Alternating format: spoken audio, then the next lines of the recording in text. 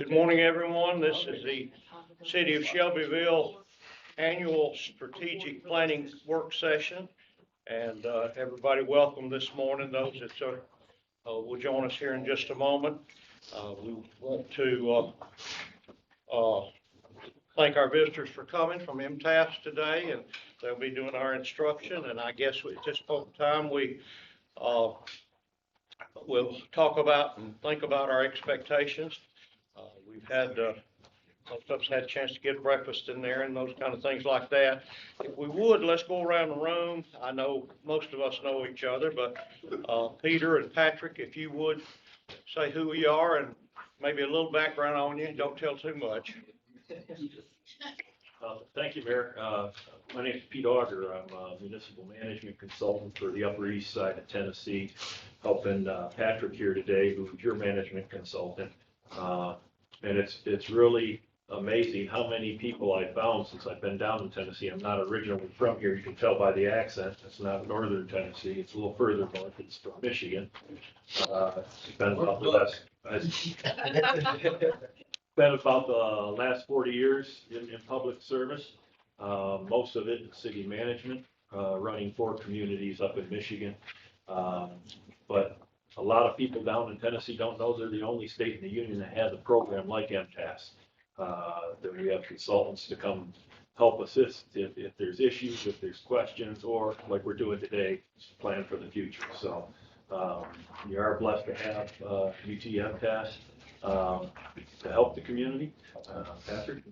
Yeah, Patrick Marsh. I've met many of you in the past. Like Keith, I have a history of working in the public sector over 30 years, over 22 of which as a city manager. My territory is basically from Nashville all the way down to Alabama, south central part of the state. We look forward to helping you today. Okay, thank you. All right, let's go right around. You'll get to know each one of our members of the council and staff. Please, Ms. Ewing. Marilyn Ewing, Ward 2. Nice to meet you. Betsy Noel, Ward 3. Ginger Schaffen, I'm City Treasurer. Kay Parker, City Treasurer. Randy Carroll, Mayor, City. Lisa Smith, City Recorder. William Christie, City Council. Josh Blevins, Ward 5. Mr. Bowden. Do we have other members of the staff in the room? Tom, if you would. We met, Tom Nashville, I'm planning director. Randy. IT director. Ben. Ben Chapman, Cemetery Sexton. Hopefully, we won't need him today, hopefully. Parks and Trevor Bridges, Parks and Recreation. Lori Sadler, purchasing director. Baptist Chief. Thank you, folks. We appreciate that. Everybody gets kind of know who we are. We are going to set some Mayor. yes, sir. Scott Collins. Thank you, William. The purpose today is to set some vision and mission for a future vision of what we have already and what the mission is for the future. We'll be establishing goals and prioritizing for staff what steps we need to take. And we'll probably look back at what we had recommended and what we had asked for and the decisions we made a couple of years ago. And then we'll move forward from that point. At this point, in many of our meetings, we ask for a public comment. And I don't know that we have anybody. Miss Lisa, you have anybody signed up? No, sir. All right. Well, I appreciate that. Okay. Since we've done the introduction and those kind of things, we'll ask Peter and Patrick, whichever one would like to give us the ground rules on what we can do today. Well, thank you, Mayor. Like most events like this that are more casual and conversational, I always go by WIPPY-GO. You know what WIPPY-GO is, right? It's an acronym for what you put in, you get out. So hopefully everyone will be civil in any things we come to talk about that we have different views on. but be engaged. And an important part of the processes like this is listen to hear, not to respond. Anytime you're dealing with communications, that's a big rule is, it's human nature. And I find myself doing it all the time when somebody's talking is I'm listening so I can respond to what they're saying, whether I'm in favor of, or I want to push back a little, instead of just listening to what they're saying. Because that will stop a lot of talking by each other and we can talk to each other. I hope that makes sense. If you have to use your phone, somebody calling, you gotta take it, by all means, step out and take the call. Get up and use the restroom, if you have to, we will try to put some breaks in between some of our discussion, during the day. So feel free to interrupt when we're talking if you have a question or a comment about what we're talking about. That's the general rules, right there. Hold up a hand will be a good idea instead of just butting in. I think would be good, okay? And thank you so much for that, Peter. All right, we've already decided who's in the room, I think. And any other ground rules that you might have, Patrick or Peter? Okay, all right, then I guess it's time for our quick review of and updates from the 2023 strategic plan. Well, Mayor, I'll interrupt. What we like to do before we get to going back to looking back on what was going on is a little deeper dive in who's in the room. Although lose control here. Mr. IT, can you forward it once? There it goes. Well, one more. There we go. Being a foreigner, not from here, I got your names.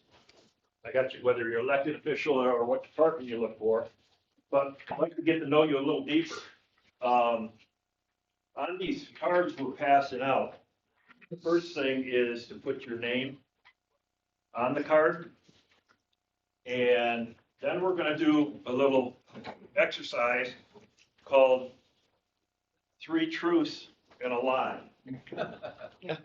And now, for some of you elected officials, it might be hard to come up with a lie, but the staff will probably have plenty of them they can put down.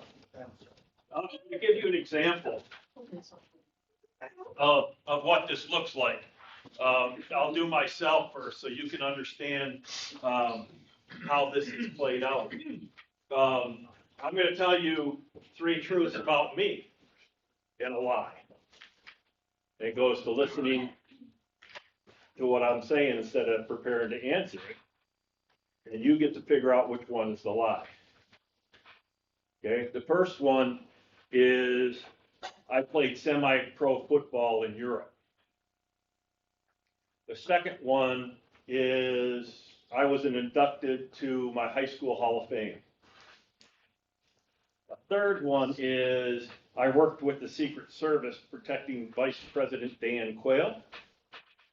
And the fourth one is I have 5 daughters and 4 grandchildren.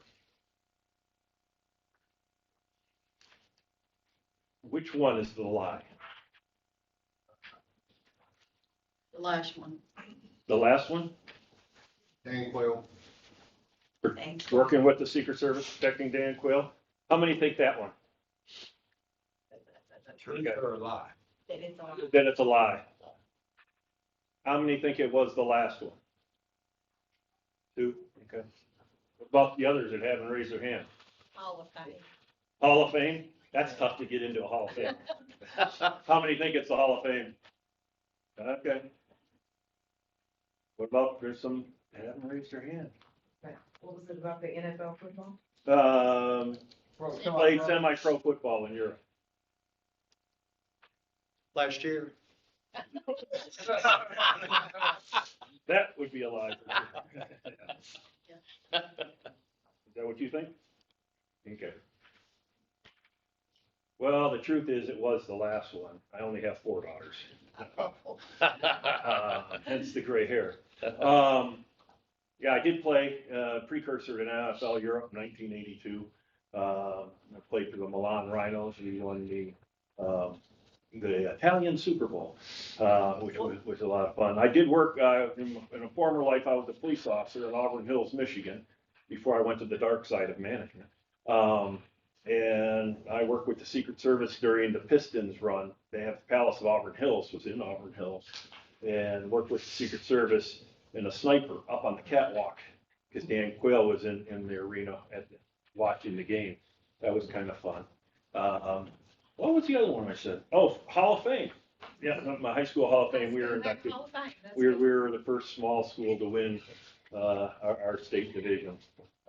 So as a team, we were inducted into the Hall of Fame. What position were you in football? What position? Outside linebacker. So interesting thing, side note, I forget who wrote the book, but playing for Pasta, about a quarterback, washed out quarterback, went overseas in Italy and played in the league that I was playing in. The reason it's not a true story I could tell is because you couldn't play quarterback if you're an American. Only 2 Americans per team and you couldn't be quarterback. They wanted to raise their own quarterback, their talent, so interesting. So now you have the gist of it. I'd like to hear about your lives and which is the truth and which is a lie. And if you really have a problem coming up with a lie, ask Patrick. He's really good at this.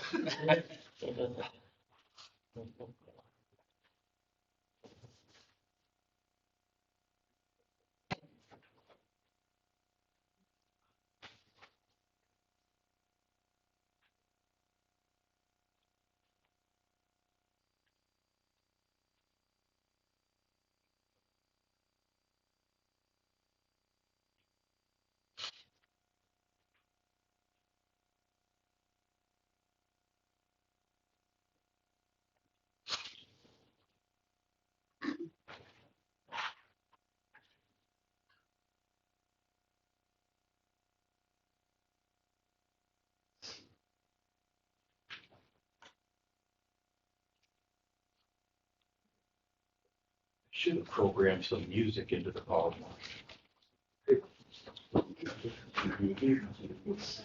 Are you ready?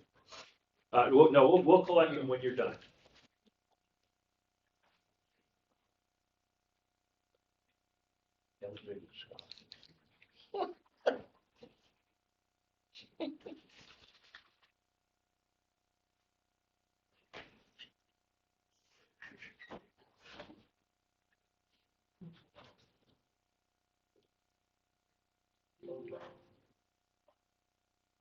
Just saw that, yes.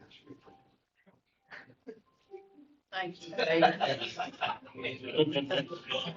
What is, Leave it to the 18th. yeah.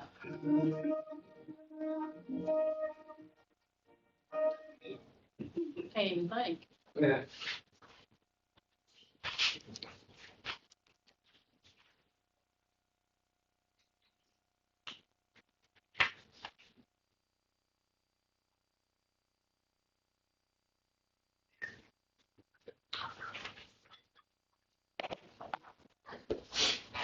If you're done, I'll collect them here.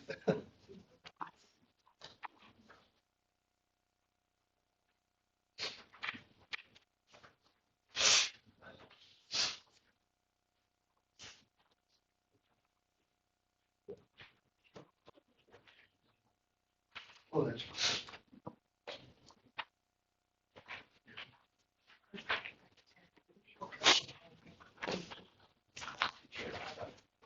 I know, I'm gonna get it.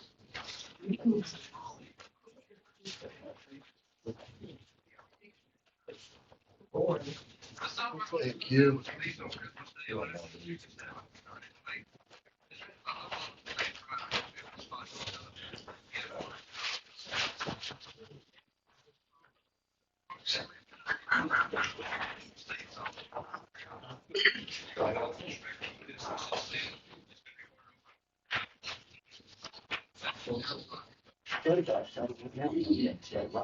Don't know. We just, you know, yeah, don't know. He's a politician.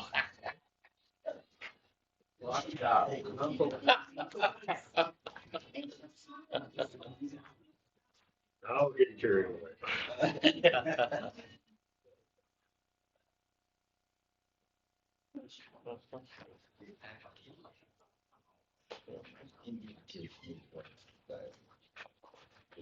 All right, who am I missing here? William. Lindsay over there. You'll find out. It's lost. You might know already. Problem is, it can't fit about three troops. That's it. We watch. Might be easier. Yeah.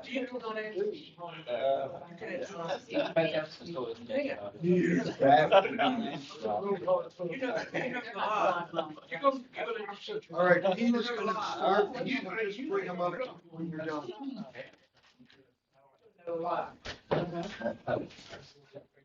Hey, you had all one? Mine or just Austin? It's probably, I'm probably gonna be thrown out of the meeting. Look at, Because one is.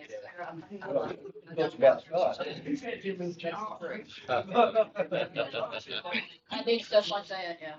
I was good for doing. okay, we're gonna just go through these pretty quick, and I'm gonna give you their name, their 3 or 4 answers, whatever they put, and you tell me what you think the lie is, okay? Henry Feldhaus, is that correct, Feldhaus? Yeah. Okay. Number 1, I testified before Congress live on C-SPAN. 2, I rode in President Kennedy's limousine a few months before he was killed in it. It was a Lincoln, by the way, right? It was. Don't give it away. Number 3, I've traveled to all 50 states, and number 4, I've been to Japan 5 times. What do you guys think? 50 states. Last 50 states? Yeah. All right, What was it? they said 50 states. and- Yeah, I've only been to 48. All right, Good job. Was Kennedy in the car at the time? Wow. We visited Nashville in September of '63. A Secret Service connection. there you My go. aunt was, now they would call him the administrative assistant to Paul Doster, who was the chief Secret Service agent in the Nashville district. And she worked there for 30, 40 years. So I was a kid, I was 10 years old at the time, but we got to go and meet him at the stadium, and he spoke at Vanderbilt Stadium, and then we could drive, we rode in the car to the helicopters out by the school near the governor's mansion, because he went to the reception at the governor's mansion. And we got to play in the big helicopter in the car while we waited on him, and then he came and shook our hands and got us to go. Oh, cool, great. That's cool. Ginger, Don't miss me. I saw Elvis Presley at Murphy Center in '75. I was a valedictorian in my high school class. Yeah. 3, I'm the oldest of 17 grandchildren.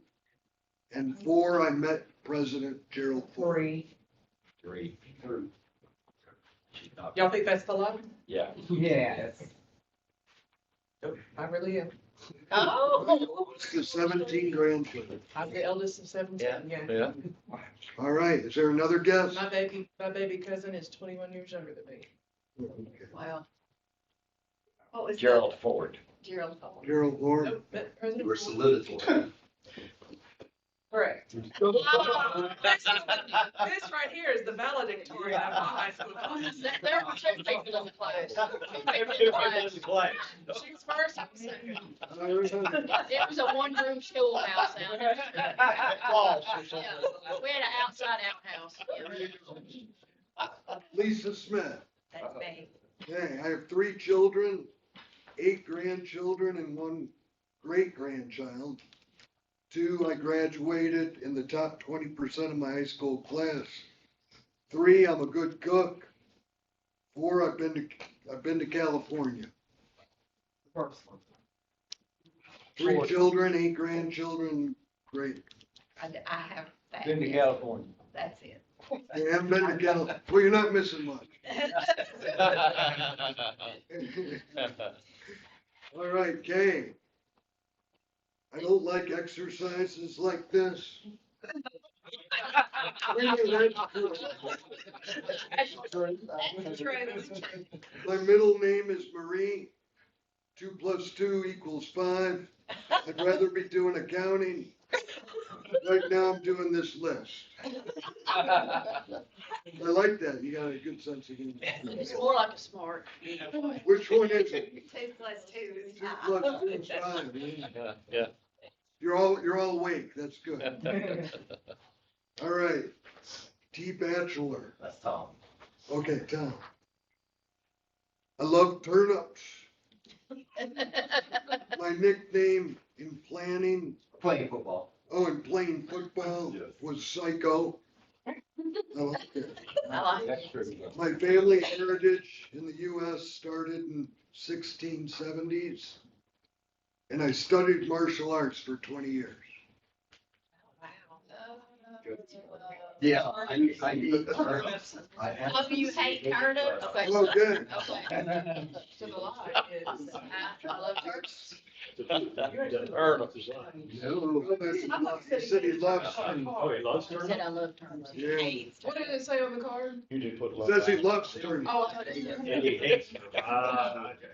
I wish I thought. All right, Mayor, Uh-oh. Christian singer in a gospel quartet, father of 1 daughter, 2 sons, 6 grandson, 2 great-grandsons.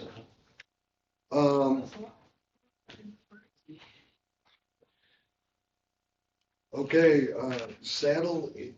naval aviation, 1968 to 72. And then wrestled a bear at the Carnival. Cardinal. Carnival. Oh, Carnival. Can write legibly. Okay. All right, Sorry. which one's the lie? The bear. Bear. The bear. Bear. The bear. I had a friend that did it. I didn't do it. I heard they're stinky. That's right. Bobby Turnbow. 1 term as mayor of Shelbyville.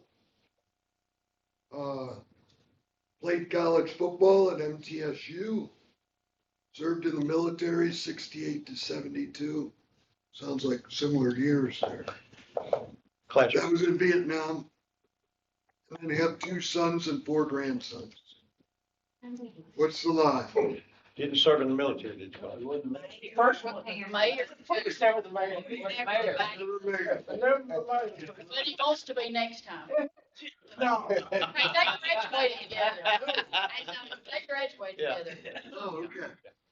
They were the 2 people in the other class? Yeah, they were in the big room, we were in the little room. All right, Scott, here we go. Met Peyton Manning. Served as an escort for President Reagan's press secretary. Was elected to 4 consecutive terms as mayor. You were on the dark side, weren't you? And then started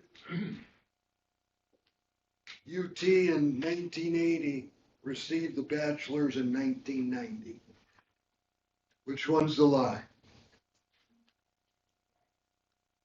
I don't think it's meant that. 4 terms? 4 consecutive. 4 terms. No, that's true. That's true. I'm gonna say it's the Reagan I thing. don't think it's meant. What was the next to last? I don't think it's meant that. Was elected mayor to 4 consecutive terms. That was true. That's true. Met Peyton Manning. No, I believe that, cause he's up there. No. You haven't? You have it? Which is As the much as Do you you were out think- there, you met some of It's not meant that. But he wants. You cheating. No, We got this at our strategic. Okay, I don't like She did this. that. I didn't believe it then either. There's no names on it, so you guys are gonna have to guess who this is too. Okay, that's the one for this one. I was born in Chicago. That makes the guy a good guy. That's where I was born. Or girl. Where's Chicago? We drove to Mexican border in 2022. I love raw onions. My dream vacation is Italy. Raw onions. There you go. First of all, who is it? Sorry. You're not supposed to tell, we were supposed to guess. Oh, I get it, Thought you sorry. were. Raw onions. All right, which one you think's the lie? Raw onions. Raw onions. That's correct. Okay, Pat Mathis. That's Okay. it. Gee, Be careful, you don't. Yeah. Watch your space. hey, you were fired and rehired during the same weekend.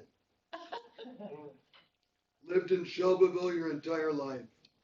That's all you have, so there's only one or two there. Must be number one. Number one. I think that happened. Lie. That's a lie. I think that's the truth. So you did live here your whole life? Sure, I worked for the sheriff's department here, and he come in, he fired everybody on Friday night. He said, if you wanna come back to work, put in an application. I went back Sunday morning, and he hired me back. Which sheriff? So you haven't lived in Shelbyville your whole life. No, I was born in Florida, and, moved to- Sheriffs get elected, they retire. I mean, even then they're going to talk. Okay, Everybody. great. Okay, Josh Livens, born in Canada. Okay.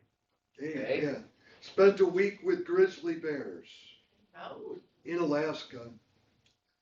One of 5 siblings and have lived in 4 different countries. 4 different. Say the last one. 4 different countries. That's it, 1 of 5. No, 4 different countries. One lived in 3. Oh, okay. Oh, what's the other one? Mexico, London, Canada, US, Mexico. I know it's Canada, United States, and Tennessee. So that could have been the And it could be the fourth. That works. Hey, Marilyn. You're a tennis fanatic. You graduated with honors from MTSU. You're a broadcaster by trade. You enjoy flying kites. And you have 1 daughter and no grandkids. What do you guys think? Which one's the lie? Flying kite. It's a tennis. You like Tennis to- thing. you I like like to watch tennis Columbus win. Yeah. I work in the car now. I'm gonna say the tennis thing. The tennis Love thing. tennis. Oh, you do? Okay. Okay, I'm gonna say you're a broadcaster, but She's a broadcaster. No, she is a broadcaster. She is broadcasting. That's true. that's true. You're all true? Are they all? No, there's one that's not. The MTS. Graduated with honors. Did she? All I know is it doesn't say honors on my diploma. Just says it's blank. All right, Betsy. No, I went to David Lipscomb. Yeah. I'm a middle child. I hate to travel, and I have an Aussie Doodle. Those are good dogs, by the way. So I'm gonna say the Aussie Doodle's true.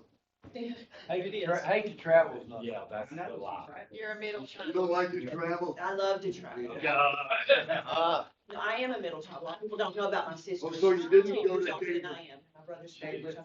I went to David Lipscomb, yeah. Yeah, she loves to travel. I love to travel. Hates to travel. Oh, she said she hates All to right. travel. Ah. Oh, okay. Yeah.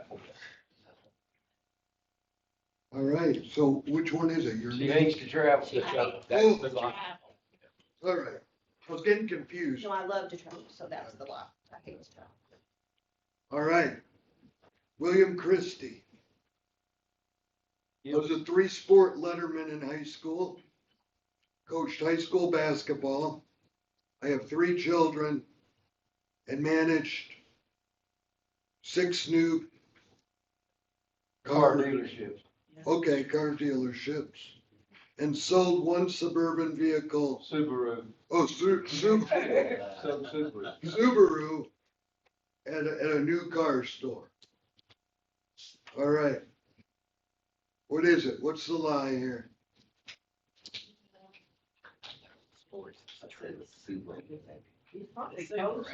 He sold cars, 3 children. What did he say about the children? No, that's true. Managed fine.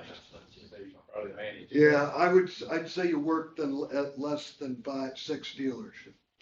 No, I did. I worked for 6 years. Okay.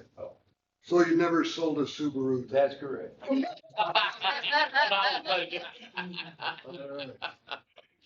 Okay, last one, but not least, Brian Stevens. I worked Worked as a chef. as a chef in the 90s. Yeah. You never, Never finished high school. never finished high school, Never left the US. never left the US. Thanks for remembering these. Worked as a biologist in the early 2000s. You were what? A biologist.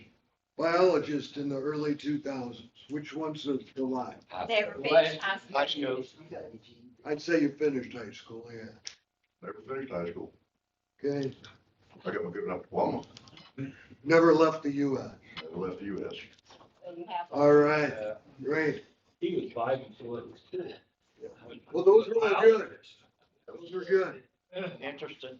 You know, one of the interesting, that's a good word to use, interesting things about this process is how many in the room learned something they didn't know about somebody else in the room. Yeah, almost every time we do this, we come up with that result. And it's an interesting way to look at what you bring to the table or what others in the room have different experiences. A lot of really cool things and a lot of different things than what we're doing today, but we have experience. Whether it's not selling a Subaru or selling all types of different cars to graduating. I mean, how often do you have somebody that graduates first in the class sitting next to somebody who graduated second in the same class? I mean, there's some interesting ties here and there's a lot of good differences that we can play off of as we go forward. Before we get into working on strategic plan and mission, vision, all that cool stuff looking forward, I'm going to turn it over to Mr. City Manager here and have Scott go through last year's goals and where we're at today. Scott, can you take a couple minutes? Yes, sir, thank you. What page you on for? It'll be in the red tab section, page 10 and 11.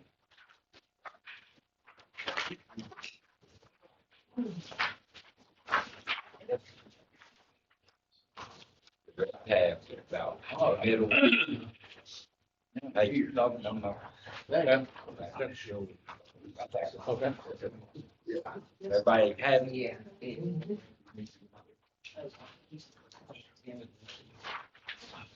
Okay, number one was the new police department headquarters with land acquisition, facility needs assessment, design, construction, and funding. That process was underway, and then it was pointed out that we did not do the facility needs assessment. The reason for that is the general conversation was that we kind of knew the conditions of several of our facilities, so that was bypassed. However, we're meeting tomorrow with Ginger Fringe with TLM Architects, and the process will be presented back before the council. The same goes for number two, the new fire department headquarters. Did all the surveys and evaluations of possible land. Design construction was all being worked on, but we had to back up and do the facility needs assessment. Number three, increased staffing. Twice, the mayor and city council increased fire staffing and also brought police staffing up. So that was accomplished, however, still ongoing. Any questions on public safety? Okay, moving on to finance and administration. Number one, the sales tax allocation. I believe everyone knows that that has been pursued and we're at the finish line with a court date scheduled for April 27th through the 29th. Number two, council chambers, dedicated meeting space. chamber building design and renovation. Well, you're setting in the evidence that that was completed, except for facility needs, and that's being addressed with the report from the architect that will be presented to council in a timely manner. IT, staffing, a director was hired. Resources is a work in progress. Staffing strategy has been ongoing, and we have added positions as needed with council's approval. Training, all departments are doing an impressive job keeping their workforce trained up. Recruitment, retaining, succession, continuance plan is ongoing. We're continuing to work on that.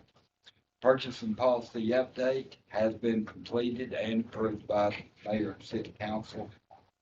Personnel policy update is underway and should be presented in the coming months to the mayor and city council. Record management has been done, and it's an ongoing process. This will continue to be a process. Flood pumps. Flood pumps are being constructed as we speak.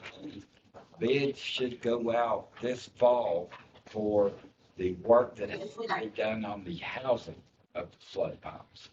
And we're projecting that the bids go out between October to December.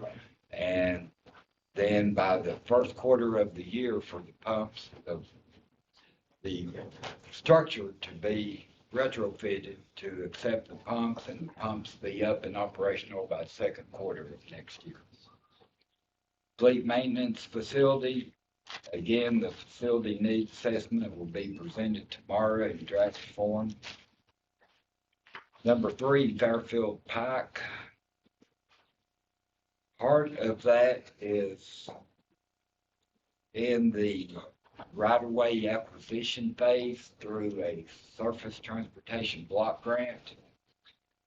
The mayor and city council did add $500,000 to the paving fund for overall pavement of the city.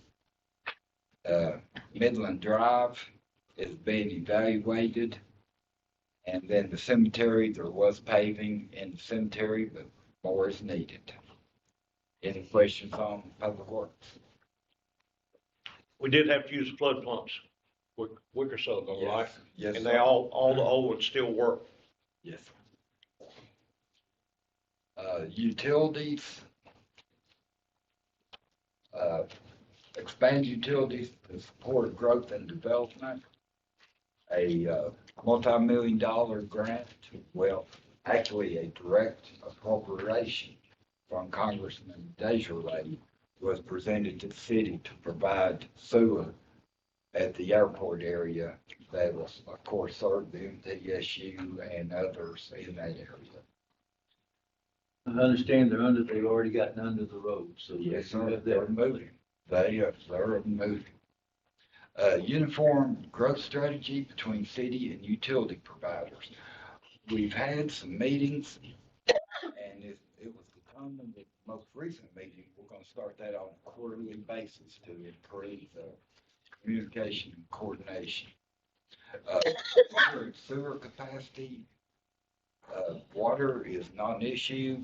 TDEC did award the 10 million range for our water plant, so that's no longer an issue. Water production, we have been granted the permit. Sewer processing, we have a relatively modern sewer plant that can address all the needs. Utility asset management and repair and replace utilities, including I&I. That is primarily under Shelbyville Power, Water, and Sewer System, and they do have an active I&I program right there. Any questions there? They did discuss last night at the Power Board meeting that the moratorium is on the east side of town because of the sewer that the latest estimate is like $5.7 million.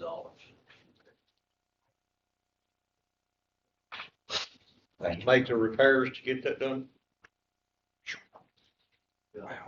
And if you've noticed on South Side, part of the lanes closed is because of they're doing the sewer repairs out there. They ran into not only do they have clay pipes, which aren't good, but some of Shelbyville has cement pipes. And, they found out when you touch it, it disintegrates, so they're having problems. And they've only got like 20% of it completed. That's the reason your road's closed down south. One lane. Is that affecting any of the residents out there? Is that affecting any? No, everything's flowing as we speak, and our workers are working. They're pumping it out every day and then going back getting work. Hats off to those guys. Any more questions, comments? Parks and Recreation. They didn't have a date on that sewer, as far as the moratorium or anything. So we can't do any developments out that way. Okay. Thank you. Good update. Right, okay. Yeah. That's what the moratorium is. Okay, Parks and Recreation, Rail to Trail project is underway. Survey's being done and good coordination with the Bedford County Railroad Authority. Number two, the 60-acre park, as y'all know, city received an LPR, or Local Parks and Recreation Fund grant, and we're in the selection portion of the process for a consulting engineer. Trail development citywide is ongoing, and then, of course, the expanding park facilities is underway with soccer fields, baseball, softball fields, pickleball courts will be addressed in the future. Have we started any kind of private request for funds to take care of the city's part of that $770,000 or anything like that? Have we done any of that yet? Not yet, sir. I know it was mentioned yesterday at Cooper Steel for just a moment. We need the engineer to be on board to give us a master concept of the overall project. Once we get the footprint of where possible concession stand, restrooms, et cetera, can be, then we go after private funding. Okay, thank you. Okay, the last item, economic and community development. This is going to be a mix, somewhat. Downtown Riverfront, Mayor and City Council has approved some work on the phase 1 of the Riverview District. And we are going to be asking for a master plan for both completion of the Riverview District and also River Bottom Park. And that would be a budgetary question. But River Bottom Park to tie in with the Riverview District, the River Walk, the River Overlook, and then on down to River Bottom Park.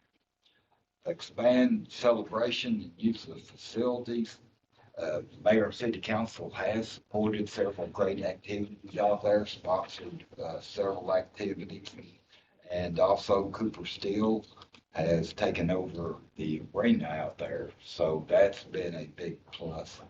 And now there's a big push for the RV park to be better promoted. Right. Elderly housing opportunity. Initially, we looked for the others to kind of coordinate that, and unfortunately, there's not been much movement on that. It is my understanding that a 501c3 is going to be working with the Shelbyville housing. Tourism.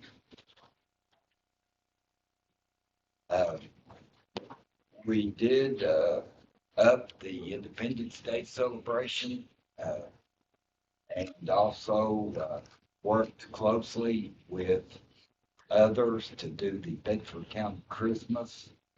And that is about all at this point that's been done there. Expanding retail and hospitality, thanks to the several people sitting behind me and of course everybody around this table, we have expanded retail opportunities significantly since 2023 with several new businesses coming in. And that was also with some help and guidance from retail strategies. Airport ADA accessibility, funding has been received and that will be addressed in the coming months. Expanding utility base, industrial sites, recruitment and retention. That has primarily been handled by the partnership. The city staff has focused on retail development and have not had much coordination with others regarding industrial development. Who is this tourism committee that's mentioned next to tourism? Do we have I've not seen a city committee for tourism. Okay. We did have one at the time that this was done, but okay, it it's kind of gone. went by the wayside.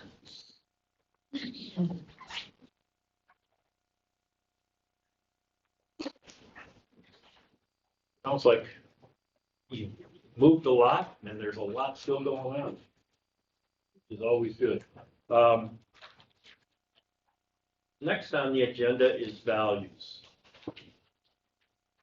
Can somebody tell me what the significance of 2 + 2 = 4 in history?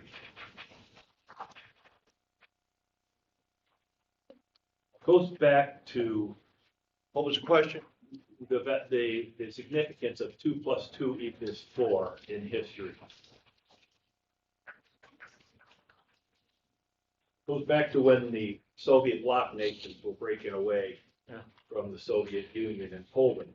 Lech Walesa, who was running the Solidarity Union in Poland. The Soviets were really, they had a heavy boot on everybody's throat, allowing them to, who they met with, what they could discuss, etc. But what they found out is the businesses that had 2 + 2 = 4 in their window were all about truth.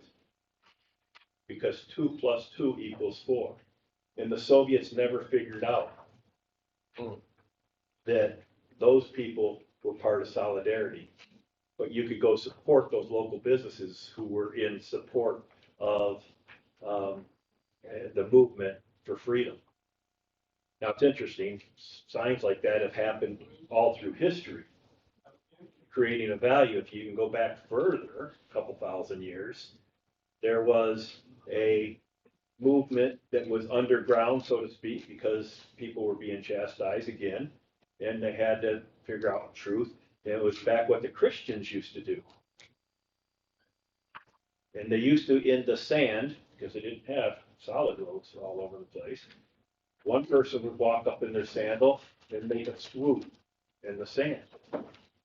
The other person would come and make another swoop in the sand. And you know that as the fish that you see on bumper stickers and things like that to display Christian values. So values go back a long time in all societies as we tried to organize. But what I find interesting is when we go along around the state doing strategic plans, and even when we teach leadership to staff in accreditation fields, most people have never done anything as far as values go within themselves. So what I'm saying is we all have values, and if I ask you if you have values, you'll say, yes, I have values, but not many people have gone through an exercise to really write down what those values are, let alone expand that to the community level and say, in Shelbyville, what are our values? So before we get to looking at your mission statement and vision statement, I think it's healthy to understand what your values are. So we can help develop a mission statement, vision statement, and then leading into goals, you know how to prioritize because it goes back to your values. I hope that makes sense. Now, before you throw your hands up in the air and say, I wasn't told I had to do homework. I didn't study. on the first page, it's just 3 different questions. But we're only gonna do one. Don't jump ahead of us because you'll see how it plays together as we move forward. The second 2 pages are 60 values with definitions attached to them.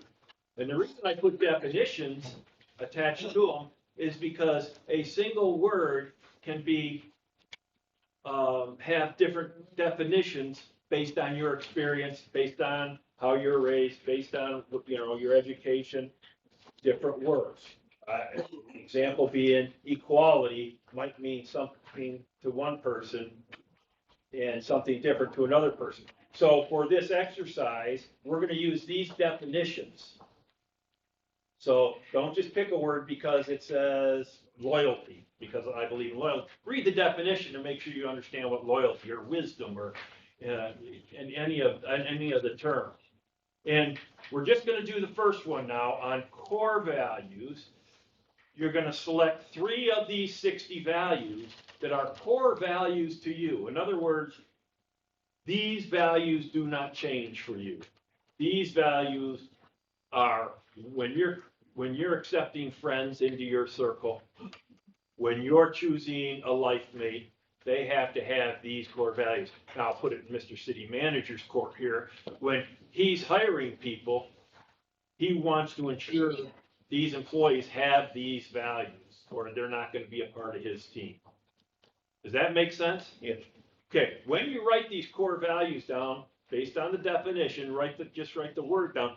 Put the number in parentheses next to it. It'll play a part in what we do next to what number it is, the definition. Any questions? All right, I'll give you 32 seconds. No, I'm kidding. Give you a couple minutes here to go through, look at the values, and then write down 3 core values for you.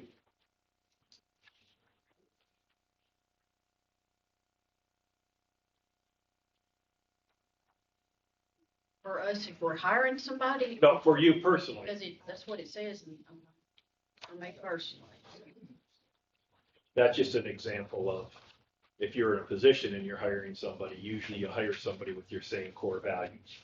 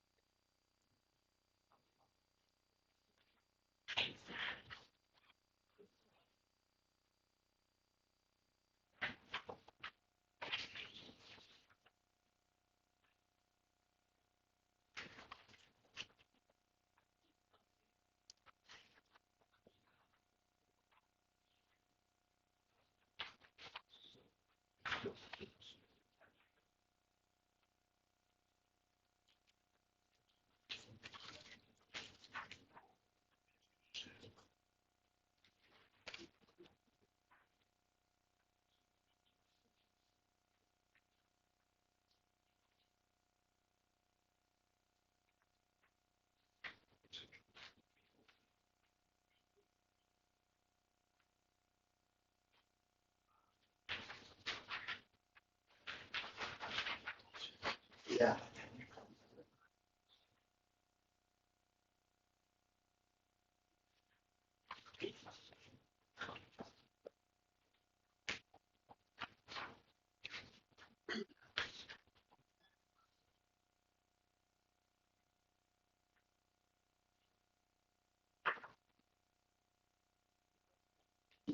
Well, just the first column.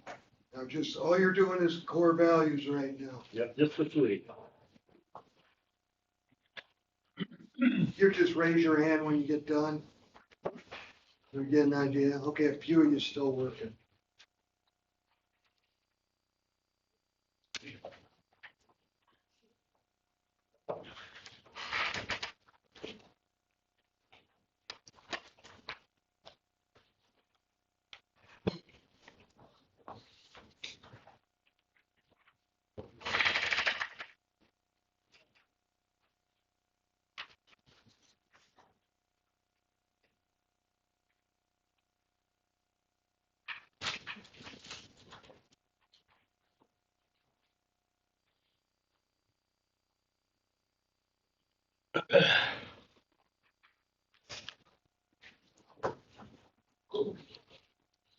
That's not fair. I had to pray about that. Wow. I've been some big sense of All right. Who wants to tell me what one of their core values are? Honesty, Honesty, okay. Somebody else? Trustworthy. Trustworthy, commitment, communication, composure. I heard one in the back. Reliable, collaboration. We're talking about our values. Your values, yep. Faith. Faith, what's that? Positive energy. Positive energy, and then another one from the back. Wisdom. Wisdom.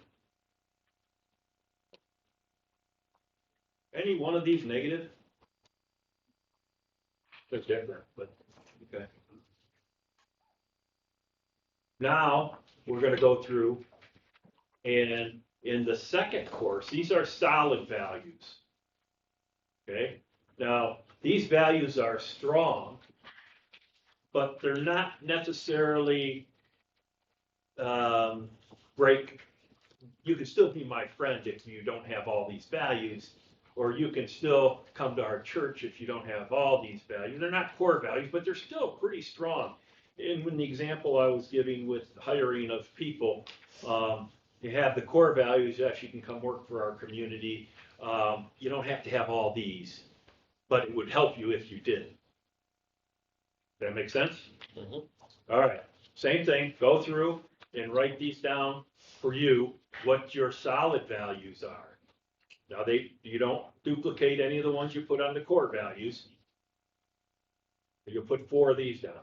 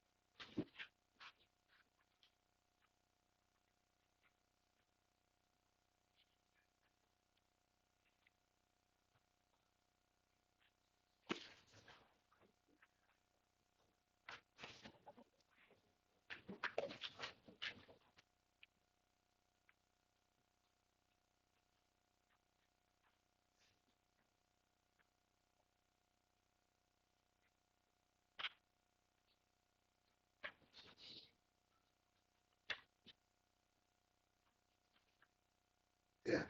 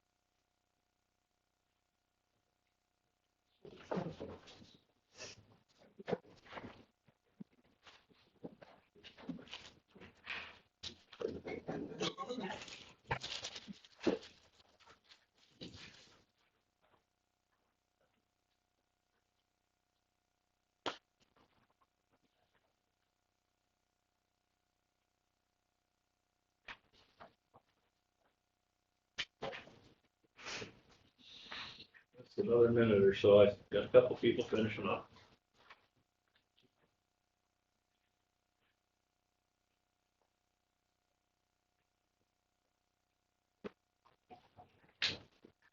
Two people in the class. Yeah.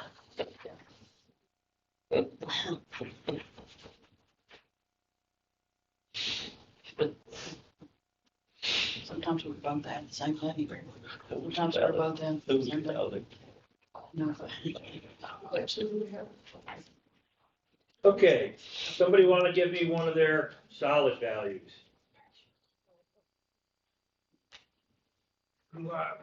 Reliable, Self-discipline. self-discipline, Teamwork.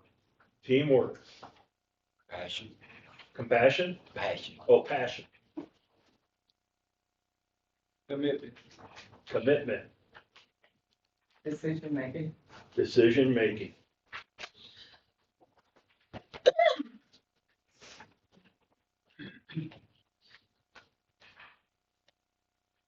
Professionalism.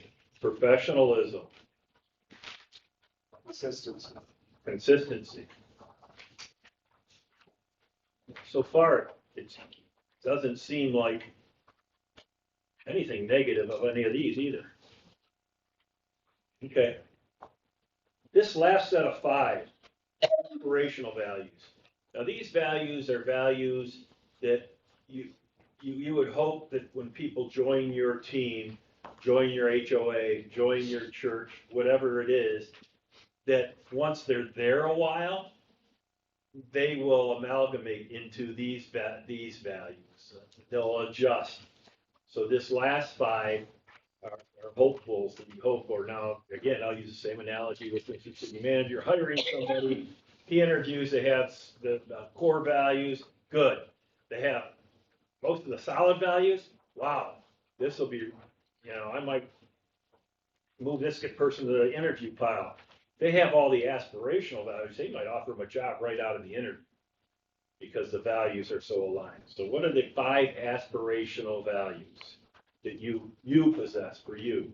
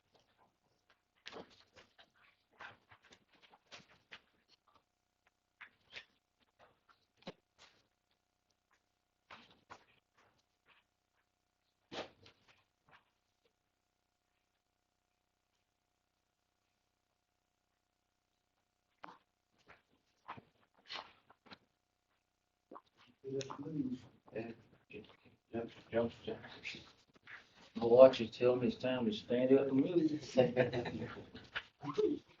Which trained you well?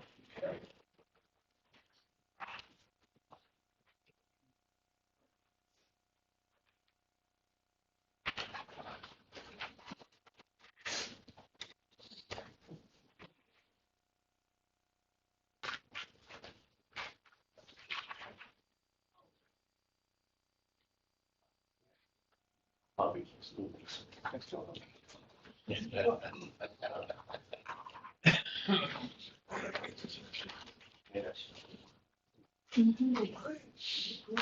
you were there, Gil.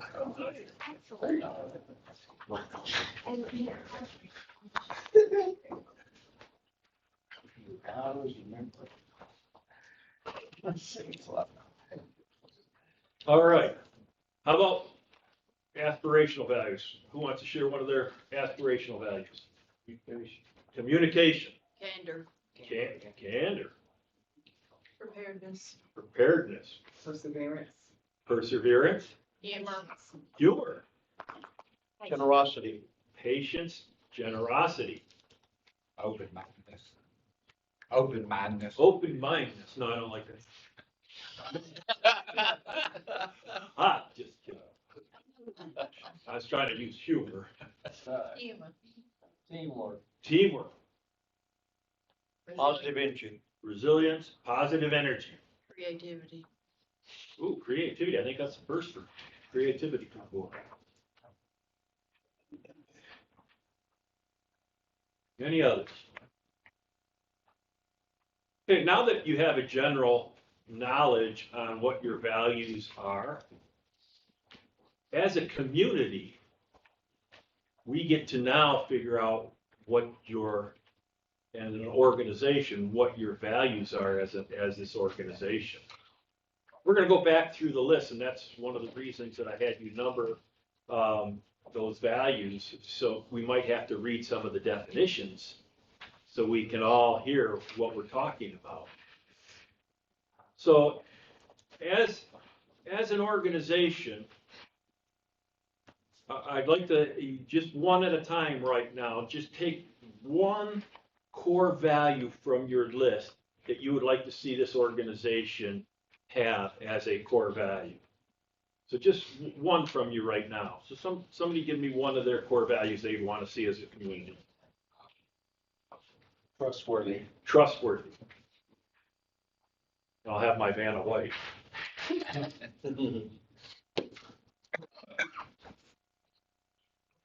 Honesty. Honesty.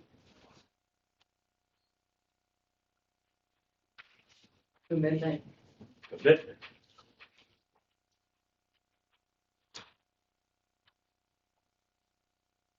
Composure.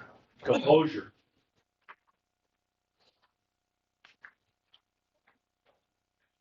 Reliable. Reliable. Teamwork. Teamwork.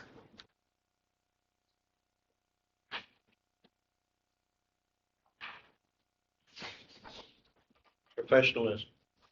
Professionalism.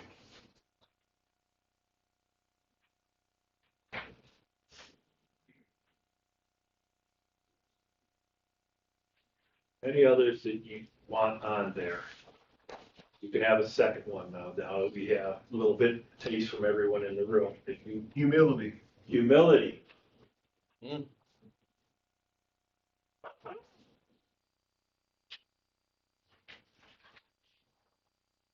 Any others? We have self-confidence. Self-confidence. Self-confidence.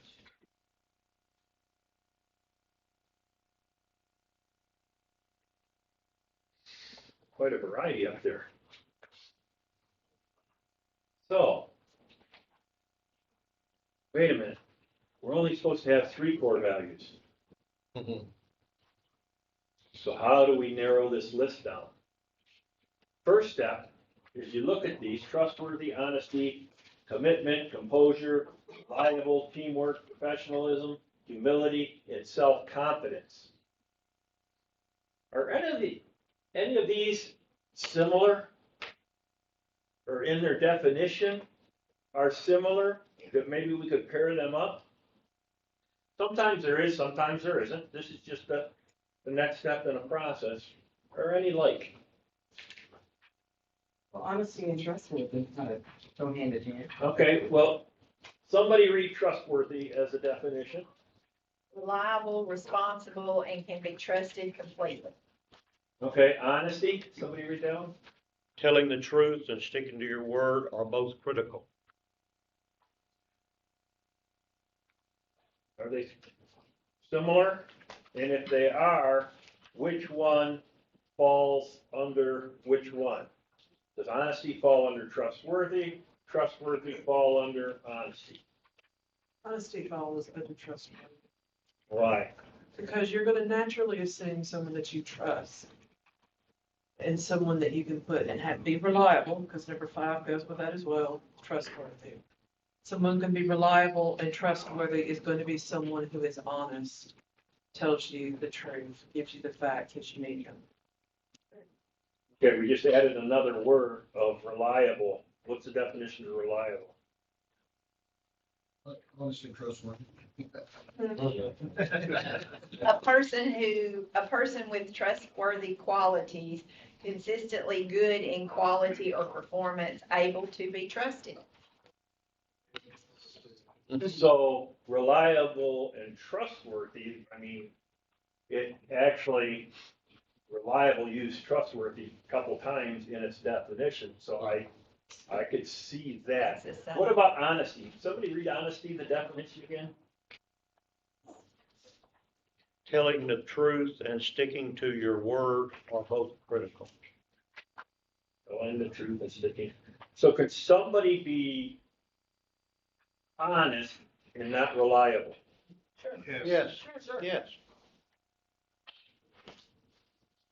Well, that's questionable.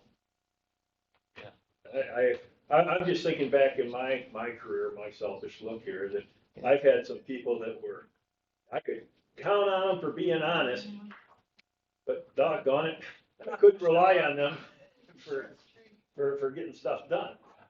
They're very good talkers, not good doers. But to me, that would be part of that honesty.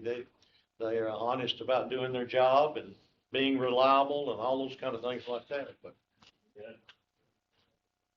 So what do you think? Of those, I think reliable and trustworthy are closer than honesty. Now, which one is trustworthy?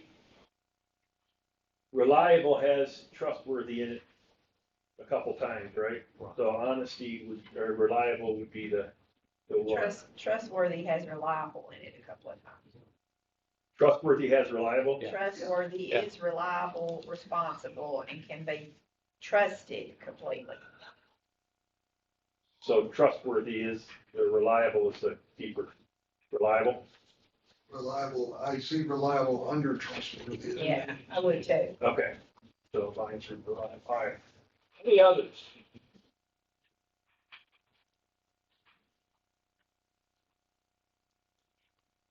They don't have to. I'm just trying to shorten the list up. And remember, we use the definition, not maybe our history with that word. Okay. Now we get to narrow it to 3. And we're going to use the old-fashioned way of raising your hand. You only get 3 votes. We have 8 values.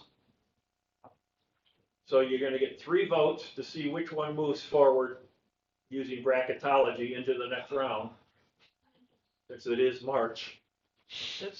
Are these values you think the citizens want the city to have, or what are, No, what are we talking about? These are values that the people in the room think the organization should have. We're not talking about the public at all, okay. Well, you could read that any way you want, because many of you in the room were voted in by the public, so you represent the public. Many of you in the room were hired either by this city manager or a former city manager or somebody else to represent people who actually supply goods and services to the community. So I think the community is represented, but you're not voting for the community. I hope that makes sense. So these are for the organization. So, okay, show of hands, you get 3 votes. How many think trustworthy should move forward in this bracket?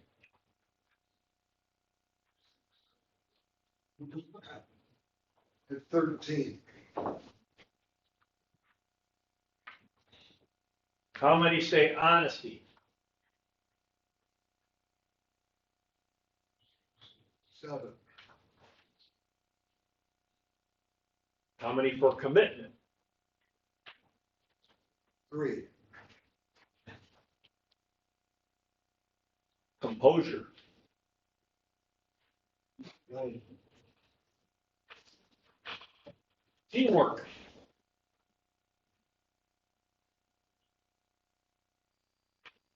11. Professionalism?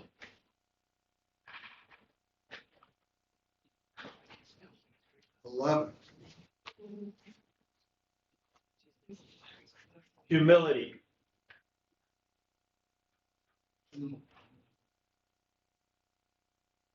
Self-confidence.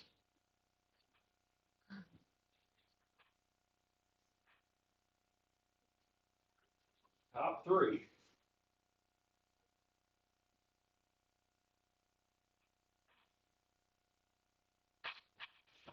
So if I was to tell you your core values, your organization are trustworthy, teamwork, and professionalism, does that offend anybody? No. Can you live with that as an organization, that these are 3 core values that we want everyone to have? Good. Yep. Now we're going to move on your sheet to the second section of solid values for the community. Of your solid values, somebody give me one off their sheet that you want to be in this bracket. Commitment. Commitment. And they can be something that we put up on the list before that didn't make it to the final 4, so to speak. So they can move forward. But not if we already, not the 3 we already chose. Does that make sense? Okay. Another one? Decision making. Decision making. Respect. Respect. Positive energy. Positive energy. Good. Passion. Passion. Responsibility. Responsibility. Making Patrick ride off fast. I know, I'll slow down. All right, after responsibility. Anyone else? What's another one?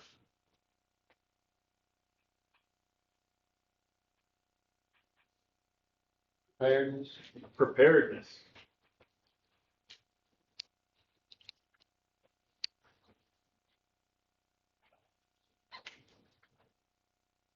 Anyone else have a solid value they'd like to see the organization? There can be a second one if you already threw one up. Self-awareness. Self-awareness.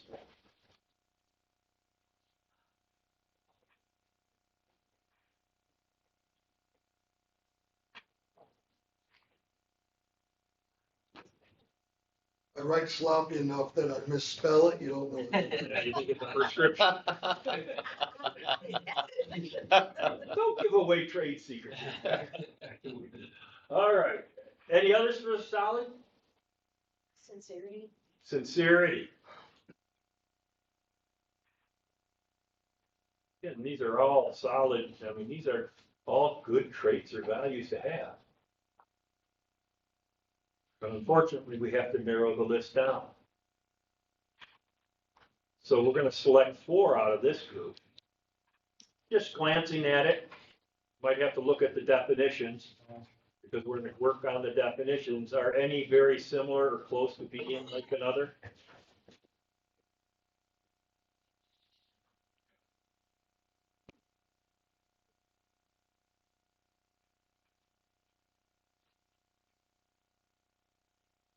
Okay.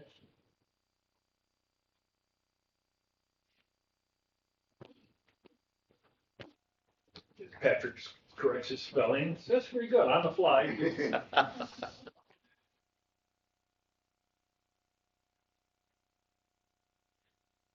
Okay, same system.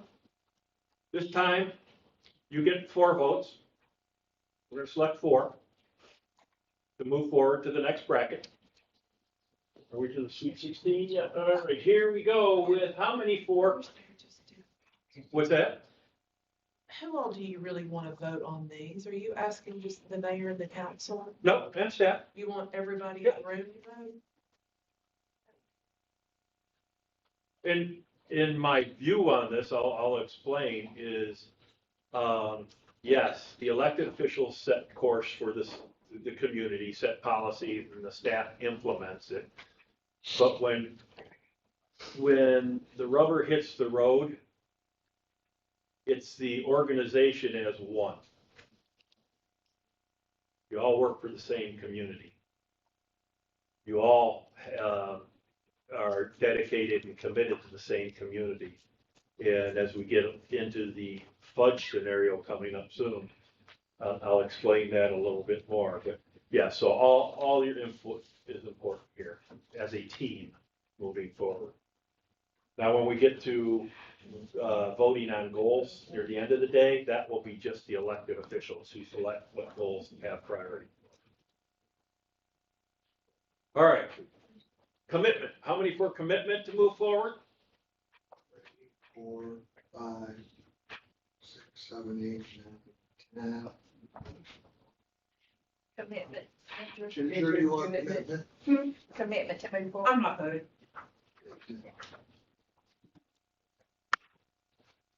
Decision making. 3, 4,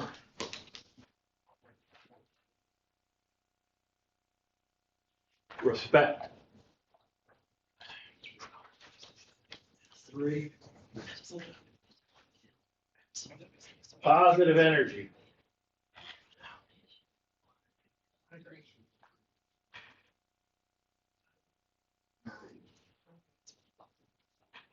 We do get 4 votes.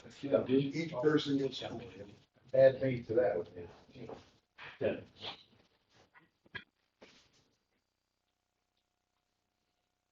Passion. 6, Responsibility.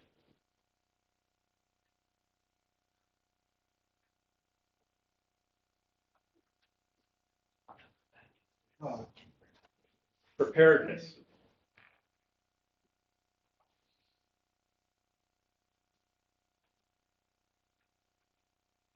10,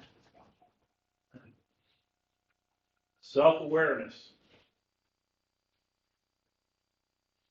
0, Sincerity. 0. So 4 top.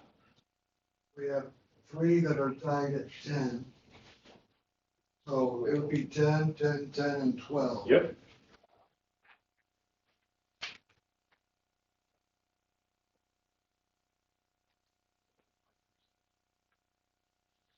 So we're talking about commitment. Might have to change markers too. Commitment, positive energy, responsibility, and preparedness as solid values for the community. Anyone have an issue with one of those? No? Okay, we can live with that. The next one, aspirational values. This is where we would hope that people would assimilate. Maybe if they move to the community, they find these values valuable and want to assimilate into the community, or if they're coming upon your team as an employee, that after a couple of years, that they would assimilate into your culture, these values. So somebody give me one off their list. Creativity. Creativity.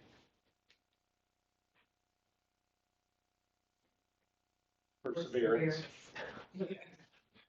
Jinx. Patience. Patience.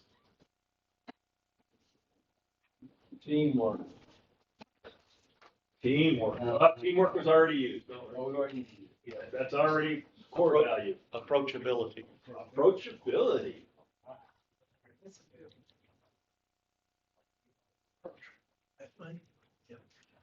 Resilience. Resilience. Yeah.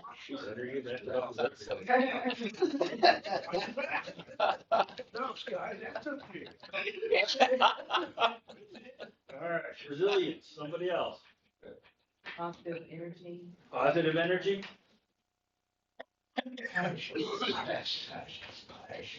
Oh, positive energy is already a solid value. Passion. Passion.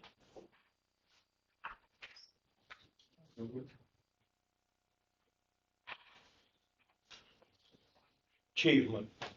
Achievement.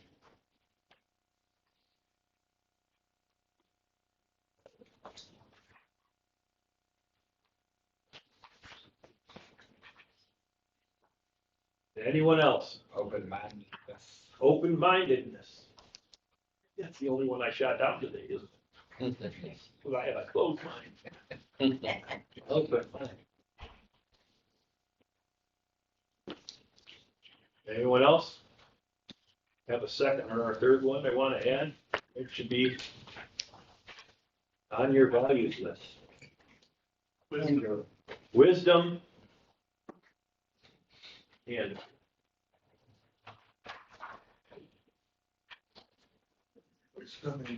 candor, go up on the side.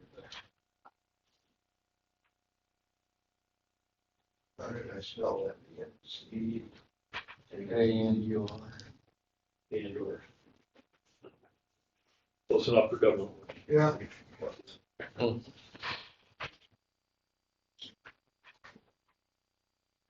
Any others before we move on? Collaboration.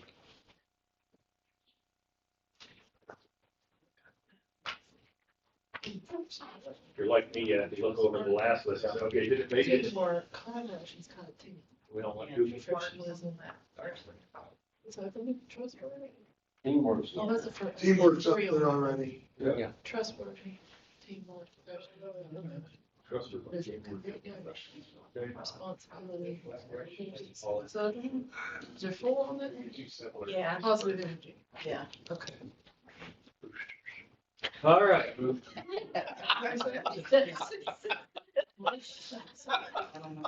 He just wants to feel.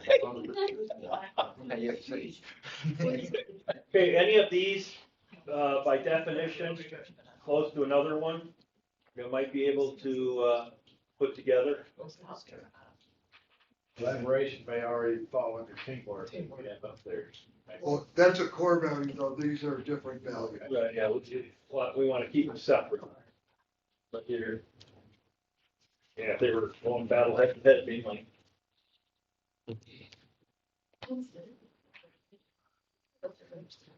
And again, if you're in question, just look at those definitions, because we want to be talking about the same word in the same sense.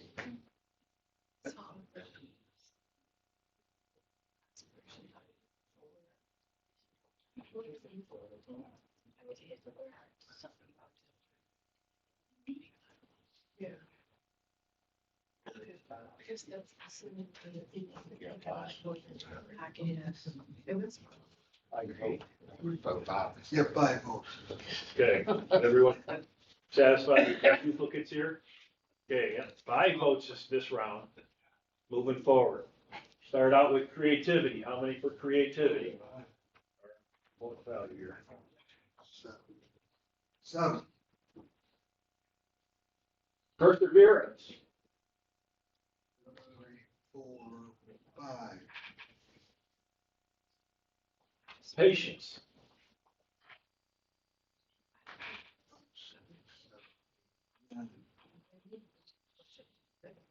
Approachability. 3, 4, 6, 7. Resilience.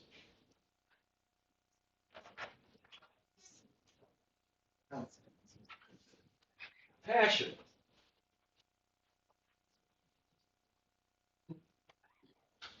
Seven. Achievement. 1, 2, 3, 4. Open-mindedness.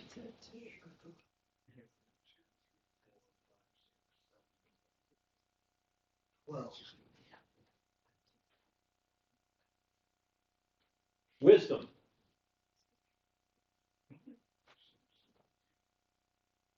well.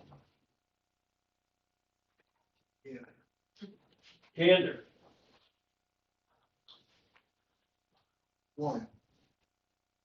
And collaboration. 1, 2, 3, 4, 5, 6. So the top 5. 12. 9. Patience. 7, 777. seven, 7, and 7. So, No, that's a good number of days. yeah, somebody play that mulatto. All right, so we have 3, we have to knock 1 out. Somebody, read the definition of creativity. Enjoy using imagination to solve problems or generate new ideas. Okay. Somebody read the definition of approachability. Being able to have others to feel free to come to them with challenges or issues. Okay, and passion. Having enthusiasm for living your life on your own terms will ensure that you have the determination that is needed to succeed. So everyone is familiar with the 3 definitions. You get 2 votes. And did you count wisdom as those 3? Because wisdom's got 12 votes in that first vote. Yeah, that's on. Okay. Yeah, I just didn't complete. Yeah. All right. So you get 2 votes. Okay? How many for creativity?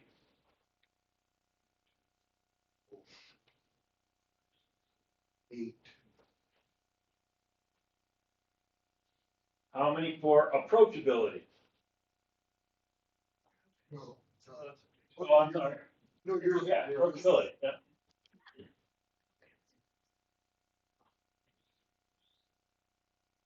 10. And how many for passion? 1, 2, 3.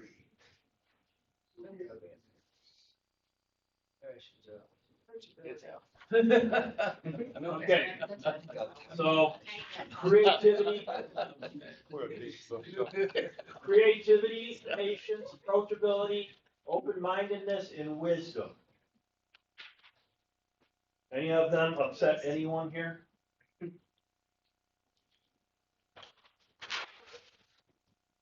Okay, what we just did is an interesting exercise, especially, remember that first exercise we did with all you liars? I mean, everyone coming up with how different your life has been to this point. And there's a lot of people in society that don't think a room full of people can come to consensus on anything, let alone mixing up employees and elected officials, and you can come to consensus on what the organization's values could be. Now, do your values throughout your life stay the same? Yeah. It can change as you learn, as you gain that wisdom, as you experience other things. Yeah, they can change. Same with your organization. Your values in an organization can change over time, and I bet they have since the inception of your town. So that kind of plays right into fudge. And I know some people, because they looked at this thing earlier and they said, you're passing out fudge. No, I'm not passing out fudge. Is it? Anyone like fudge? Here. Has anyone made fudge? Okay. Up north, fudge is real popular. Actually, if you go in Michigan up to Mackinac Island, it's an industry. Lots of great fudge. But sometimes during the holidays, especially, there are fudge making celebrations or parties where you get together and the theme is everyone brings their favorite chocolate to make fudge. Because if you don't know how to make fudge, what happens when you make fudge is you start out with a core block of chocolate and you cut it up as the base and you put it in a pot and you add milk and sugar. Sounding good so far. Okay. Then when you come to this event, you bring your favorite chocolate and you add it to the pot. Well, with the first chocolate in there, the base, somebody has to stir it on very low heat. And you have to keep stirring it. If you stop stirring it, it burns and ruins the whole process. But every time somebody comes to the party, they put their favorite chocolate in. It might be a Belgian chocolate, which is a little bit more bitter. It might be a white chocolate, or it might have nuts in it. All these different chocolate, every time a piece of chocolate, a different piece of chocolate is added, it changes the taste of what you're making. It also can change the texture. It can change the appearance. Very similar to local government. Every time a new person is elected to this board, it can change the consistency. It can change what the board looks like. It can change what your opinions are. Does that make sense? Yes. There's somebody always stirring the pot. Not as an elected official. Usually that's Mr. City Manager who's elected to stir the pot. But I like using that analogy as people come on the board and leave the board. It just changes the flavor a little bit. If you get 3 new elected officials, that could really change what the board looks, feels, and acts like. If there's 1 member change, it can change it a little bit. You get that 3-member change, Scott, you better get your resume going. But that's how communities work at the local level. And it can be broken down 5, 7, it depends on the elected board, how many people change and how many new ideas come, and how welcoming you are to those ideas. They're not always as easy to come to consensus that you just came to in the values process, because you get somebody who doesn't like open-mindedness and is very closed to other ideas. That can make it really bitter on the board. So it's always good in local government where you're close to the people that your board gets along. It leaves your employees with a better taste in their mouth. Because a lot of times you might not realize, but how a elected board acts is how your employees will act. If you're cantankerous, angry and fighting, do you think the employees are going to act in a smooth manner? No, they might clam up because they know they're confused. And after 40 years in public service, I can tell you when a board works together, and don't take that as you all agree all the time, because you don't. But if you can act in a professional act in a professional manner and give clear guidance to the city manager and staff, a lot of things can get done. Because everyone knows which way you're going. Sometimes that means when you vote for something and it doesn't go forward, you were the nay on that vote. You don't go out in the public and start talking bad about your fellow elected officials or staff. When you're in public, and you can tell people, yes, I voted no for it because I wanted A, B, and C, but they heard my comments on A, B, and C, and we'll be watching that to make sure that they live up to what we said. The public knows who you're representing now.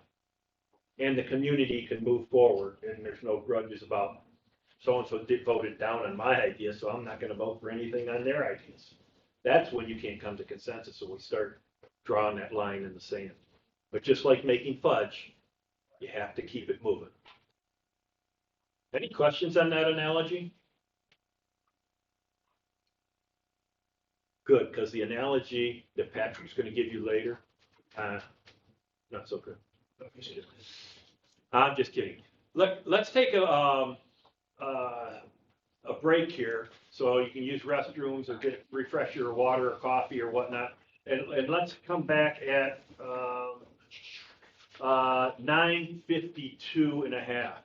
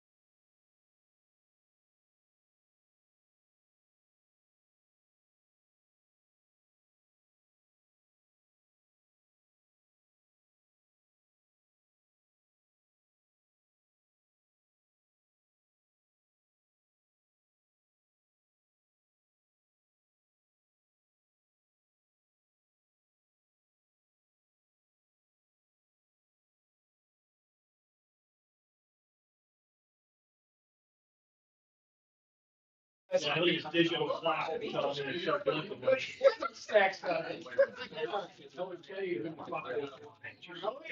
Well, I thought about this morning and then I said, Hey, all I had to do is, I need take music pictures and of all all the stuff. I do that. That's it. Bless you. Man, it's like I was just- I said, "Oh." Alarm system. Development district hired a new director. You do the same And thing. it's Just just fishing. See if what.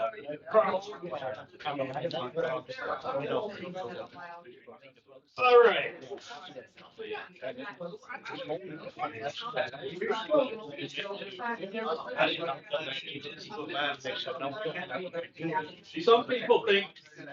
Some people think we do the hard work. I wish it worked that way. That was mine. Good decision. Boy, that's terrible.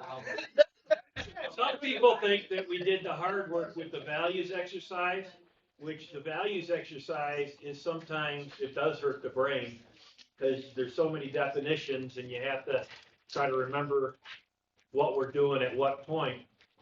Other communities think setting a mission statement is the hardest part of an exercise like this. But if you do it in the right order, you can see how setting values can play into what your mission statement is. Does your mission statement represent your values? Because a mission statement is why you exist.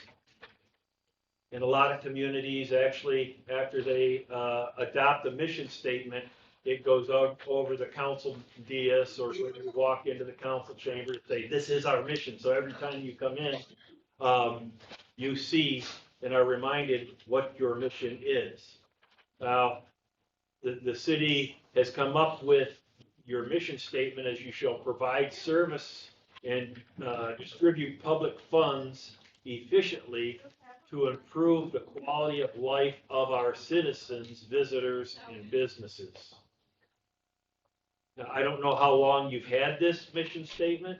Has it been a while or? Before me. Okay, so it's been a while.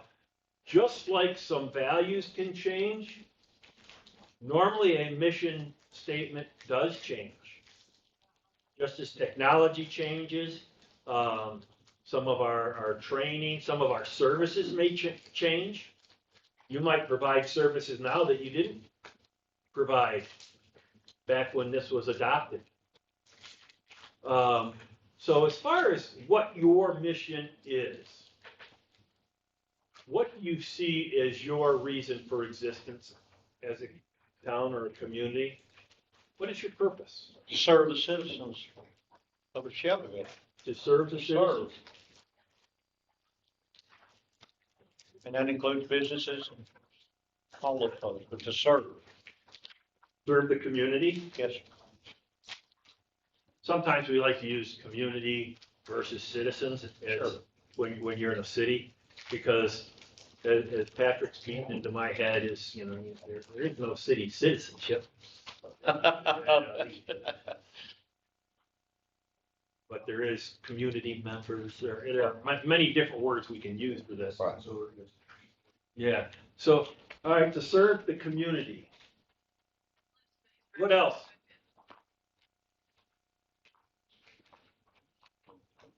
To make a better way of living in a community. Better way of living. Through Our quality of life. Yeah, yeah. Better quality of life, is that? I don't want to put words in your mouth, I'm just. Yeah. Okay. Quality of life.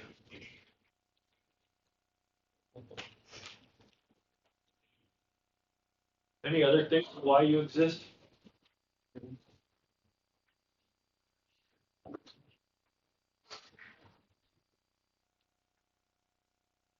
When I have two armed people in the room that I know of. Make it safe.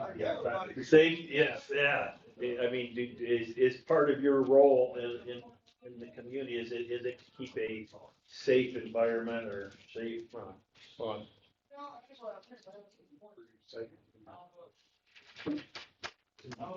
provide safe, something with safety? Yeah. So those are some of the, a lot of times in communities, some of your largest expenses are public safety, police, fire, and public works. Yeah. Pretty much. But if you cut that, you talk about citizen or community input you'll get. Big planning conference we went to Friday, the big buzzword in planning was livability, improve the livability of the community. Livability. Hmm. Does that play into quality of life some? Yeah, maybe. I think so. It's kind of all encompassing and. Yeah, if you think about, 25, 30 years ago, a big thing around all the communities was the place you want to live, work, and play. I don't know if you ever heard that, but the first community that came up with it was pretty good. But the 7,932nd community that used that, you weren't distinct from anybody else. Everyone wants a place to live, work, and play. Go to conference, that's all you heard. That's kind of what, your mission is. What is your mission? I'll go up there and ask him. We want it to be inclusive. Inclusive? Inclusive and safe.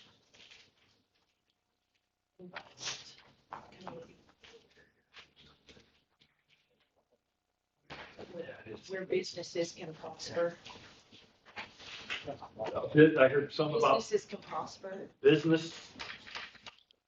So business, what is your role in getting business, just so we can cut down the words? We're gonna throw some words up and then we're gonna try to put it into a sentence or two. What's your role in making business prosper? Do you pick the winners and losers, or what? Help me out here. How do you make a business prosper? Opportunities. Opportunities for businesses to prosper? Okay. I'm kind of a simple guy, so sometimes I have to figure out how, what's our role in making business? It's not making business prosper, but giving the opportunity. That sounds a little more palatable. Don't big taxes. They're what? I'm sorry, I missed. It's not a joke. Oh. Not bad, low taxes or high taxes. Okay, so you talk about taxes. What is your fiscal responsibility? Is that part of your purpose or not? It doesn't have to be. That's part of meeting the needs of serving the community. We use those taxes to meet the needs of the community. Okay. So is that part of your mission, or, trust me, Yeah. I don't want this to be anything that Patrick says. Me? Yes. Because I'm not the one that has to live up to these standards that you That's say. right. I'm not the one, to put these things. I go home, actually, tonight, I'll be 5 hours away from here. It's not that I will always remember you, but I do not have to live with this day to day as you do. So that's why we don't like to drive the conversation, but we might push a little bit on different issues. I like the word fiscally responsible more than distribute public funds. Okay, so something about More encompassing. fiscal responsibility, something fiscally, whether it's raise or lower taxes, but fiscal, yeah. Tell you the truth, when I first read this, I said, you guys distribute public funds to people? That's not what it reads, but sometimes it's the words that stand out. That I gotta move to Shelbyville, get some money distributed to me. It's an improper reading of your mission statement, by the way, but sometimes that's what people read. Anything else? Any other bullet points of lay out your mission, why you exist.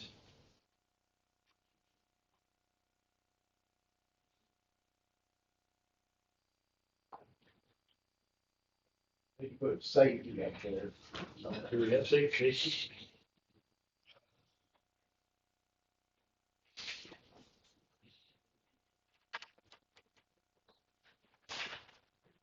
that pretty core? Does anything in your values? You might want to look at the values, the cores, the solid or aspirational values. Anything we missing from your values that you want to make sure is in your mission?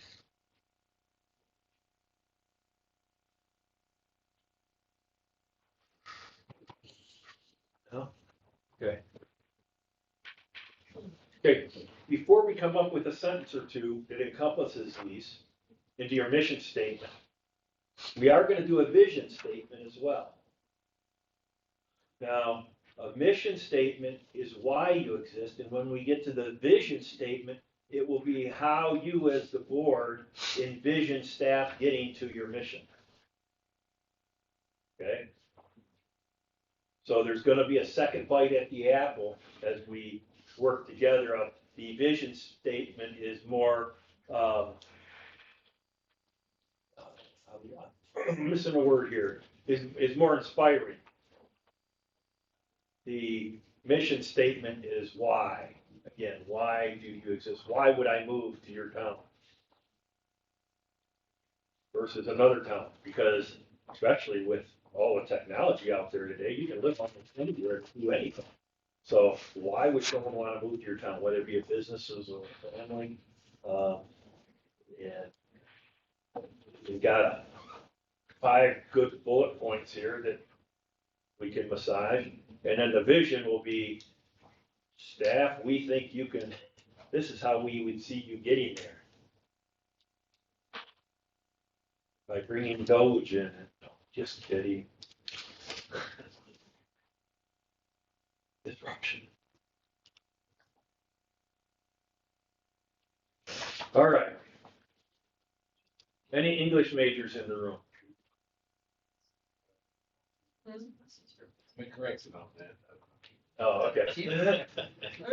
English, lawyer, legal. Oh, no, Legal knows how to. I was an accounting major. But I just asked the question because sometimes there are people that are more prolific with the words, getting them together. They're almost like a chat GPS or whatever that's called. And then, they can look at 5 words and come up with a real smooth, slick saying or sentence or 2. You don't want it any longer than that as a mission statement. You want it so your staff can know what your mission is. Mr. City Manager can take it and say, somebody wants to do something. Does that correlate with our mission? Because when we get to budget time, we want to make sure our values line up with our mission and vision. Because that's going to help us prioritize what gets funded.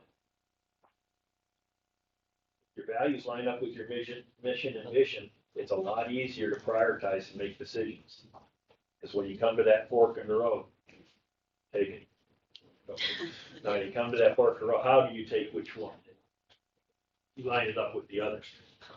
Who wants to take a shot at putting, you might not get all 5 into it, but like you say, distribute public funds versus fiscal responsibility. Who wants to put this into a sentence? Take a shot at it.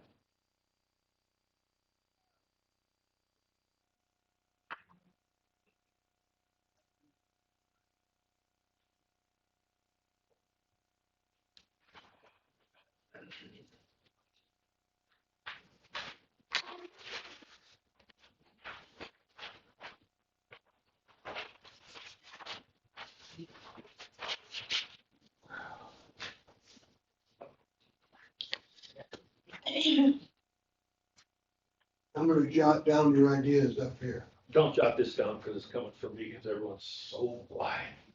Yeah, no, this. Our mission is to serve the community And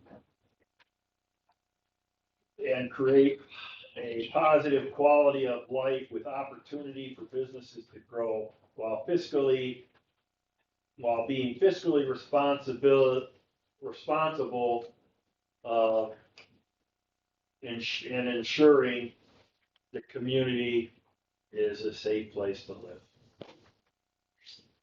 I just went 1 through 5, just to try to give you an example of how we start. Because don't worry, this is gonna get massaged into something cleaner, better, that you like. Well, our mission statement that we have now includes some of that. Serve the community. When it says provide services, that's serve the community. Quality of life, improve the quality of life. It's already in our mission statement. Opportunities, improve the quality of life for citizens and businesses. It says opportunities for business to prosper. That kind of covers that. Improve the quality of life for citizens and businesses. Fiscal responsibility, that's just another way of saying taking care of the public funds to use efficiently, which is already in our mission statement. Safety is the only thing that I see missing, but that may be included in the quality of life. Now, that's just me thinking out loud. I don't know how the rest of the folks feel. How long have we had this mission statement, the city? Mr. Fellhouse? I don't remember going through the exercise, so. Okay. 1963, when you rode with President Kennedy. And you don't want to put, you don't want to confuse, when you're writing, I used to be with Duck River Electric, and we put out Tennessee Magazine every month and all that. When you're writing for everyone to interpret or to understand, you don't need to use large words or multiple words and things like that. Make it simple so that folks can just read it and say, well, that's what they're doing. That's what Shelbyville is doing. And that mission statement I think it does a pretty good job. Yeah. The only thing I might switch is where it says citizens, it's citizens and visitors and businesses, maybe put businesses where visitors are, but I don't know that needs to be changed. You could almost reverse those two, put businesses as second, visitors as last. And just to massage this, as the mayor's doing, saying, okay, we got good bones there. We need to change some words. I heard, instead of distribute public funds, be fiscal responsible. Right. So shall provide Services services in a fiscally responsible manner, with safety being a top priority. while being, fiscally responsible and keeping. And safety being a top priority, but that's too much. It's not my mission statement, so. No, but I'll be that's, quiet. I hope it is. it's something that you're gonna have to live with. This is council's. So, I want to have, where it says like the improvement, also to maintain. go. You wanna, it's almost like, when we say that we want to attract new businesses, but we have to Maintain what you have. maintain what we have. A lot cheaper to keep what you got. That's right. That's exactly right. Somebody- Yeah, Somebody's about to overwhelm. that's true. Well, and the other thing is infrastructure. Think about your infrastructure. It's costly to build all these water, sewer lines, sidewalks, roads. Yeah, you put a lot of money into them, but are you consciously putting money to the maintenance on all this stuff? We build new parks, but we don't take care of the old ones. So maintenance it could be a. Okay, so city Shelbyville shall provide services. That's kind of. Shall serve the community. Shall serve the community and provide a safe place to work, a safe place to live, improving the quality of life and remaining fiscally responsible to the citizens. Okay. Oh,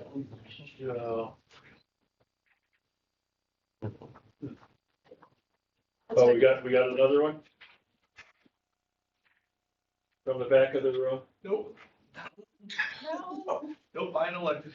Oh, he helped. No, you could, you know, it's really interesting, and I know we had the question earlier, is this for the elected officials, is this as an organization, the organizations that seem to run the smoothest, there is a very thin line between staff and elected officials. Yes, the elected officials set the policy. But if you're not working with staff and asking staff who actually has to implement and have expertise in their areas, sometimes you can be fighting yourself. In any of the organizations I had the most, I don't want to say the most fun, but we were successful in carrying out, there was hardly any line between the elected officials and staff. We worked hand in glove together. And that takes a while to get there. The city of Shelbyville will serve the community with teamwork to provide each citizen with safety, enhanced quality of life, and opportunities through fiscal responsibility.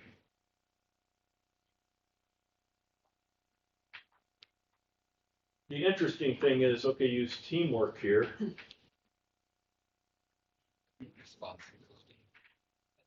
And fiscal responsibility, so used a couple values. Go ahead. Yeah. Well, how about like something like the city of Shelbyville is dedicated to provide safe and fiscally responsible services to grow and maintain our vibrant community and foster or improve the quality of life and opportunities for businesses to prosper, for citizens and businesses to prosper. I like that. I like it. Can you read it one more time so everyone make sure you hear this? This is. The city of Shelbyville is dedicated to provide safe and fiscally responsible services to grow and maintain our vibrant community and either foster or improve the quality of life and opportunities for businesses and citizens, or for citizens and businesses to prosper. I like foster. Yeah, I like that too. Something along that lines. You guys like that? I like the word dedicated. I like that. Can I borrow that from you? Oh, let me rewrite it. You won't be able to read it. Let me. Thank you. It would be good to look at those, look at all. Well, that's why we want to write it down. Yeah. We can scratch words out, Yeah, 'cause add words. this is where it gets, you kind of massage it so everyone has a good feeling about, okay, I can understand. That way we can kind of see which one. Yeah. How many times? Yeah, I like that word use the word dedicated. improve, Instead of shall foster. provide, I like dedicated. Dedicated, yeah. And this seems like easy lifting, but it's not. How do you get 20-some people in a room to have consensus about these? These are tough issues sometimes. You know, you're setting the table for the future right here. So it's always good to look at it, tear it apart, massage it. And like I say, in the vision statement, which is coming up, will be more of, all right, this is how we're going to get there. This is how we envision us getting there.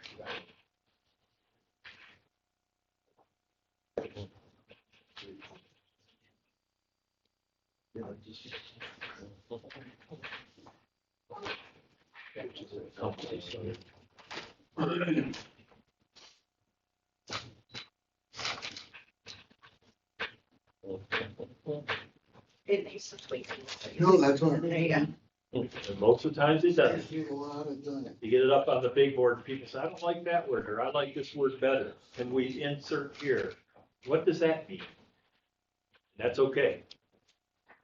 Nobody should take offense if you wrote it, that they want to tweak it. That's right. I'm not.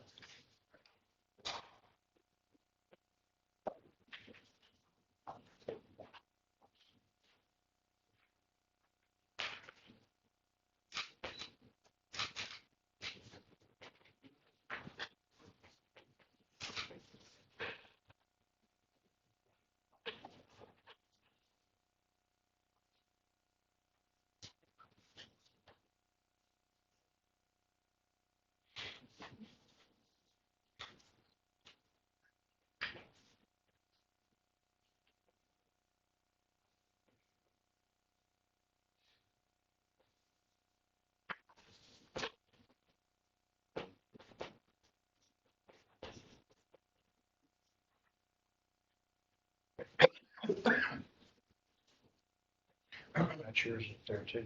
One you wrote. The one that you wrote. Okay. Yeah, so. Yeah. Yeah.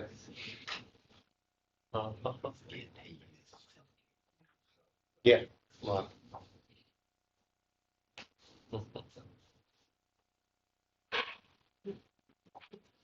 We're dedicated. I like that one. This is a lot tougher to do. It looks like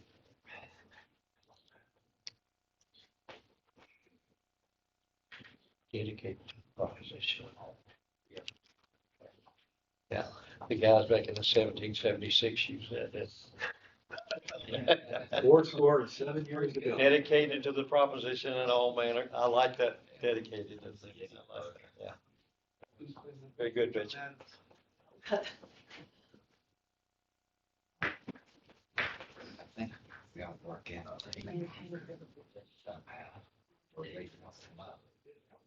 Some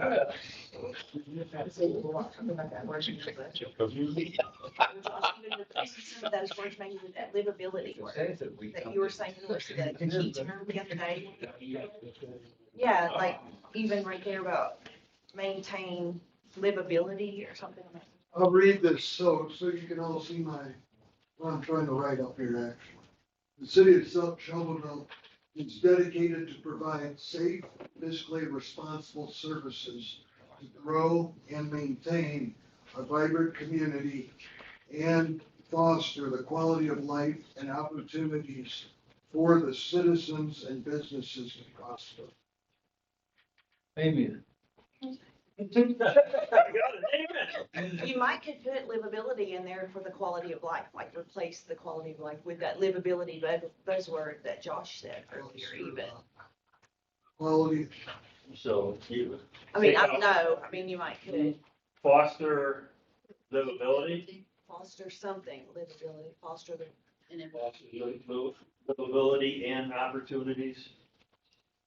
But the I livability. might use enhance.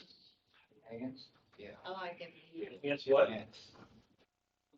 Yeah, use a little bit, I might use enhance instead of foster, enhance. Livability. Yeah, And the opportunity. it's also maintaining while also. Don't forget my maintain. To maintain and to maintain and develop our vibrant community. He's got around and run on the face. Start over.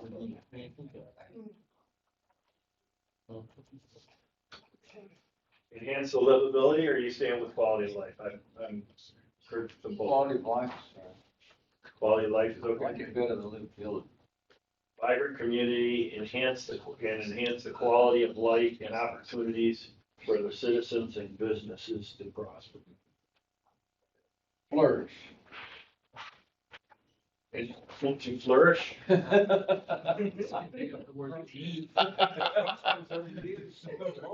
Flourish. Instead of prosper, flourish. No. Open for discussion. There are no bad ideas. No, No passion. No passion.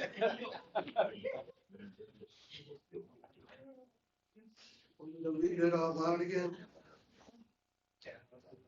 The city of Shelbyville is dedicated to provide safe and fiscally responsible services to grow and maintain our vibrant community and enhance the quality of life and opportunities for the citizens and businesses to prosper. I know we're trying to get safety in there, I understand that, but does that mean we're providing safe services? You see what I'm saying? I mean, I don't know. Yeah. That's one of the first things that popped out to me is what are we talking about being safe? Yeah.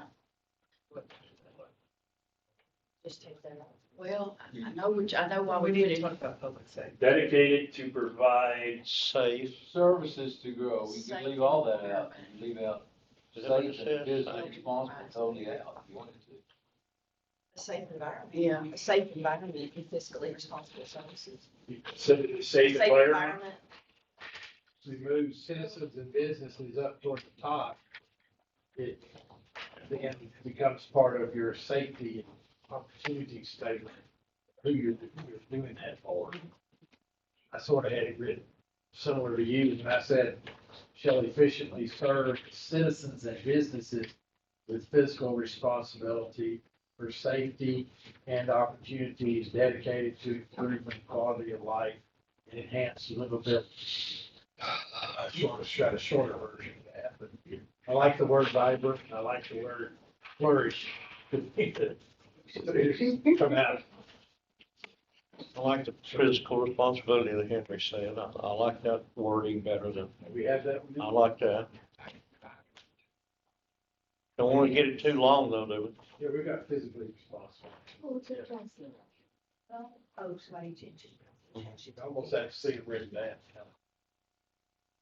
Now you can- Is the city of Shelbyville and citizens and businesses the same thing?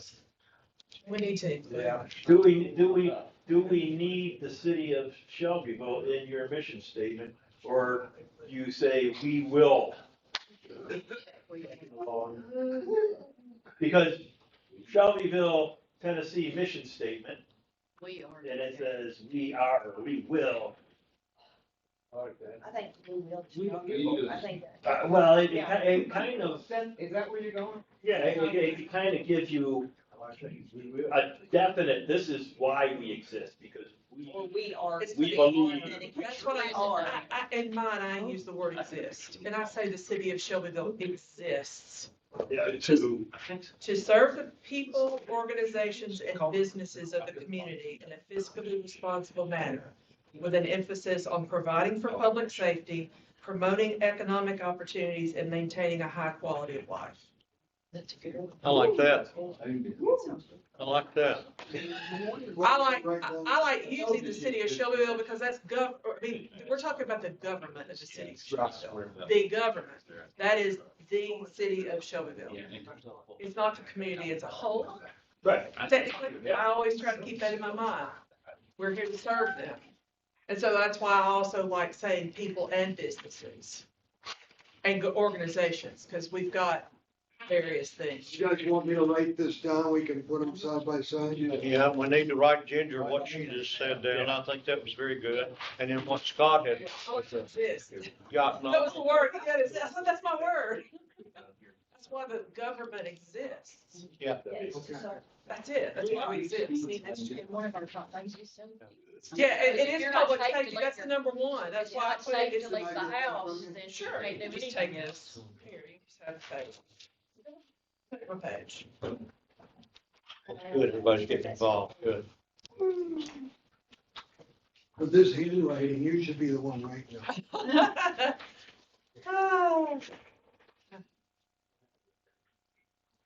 Had to write a lot of laws. You want them to be able to read what you write. We had slate and chalk at the school. At our two, See, whatever that's schoolhouse. way more advanced than me with the rocks and the Yeah, chisel. yeah, Yeah. yeah. Yeah. You met in a cave? Yeah. And then that stone cracks and you have to start all over.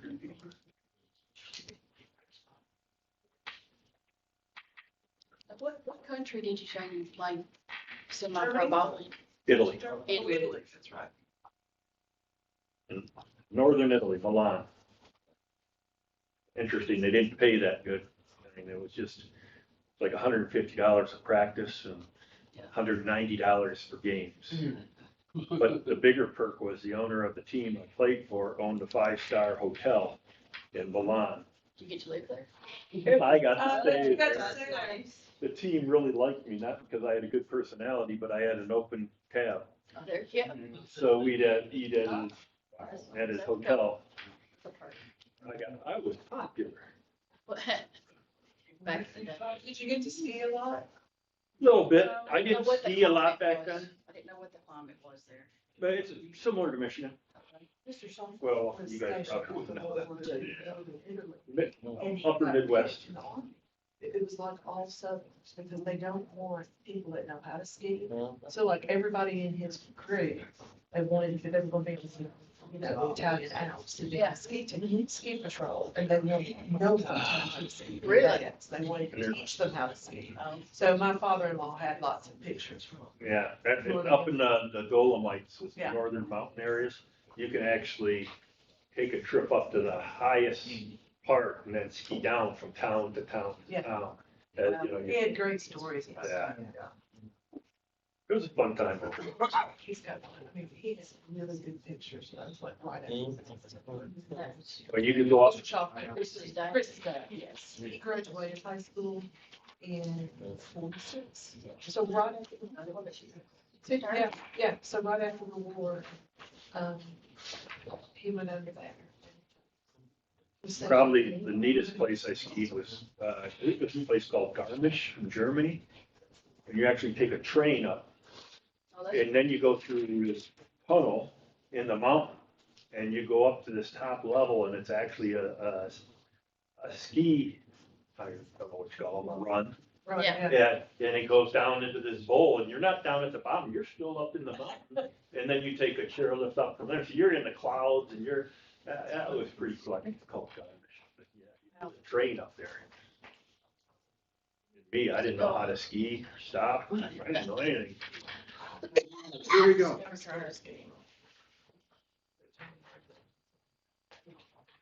The city of Shelbyville exists to serve the people, organizations, and businesses of the community in a fiscally responsible manner, with an emphasis on providing for public safety, promoting economic development opportunities, and maintaining a high quality of life. See some heads nodding. Another amen. Pretty soon, we're gonna have to pass the plate. I'll do that. I'll count it after, Yeah, wait a minute. after, and take my cut. All right. Between that and the city of Shelbyville is dedicated to provide safe and fiscally responsible services to grow and maintain our vibrant community, enhance the quality of life and opportunities for the citizens and businesses. It doesn't have anything about growth or fostering or that, so. Yeah, the only thing I don't like is the maintain word. Yeah, there's no growth or I just wanted to maintain. make myself, I put that in there, so you don't want foster, enhance or something. Enhance or something. Well, and will that fit in your inspirational vision statement? We're gonna do this by maintaining what we have, by fostering growth. You know, you see what I'm saying? Right. Because it's hard to fit all the cool buzzwords into one or two sentences, or one nonsense. We get tripping over each other sometimes, trying to. Good.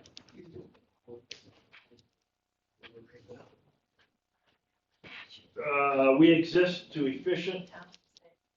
efficiently serve the citizens with fiscal responsibilities for safety and opportunities, dedicated to improvement in the quality of life and enhance livability with a flourishing community. Covers all the same points. Yeah, it's similar, just a couple twists on it. Of the one I just read, the first one, dedicated to provide, and the third one, exists to serve. Which one are you more favorable to? 1, 2, or 3, by holding up your hand with a 1, 2, or 3. I already forgot what you said.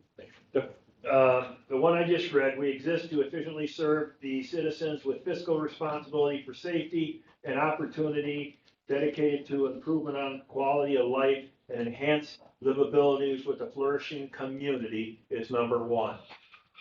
That is dedicated to provide safety would be number 2, and exists to serve the people would be number 3. 1, 2, or 3.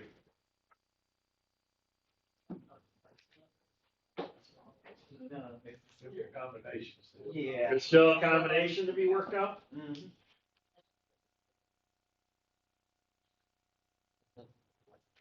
Everyone want to keep working on it? Keep paring it down?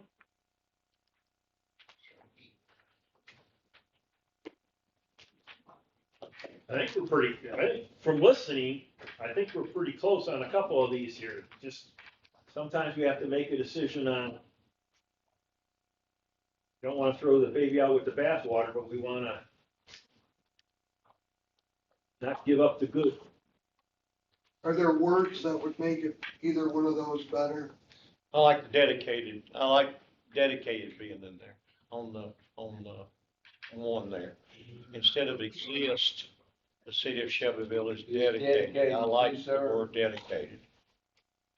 Serve the people, organizations. Shelbyville is dedicated to serve. Serving. Yeah. Serve. It's dedicated to serving. Serving the people. Serving, Shelbyville is dedicated to serving. Yep, is dedicated.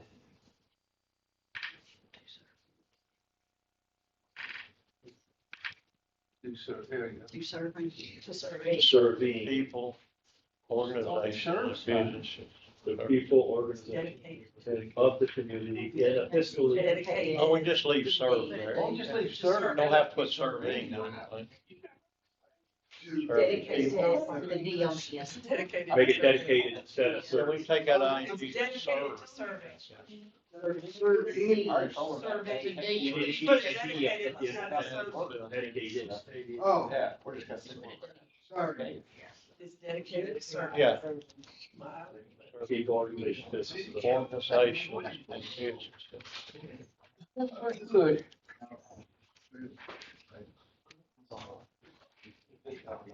What organizations are we talking about? Why does that need to be there? So the things that are not businesses.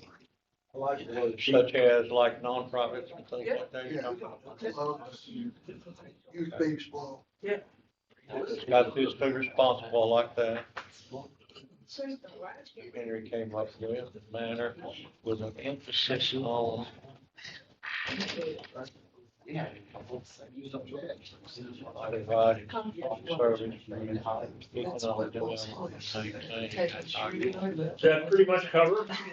Yeah, I think so. How you feel about it? Good? Josh, you got any Good? Any objections? input?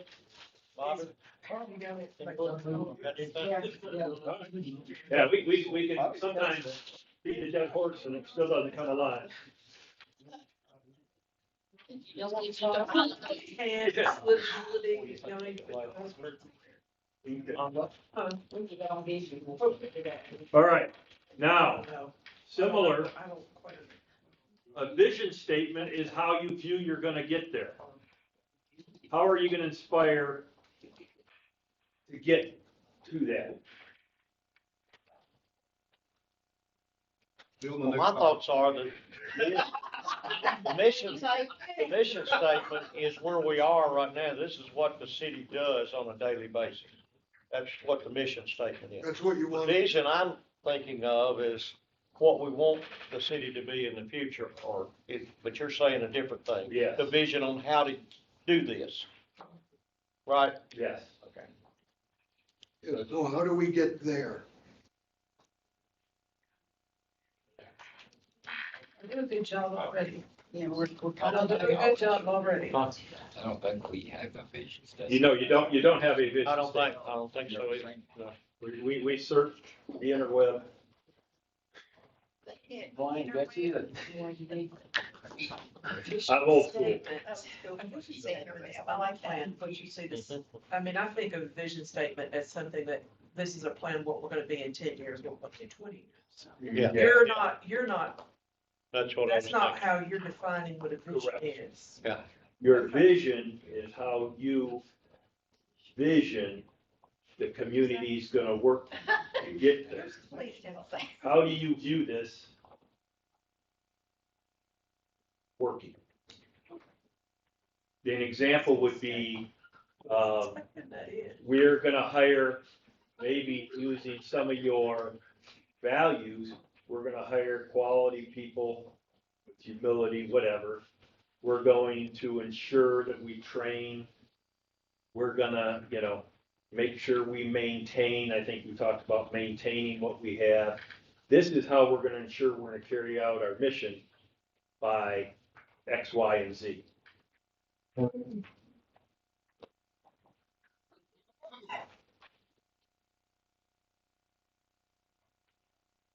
You want to hire trustworthy employees and the teamwork atmosphere, using those buzzwords from our core values, those kind of things. That, usually it works best when we can, and not just going on a buzzword, but how do we say, you know what? The best, view of us as a city is right there, and how are we gonna get there? But you can't get there without good employees. You can't get there without working together. You cannot get there without wisdom. So, you see what I'm saying? So you're gonna lay it out is, we commit to get to here, we're committing to do this. So Mr. City Manager, when he gets into the budget, or when he's talking to staff at the department directors meetings, he says, this is what we laid out, this is what we're gonna do, they believe in us doing these things. Like maintaining our standard of living while fostering responsible growth, that kind of thing. Yeah, but that's almost kind of what you said in the mission, but yeah, you want to put out how you're gonna do that. How do you envision getting that? You're actually talking more about action steps. Is that what you're looking for? Yeah, Action not steps. down into the detail of, Gotcha. yeah. But I get back to hear what you're saying about employees. So it seems to me that to carry that out, you're gonna have to address employees, your workforce, about developing and maintaining, what you can do to that. You're talking about also overseeing our assets, our capital, how we're gonna develop, that we have the resources that your employees can use then to carry out those services. So I would think that we have to have at least employees and capital. And sometimes it's about relationships. I see relationships in some vision. Collaboration. You're about collaborating with Cooperation other the community. entities, yeah. Okay. Because it's all about how are you gonna grab what's available out there to ensure success. Now, you can't really ensure success, but what gives you the best chance? Kind of what a strategic plan is all about. It's giving yourself some structure. Okay. I think I've done it. Look at other cities. Dynamic workforce, clearly workforce is. Usually you start out with the key, that backbone or spine of, okay, I need employees. Maintaining an atmosphere of teamwork, communication. We are committed to teamwork through collaboration with dedicated employees, responsibly maintaining and providing opportunities for growth.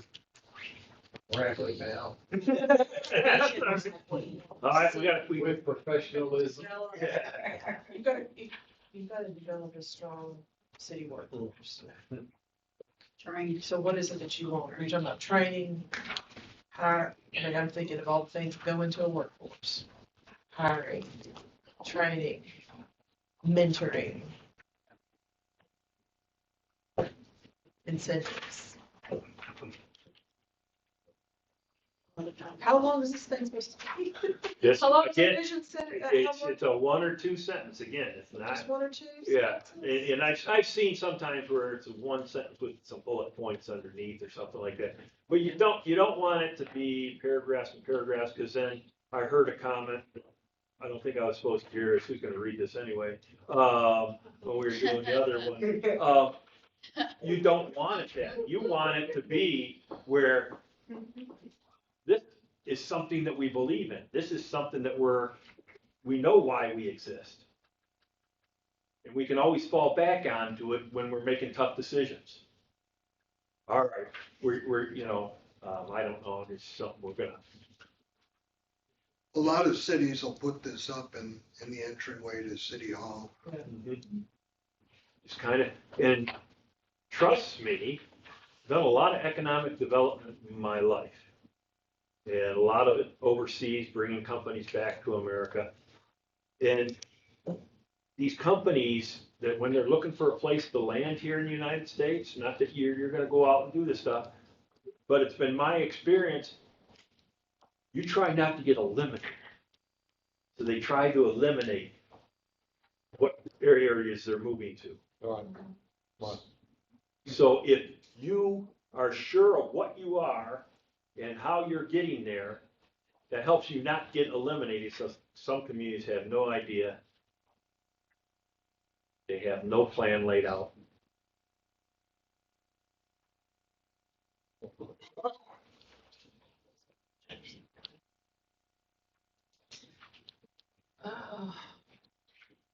I mean, one of the things I think I heard, maintaining a high quality of life, but was talking about we're gonna maintain, you build something, you gotta maintain it. These are things that are put in some other people's vision statements. It's almost like I swear that we will do these things, or this is what we will do to get there.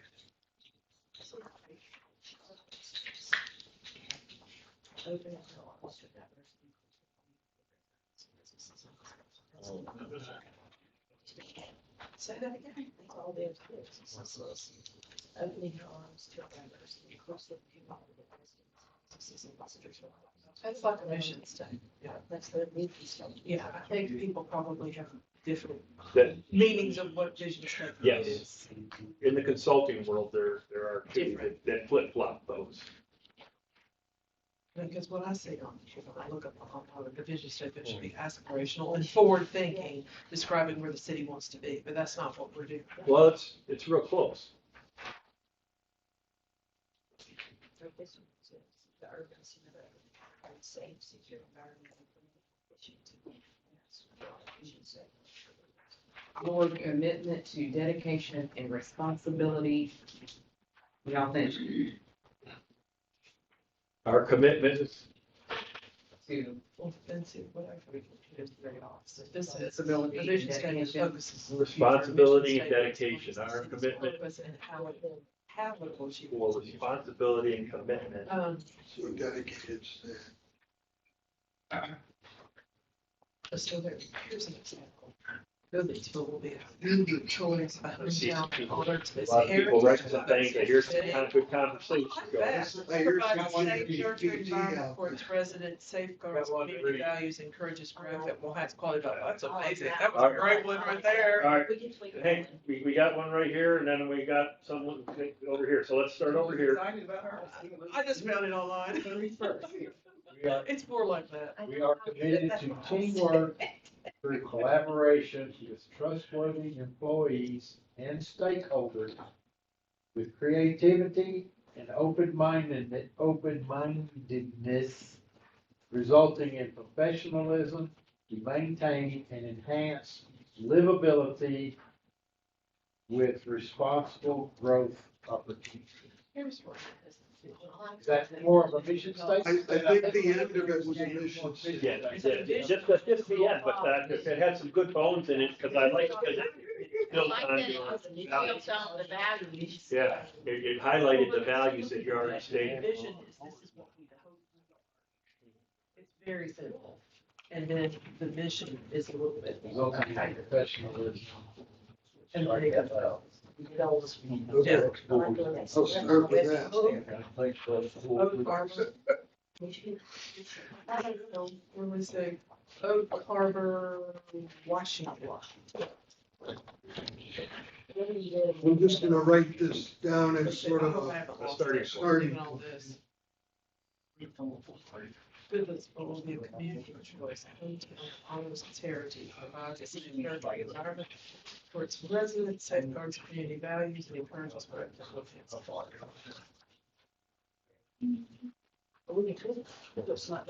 You know what I mean? So, we still something for me. Yeah. Plagiarism. It's good to have a lot of sign. But you can take somebody else's, tweak it That's what with your values versus some of their values. That's history, interesting. That's very. heritage, Well, or that's something. I like that. We want to maintain our small town. Something. Well, then you live to the city of all those collaborative regional leader delivering exceptional services enhancing quality of life.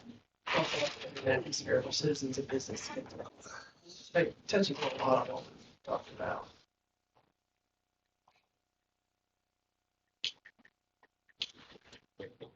This will just be a one day.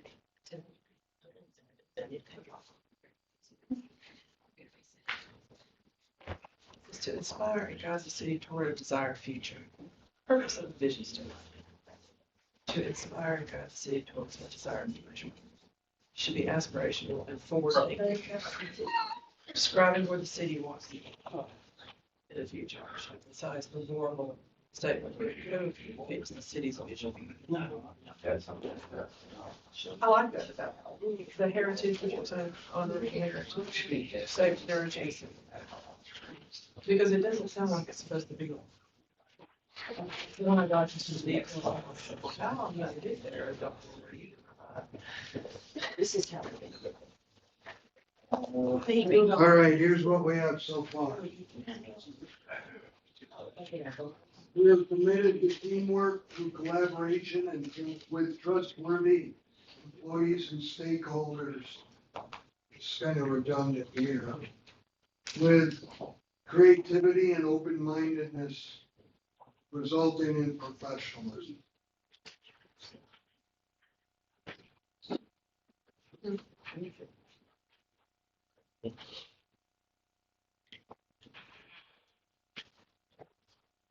We had a lot of talk over here. What was the, you guys were going up to something you're getting excited about?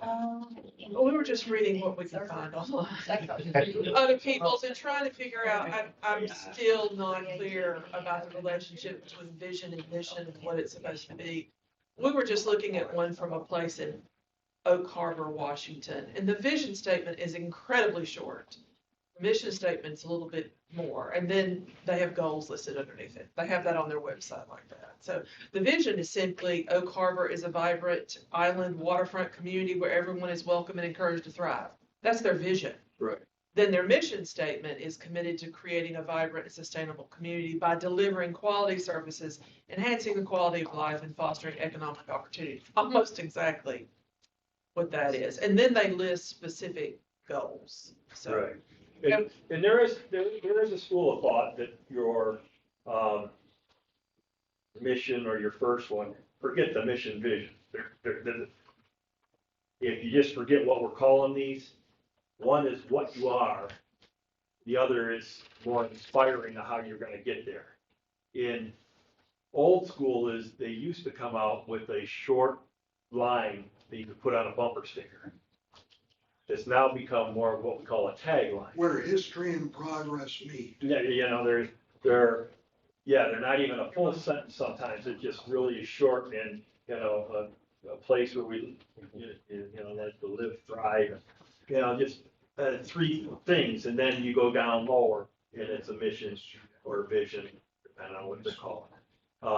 But right now, I was thinking. Yeah, here's another mission statement. I've got it flipped in way, vision and mission. But they also put values in there. You see how they put it? History courses, I didn't like it, but. I think it was history courses, I didn't personally like it, so, but it's not my fault. But that is it, and I do remember it, so.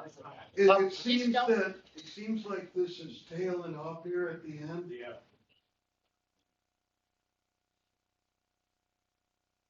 How many of you like the first part of that? We are committed to teamwork through collaboration with trustworthy employees and stakeholders. But then to do what?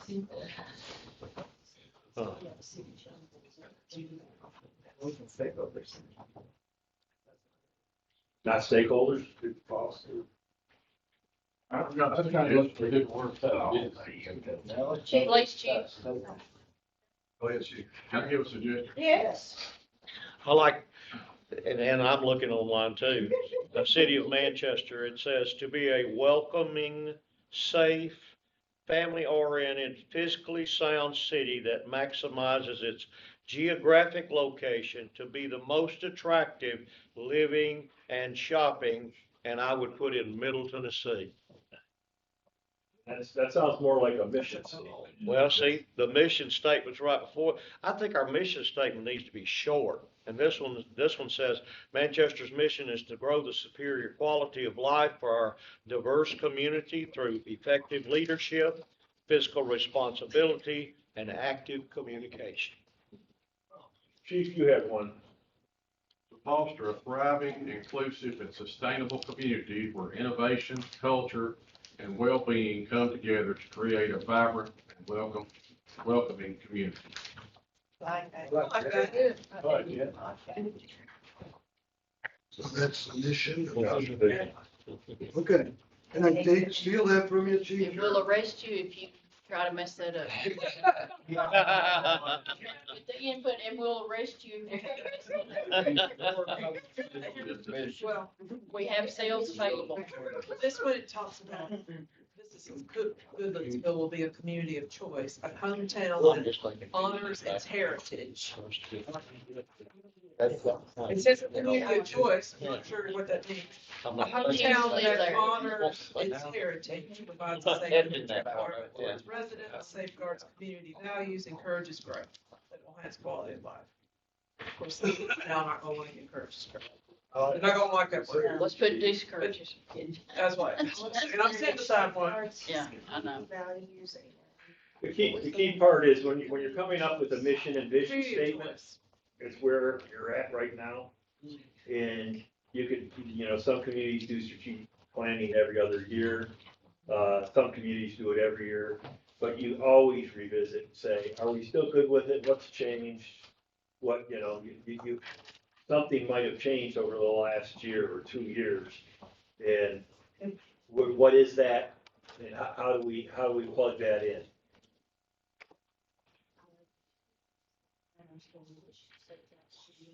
Because let's face it, you survived very well without a vision statement at this point. You're just trying to put more tools in the arsenal so everyone's on the same page, looking forward together and making a decision.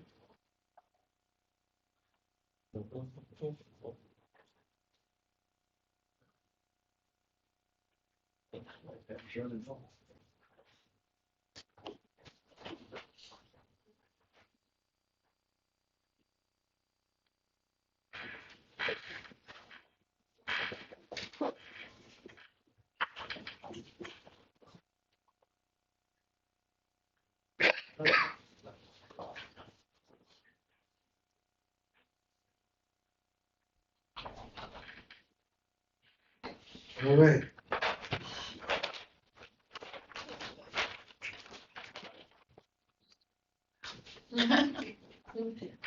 The vision is to foster a thriving, inclusive, and sustainable community where innovation, culture, and this is for, and well-being. Yeah. And well-being come together to create a vibrant and welcoming community.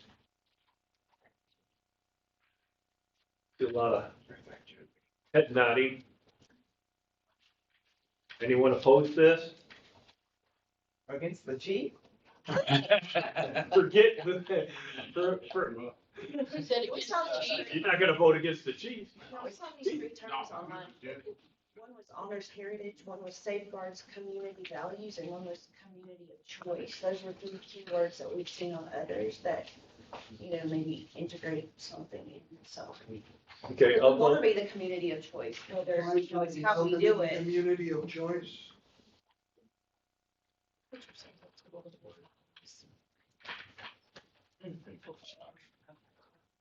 How about take it, don't use community twice?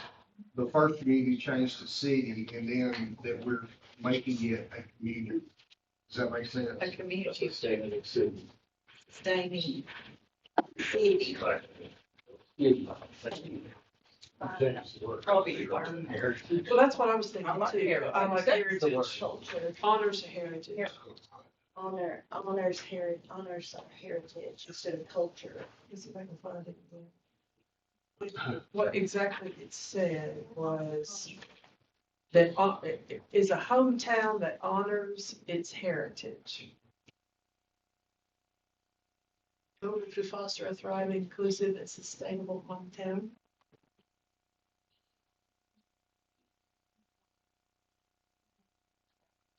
But how about to foster a thriving, inclusive, and sustainable city that honors our heritage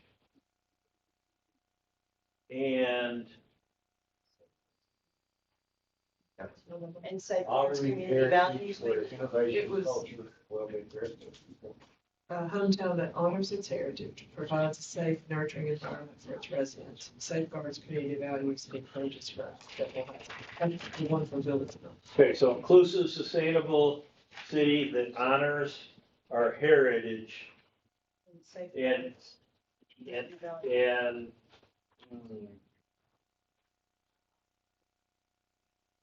We honor our heritage.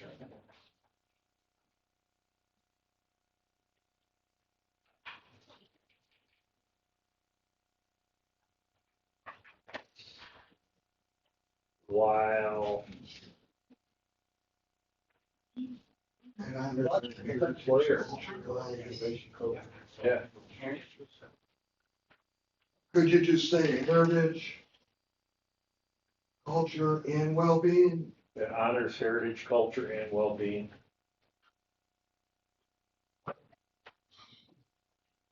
Come together, create a vibrant, welcoming community.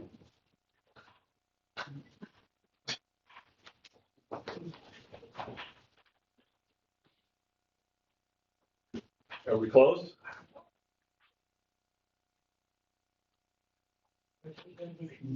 Okay, let's leave that for now. If we have to come back to it and talk about it, we can.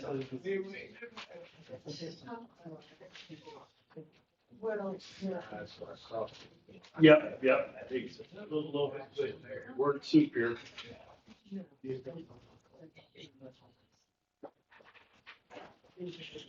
Now. Yes. What we're gonna do now is check the pulse. I'd like you to fill out these questions here.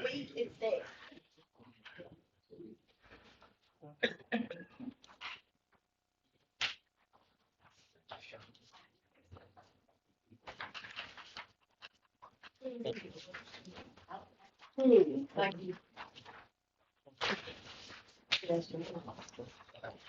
Patrick, you have one? Yeah.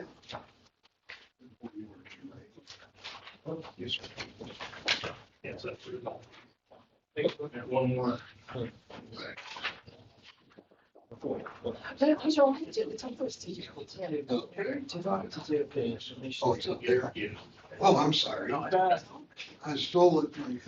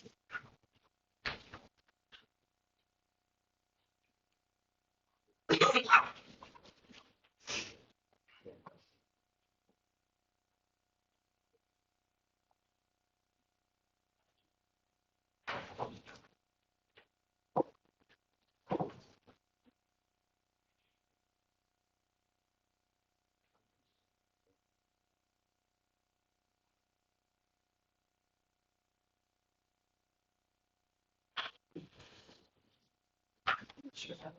Sorry. Yeah.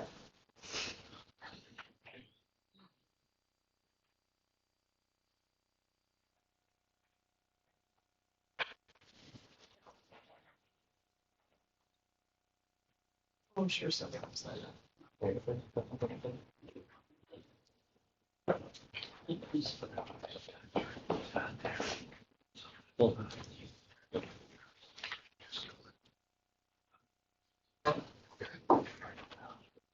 Yeah. Yeah.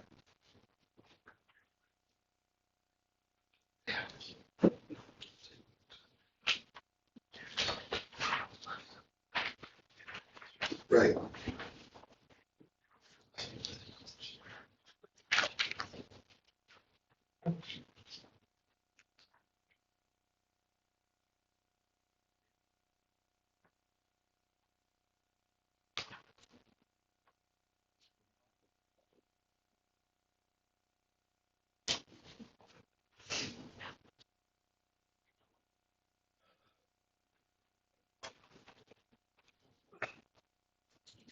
Time for another investment.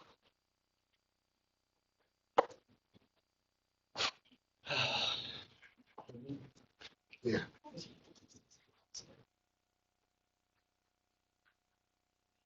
Okay, a couple more minutes here, Steve.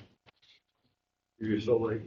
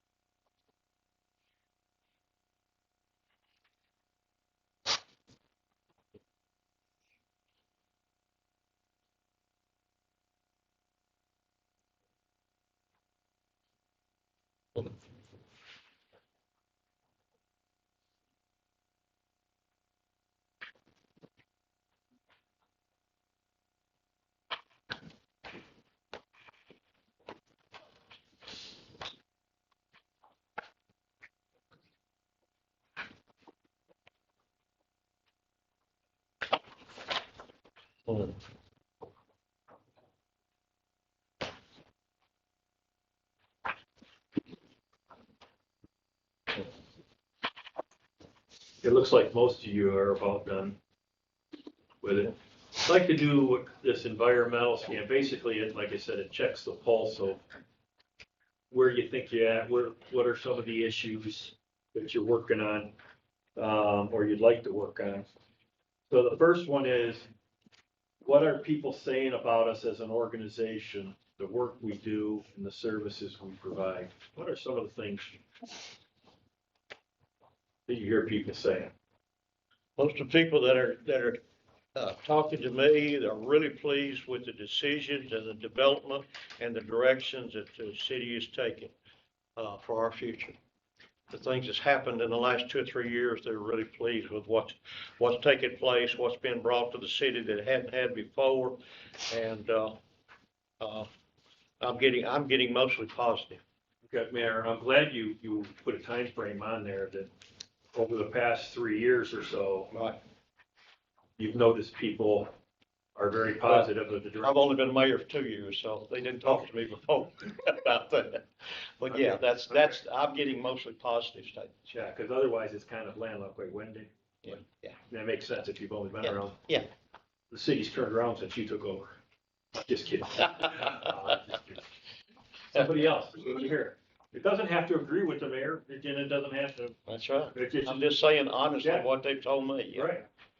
I'll step out and disagree. Most of what I see online is people complaining to me. What are people complaining about? Whatever the issue. Everything we do. We're all through it. Tell them, baby. Tell them. Roosters. Costs too much, and we waste money on lawn. Got too many roosters and chickens. They're not real kind to us on social media. This is kind of a new phenomenon.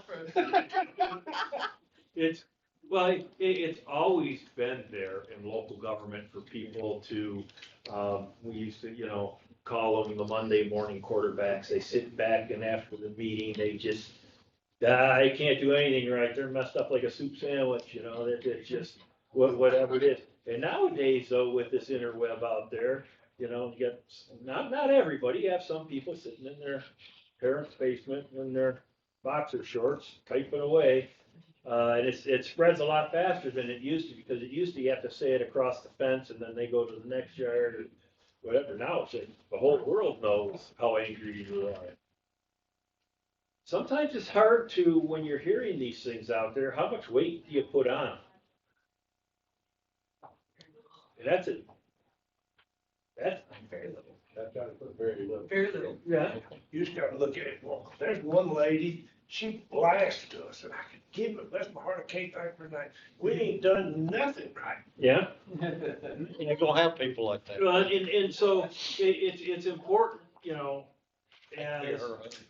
as people who are exercising leadership in your community, it is important to have those weights and balances, because there are people who are just angry at the world. And, Sure. Yeah, it's right. So Sometimes it creates a mob mentality. Yeah. Like one post can, everybody wants to get meaner than the next one. Yeah, that's right. Well, and everyone wants their 5 minutes of. Yes. So while it's good to listen, because like a rumor or a joke, both these things have one thing in common. There's the good ones, there's a little bit of truth in there.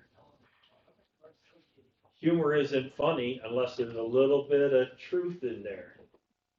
A good rumor isn't a good rumor unless there's a little bit of truth in there. So sometimes we have to parse that apart, not to ignore what's being heard, but to break it down. To go back to my law enforcement career, a lot of times when you interview people or interrogate people, people say all kinds of things, but how do you pick out what's really being said? And sometimes it's not even what they're saying, it's their body language. Sometimes it's not what they're saying, it's what they're not saying. Like they left an important part out of that quote from the mayor. Things like that. So you do have to use all your senses while interpreting that. Absolutely. But it's a good point where you can still have, and it's not you disagree, it's this is what you've heard. You don't disagree with the mayor. The mayor said, this is what people are telling me. Well, this is what you've seen and heard. And the two can coexist. Right. Because they do. There are people out there that are probably really happy with the services, with the direction, with the dreams and the hopes and the new businesses or whatever. But there are still people that are not happy with what they're doing. And I'm not saying that all those people online that are saying negative things about the community are wrong. There could be some roads that need repairing faster. There could be some, they could have some truth to that. And hopefully you can pull that apart and say, oh, they're right. We need to improve on this. We do need to fix that swing set in that park. Those type of issues. Anyone else on what you're hearing about the organization? Got both ends of the spectrum here. Pretty well covered. All right, what about, what do you view your internal strength is in the organization? I'll state again, and the reason I think that we're getting some of those positive, those things to me, it's based on what the council and the staff and everybody's working together for the future and improvement of Shelbyville. I just think that everybody seems to be working together, and that's the reason why I'm getting those positive comments. Okay, so there's some teamwork going on. And we've made some tough decisions. Homeless, those kind of things, all kinds of different things that we've had to make tough decisions of. It's easier to see when you're part of the body, Right. This body, it's easier to see kind of and feel what people, your teammates are working, how they're working together. Mm-hmm. And when you get to know them like you, as a group like this, you can feel when they're working for the same goal. Yeah. Striving for the betterment of the community. If nobody wants to credit themselves, then the whole organization works a whole lot better. If they're not looking for individual credit, then the whole system works together a lot better. Well, I really like the fact that you're willing to make tough decisions. Came to mind because that's not every community or elected board likes making, it's not that they don't like making tough decisions, it's sometimes they run from making. Yeah. You know? Definitely kick the can down the road, years and years and years. Yep, I got a 2-year term, so I'm not worried about it. I got a 4-year term, so I don't care about the 5th year. I want to make people happy and show how good I am right today. So if that's one of your internal strengths, that's a good thing. You're not running away from making tough decisions. Doesn't make you most popular sometimes. It doesn't. Like you say, if you're from the inside and you know all this internal thing, which might be a future goal down the road, is how do we communicate what we're doing and they don't know. Might be something that's worth working at. Anyone else on that one? Internal strength.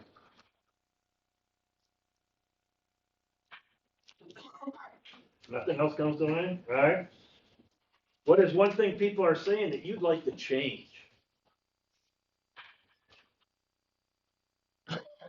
We're crooks. You want to change not being a crook, or you want them to change what they're saying? I'm just kidding. All right, so you would like them to have a different perspective on your credibility and honesty and dedication, et cetera. I'd like to change that. I can see it. Nobody likes to be called something negative. What else? Staff? What would you like to hear something change to what they're saying out there? Nothing? They just give you hugs and stuff? I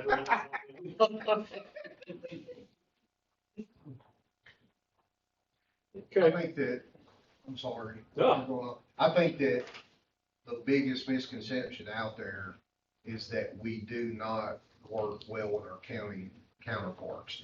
And even though there are some areas of disagreement, I think the city has been given, through social media and all that, I think we have been given, the false perception, or their false perception has been given of us that the city, the elected leaders haven't tried to work things out. You know what I'm saying? On those differences. But setting differences aside, our day-to-day is stronger than ever working, you know, as far as staff with our. So as far as your relationship with the county, you would like people to understand that you do on a day-to-day basis work with the county very well. Yes. Mm-hmm. Yeah. And that we're not trying to be on an island by ourselves. Right. And usually that is the case day to day. Operations go smooth, and sometimes there's an elected official here or an elected official there that likes to snipe back and forth, and that creates that. Or a 50-year-old issue that we're trying to solve. That's one thing we've got right now. That's hurt us worse than anything else. Yeah. Yeah, but on a day-to-day basis, that kind of, it kind of gets you. Yeah. That, hey, we work great with the county. Why are they saying this bad stuff? Yeah. Okay. What's one thing that would elevate the community? Driving retail in all portions of the city as opposed to one or two areas. So spreading retail. Retail businesses. Businesses. Mm-hmm. And through the entire community instead of focus. Just this week, the South Side, bless their hearts, they're elated that the Dollar Tree came there. That's their Walmart out there. But, dining, there's not, certain parts, there's nothing there. And I feel so bad, it's like, You want the whole community. But it's not like Scott can wave a magic wand or any of us can do that. And those people, they don't want to go there or for whatever reason, it's just not waking up on that side. And And I hate that. That could elevate the community of more businesses, services. I think getting more people, more individual citizens involved, in the impoverished areas, we do have those, just like every city does. And trying to elevate those folks and make and try to make their lives better. And then just joint efforts between all kinds of different organizations in the city. If all of us can work together and beautify the city, folks that kind of work together and help people paint their houses or cut their lawns or do those kind of things, neighborly like stuff that used to happen. So I heard a couple things into that. I heard helping people or more attention on disadvantaged people. Right.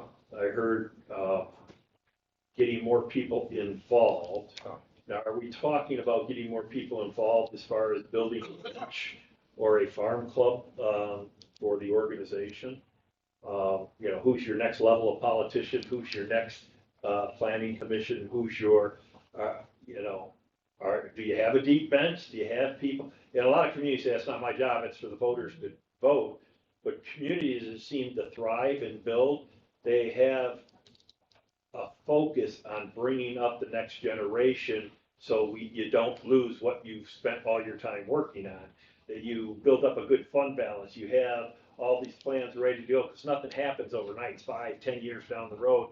Yeah. Do you want that to continue? Then you have to foster your farm club. Yeah. You have to, and normally communities do that by the appointments that happen. Get people involved on the planning commission or recreation commission, whatever, whatever committees you have, so they have a taste of government, of how things operate, and they aspire to move up to the big seats and make the big bucks on the council. Make the hard decisions. Well, we used to have a lot more committees like beautification committee and things like that worked around the city. And we've got a lot of, the city can't do it all. We've got to get all of these other citizens involved. And we do have a lot of committees, probably 21 or 22 voluntary committees and boards across the city that do great things, historical committees and all kinds of things. But there are some impoverished areas where things are just not getting done as far as they don't take care of their yard, and they're not taking care of their homes, and it may be financial, it may be health reasons, they're unable to do that, and helping neighbor used to work a little bit better. If we could work, get those things going a little bit better, I think it would dress up the town a little bit better. We want people to look at Shelbyville as a pretty town or a beautiful place to live. Okay, anything else that would elevate the community? Okay. Remember these as we set our goals later on. I mean, we have some goals listed that staff has done, and before we came, it's a little bit of pre-work on. But as the council sets the goals, remember some of the things we just talked about, because they might make good goals. Either whether to lift up the community or something you want to change. This is a good way to check. Okay, what are we doing, and how are we doing it? Moving on to, Patrick's going to talk about flying planes, how this relates to government. Yeah, this is just always a good reminder for all of you, elected officials, staff alike, of how a local government organization works. Pete actually got this slide from ICMA, a book that ICMA is the International City Managers Association, sort of governs us city managers throughout the whole world. But if you envision a plane landing here at 50,000 feet, it's up there, it's coasting. The council role is just to assume, affirm the vision and the purpose of the direction we're going. The staff, you're there to support that goal. Okay, you're not there to say, well, the council wants to do this, but we're gonna do something totally different. Okay, with your staff or your crews. Strategic goals, as the plane starts coming down at 40,000 feet. Again, the elected officials are establishing goals, much like we're doing here. And the staff start to think, okay, how are these goals that the elected officials are coming up with, how does that align with our budgets? How does it align with what we're hearing on the streets or what our department head is telling us? Then you get about halfway down, priority action items at 30,000 feet. And this is sort of the last of the long-range planning. The council is establishing and prioritizing action items. They do that mostly through the budget process, right? You're establishing priorities by allocating resources.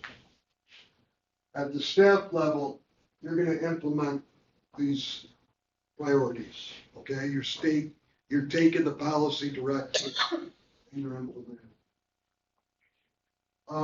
Down to planning and oversight, this is more at the staff level now. Not gonna see as much council interaction. Council's reviewing and adopting budget, conducting meetings, hearing from the public, etc. And the staff's preparing plans to attack that policy and attack planning, go work at it. Policy initiatives. Then you get down to 10,000 feet.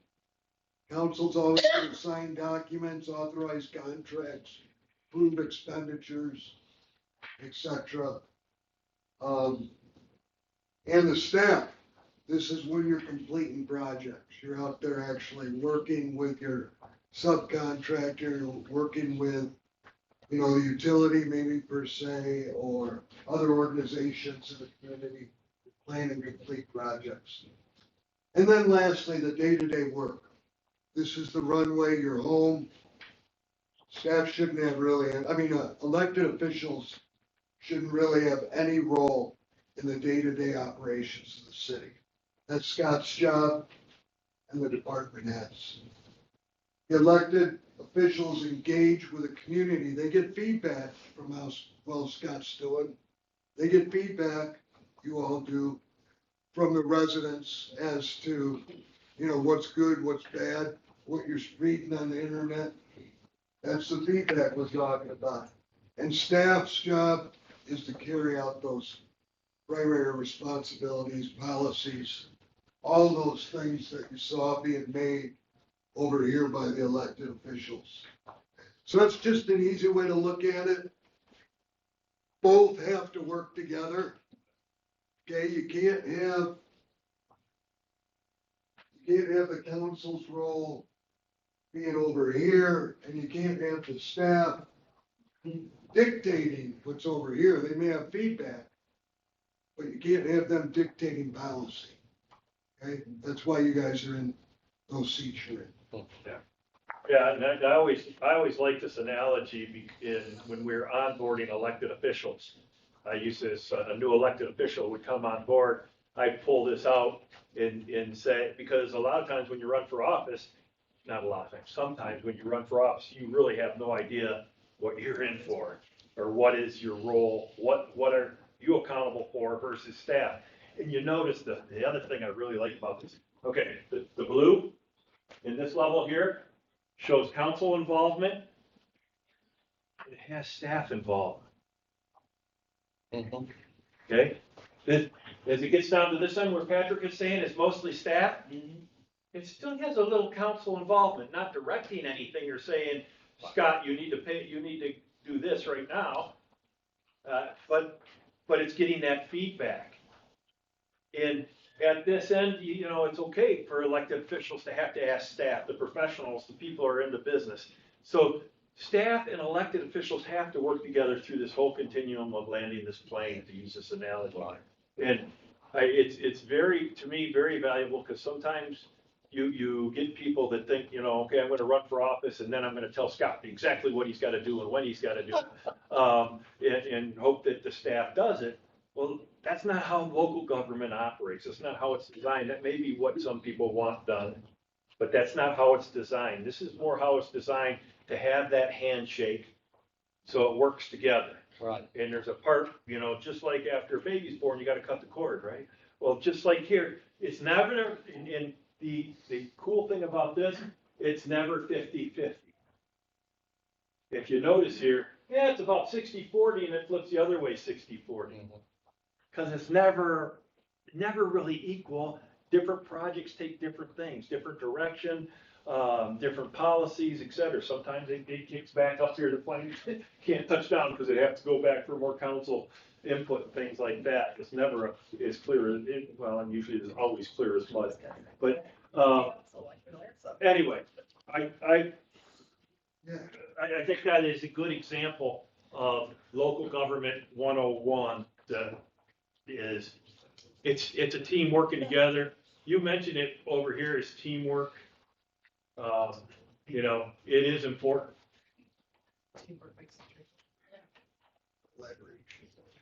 Okay, we're almost to lunchtime. It's not here yet, so. But before we get to lunchtime, because after lunch, we're gonna work on goals. Okay? Like I said, staff has done some of the heavy lifting, throwing out some stuff they'd like to see, and there's stuff that you probably already know about, most of them. But then you'll have a chance to add to that list and decide what the goals are for the city. The reason goals are important is they offer staff a path of what they should be doing. But goals aren't just throwing a bunch of stuff out there. It's about creating what we call SMART goals. And I think you've been through this. If you've been through 2023 is when you went. Yeah, it is. I think Chuck did yours. And so I know he works on SMART goals. And what that means is it's specific. The goal has to be specific. It has to be measurable, something that you can measure. Did he do it? Classic example is usually council say, okay, Mr. City Manager, we want you to pave more roads this year than you did last year. He paves 10 more feet of roads. So I did what you wanted. But is that really accomplishing the goal that you wanted? Not really. So you have to measure it. It has to be achievable. It can't say, Scott, we want the next launch pad for X to be in our town. Is that really achievable? You can't throw stuff out there that just so you can bust his chops next year in his annual evaluation. But is it realistic? Again, is it within your wheelhouse? Now, one thing that I find is most communities look at other communities that are successful and say, I want to be like them. I push hard against that. But what I usually ask is, what about that community do you like? Because each community has something unique to offer. It might be the ambiance and the streetscaping that they've done that make it, period lighting or something like that. But you don't want to be Franklin. Franklin's already Franklin. That's right. You don't want to be Murfreesboro. Murfreesboro is Murfreesboro. You're not going to be Nashville. So, but there are things in those communities that they do well that you might want to incorporate in your community. So I always say be realistic about what you are. You're not going to out Nashville. They got too much of a head start. But you can take some things that they do that you might like. We were just in another city and they're looking at incorporating an overlay district in their downtown where they can have open carry. Now, I don't mean weapons. I mean with their drinks to kind of be an economic development thing in a certain area of their town. Okay, so they're taking something that's worked somewhere else and implementing in their town.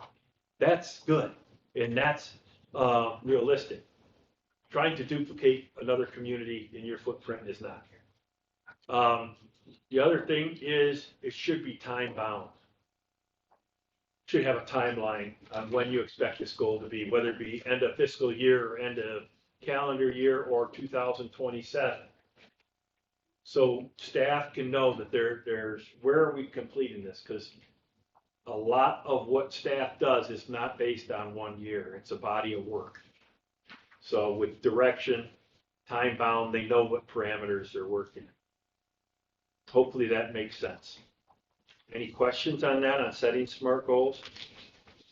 No, but, kind of a comment.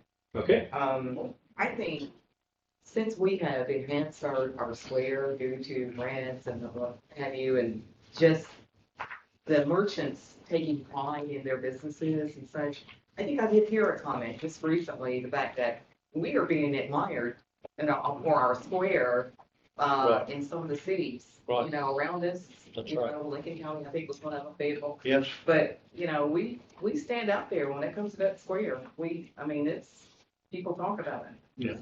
That's been really positive. Very positive. Well, and just like you stealing ideas from other communities, what a great a compliment. If they're looking at you and hey, we like this part of Shelbyville. How did they do that? And that's an important part of you working with other communities across the state. Whether it's going to TML or some, the state-wide associate, to figure out two things. Number one, you hear some things that you're doing right that people are saying, okay, we are doing stuff right in this. But also to learn what other communities are doing and where they stub their toe. And people are happy to share information, good and bad, about what they did and cut out things that you can cut out of the process so you don't have to stub your toe doing it as well. And that's why it's important, and I know Scott's involved with the state association, of getting out and talking to other city managers and being able to call them and ask them on issues. It's important to build those statewide opportunities. There's one thing I'll throw out there that I don't see much in Tennessee, that other people in other states do, and I don't know why it has not been adopted here. It's something that we used to call a mayor's exchange. Some communities call it leadership exchange. It's actually where you take the elected officials and some department directors or administrators, and you go to a different community in the state to visit. Usually drive out in the afternoon, spend the morning with that community. Let them show off their community to you, what's working, what's going right, what they're having challenges with. And then reciprocal, they come visit your community. So you have an exchange of actual physically being in their community, getting to know members of that elected board and staff, and vice versa. And they create so many different ideas. In Michigan, a lot of communities do that internally in the state. In the last community I was in the city of Novi, Michigan, we did it outside the state. We went out to some nice areas outside of Chicago that were comparable to us. We looked for comparable cities. Or we looked in Ohio, but we didn't find anything good in Ohio. Sorry. Especially in Columbia. Sorry, little Michigan. But there are so many communities that are doing things that if we help each other out and learn from each other, man, we don't have to reinvent the wheel. Somebody's already done something. Yes. And it also gives you a chance to bond as a council and with staff as you share some of these adventures. And sometimes you might hear them as boondoggles or whatnot, but I have not been involved in one mayor's exchange where we didn't come away with one more thing we could try. From beautification to writing grants or making grants available from the community to HOAs to improve their entryways. We got that in one of the towns in Chicago or outside Chicago that, wow, what a concept. We want, instead of punishing, well, how do we incentivize what we want? So when you're thinking of the goals, when we're going to come up with goals, we'll try to help write those in a manner that are SMART goals, that they're specific so staff knows exactly what you want, that they're measurable, they know how they're going to be measured, that They're actually achievable and not just some pipe dream. They're realistic because it's something that fits the community. Okay? And they're time bound of when they're expected to get it done. It doesn't mean that all these goals are going to be achieved on time. That's kind of unrealistic. If they can be achieved on time, it also means you're setting your sights a little low. If you're hitting 100% of your goals every year, it means you're not aiming high enough. You know, and that's nothing against staff or anything, but sometimes you have to, you know, you're going to miss, but you should. It's okay. They're stretch goals. Okay, any other comments? That was a good comment or questions on goals as we set goals? Okay, I don't think lunch is here Yes, yet. it is. It is Yes. here? Yeah. Okay, so how long do you want to take for lunch? I don't know, usually Scott tells me he only allows staff about 5 minutes, but council should. We don't normally get About 2 cigars worth. 2 cigars? Well, 11. 27 minutes? So you can come back. 27 minutes. 11:40. We don't need an hour. 12:15? 12:15. 30 minutes. Thereabouts. Yeah. Sounds And good. we can continue working while you guys are finishing up eating. The, Bring it back here. it's all set up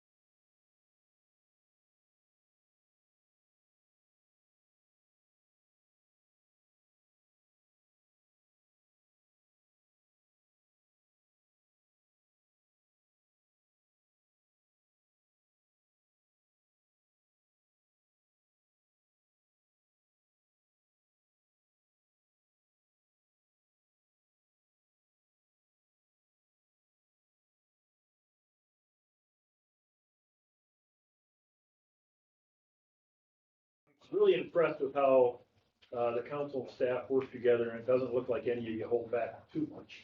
Some of you, I see biting your lip, but, I think we've made good progress getting to this point where we, with the goals. And Scott has worked with the department directors, with your 6 buckets. And I'm gonna come out right away, because Scott said, do what you want. We're not married, we don't have to be married to, I call them buckets, 6 categories. Yeah. But I think it's important to have 6 buckets. I think you're ahead of a lot of communities. Because how do you know if you're balanced moving forward? Because there's different services, as we talked about with the mission statement, vision statement, you know, there's different areas that you're providing services or maintenance to. Unless you break them down, how do you know that you're actually prioritizing equally? I don't mean everyone gets the same amount of money, but every area gets attention. And by dividing up into these buckets or whatever you call them, specific areas, I think that helps us as we're doing goals. So you want to start on this side, or wait, what are these in any order? They kind of go by the biggest budget department. Oh, so it starts with the city manager? Yeah. Let me make note of that. City manager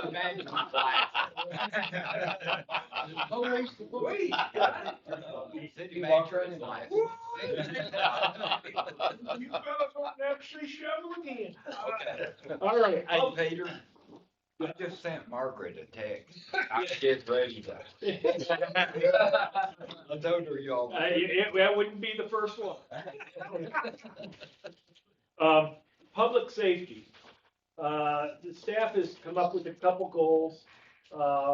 Fire, about communications, facilities, retirement benefits, and pay.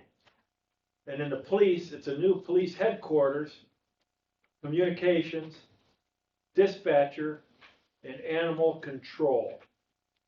Now, I don't know if we can get more specific, or if you folks know on these goals what they're about. Because police and fire both want a goal working on communications. Now, is that actually a physical communications dispatch or something like that, or is that we need to talk more? We need to be able to. Okay, so Yeah, you need. basically, several years ago, our county counterparts, we had kind of a handshake agreement on the direction we were going from analog to digital. Yep. And so we started an initial investment into DMR.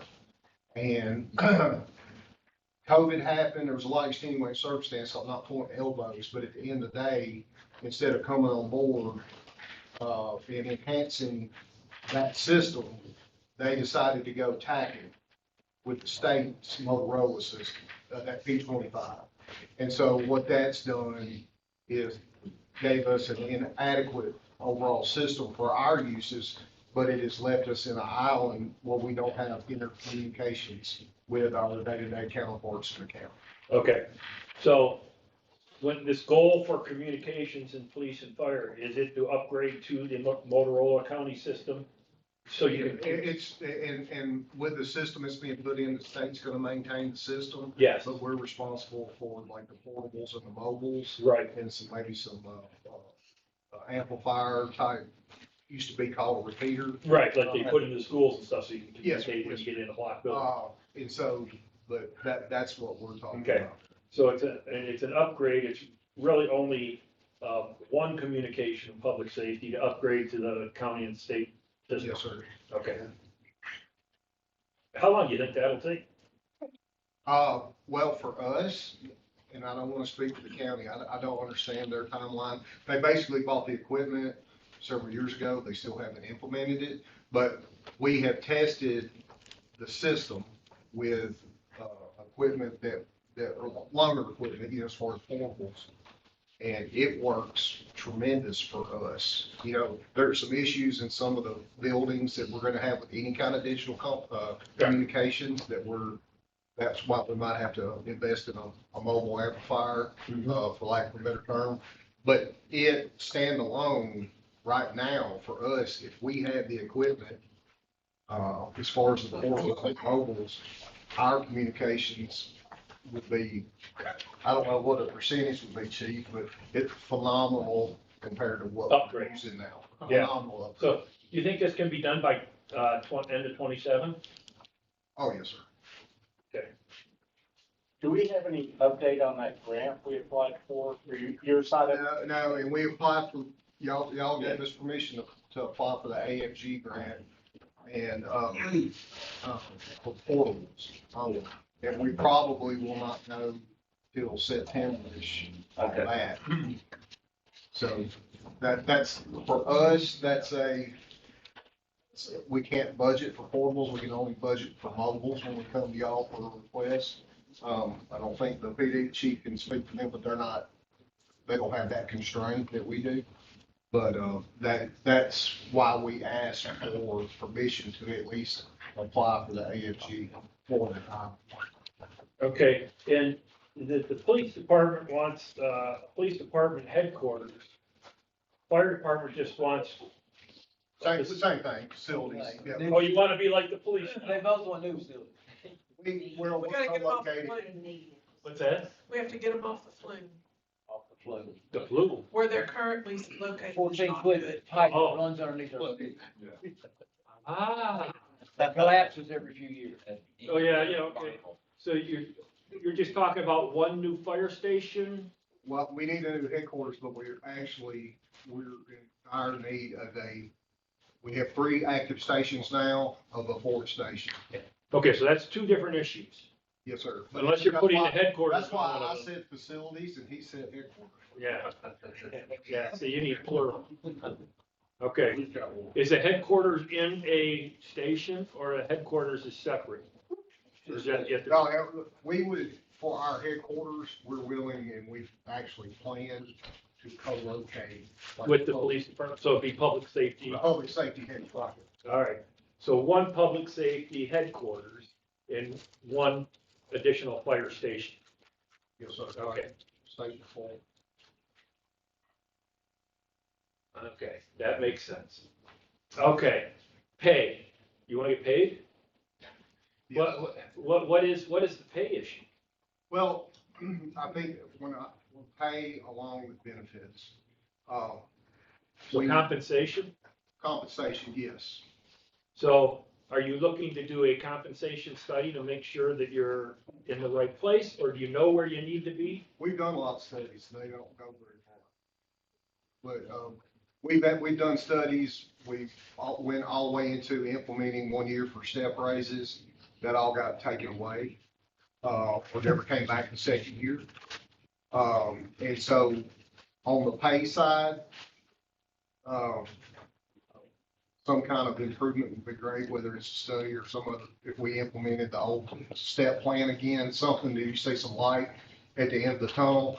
On the benefit side, and this is not just, hey, I want some, this is a retention issue. We're not getting the people that we used to that want to come into public service. But, we have a legacy, like a defined benefit that like myself and some of the older people are under. And then we have a 401k based only. And, we're really interested and have been pushing, I know staff as a whole has been pushing to get TCRS on the table. Because not only the earlier, speaking for public safety, the early retirement option, but also a cost of living, those things are very attractive. Where 401k, just to put it in perspective, we're not just competing with a 401k, we're not just competing to maintain or retain people with other agencies. The private sector comes in. So if we're given 7% right now, city is without any required match by the employee to the retirement. Well, if they can, work for me for 10 years and then they can go work in the public sector and make $10,000 more a year, but they're getting that same max and it's easy for, it's just. Right. Yeah. Whereas TCRS would at least help us. Yeah, the defined benefit is much better than the contribution, Yeah. but it's also a lot more expensive.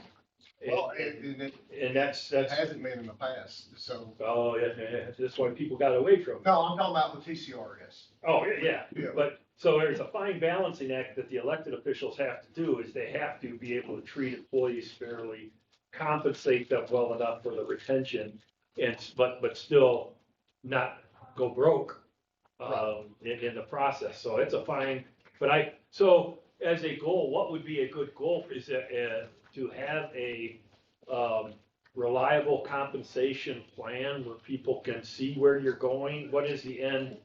Cause you just revisiting it year after year and saying, we need more, we need more, we need more, is really not a good strategy. A lot of people like stability and knowing where they're going.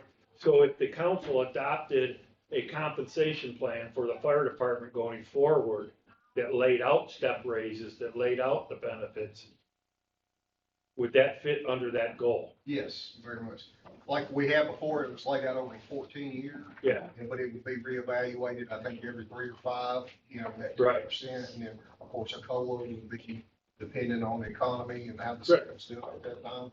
Yeah. But something like that would be. Right, so the city council members, does that make sense? Is the stability of a compensation plan? Is this just for police or for fire or is police also? Police too, yeah. Police do. So public safety compensation plan going forward? Because it is challenging for hiring nowadays. When I went into law enforcement, you had 400 people applying for every job that was open. Now, you're lucky to get a person for 400 open. So having a compensation plan laid out, it doesn't have to always be pie in the sky, but at least people know where they're at when they make a career out of it. Okay. Okay, police headquarters and communication. Dispatch, is that a position you're asking for, chief? Yes, we've got it in this year's budget. We've got 4 shifts, 2 dispatchers on each shift except 1 shift, 1 solo, myself. So is that already budgeted and gonna happen? Or is this in the 2000? It's gonna be in this year's budget. In this, okay, so, yes, you're gonna be asking for it this year? Yes. Yeah, okay. I got you. I just didn't want people voting on something that's already taken place, taking a vote away from something else. Animal control. We're looking to, create that as its own department, have its own department head instead of being under the police department. You like animals? Oh, I love animals.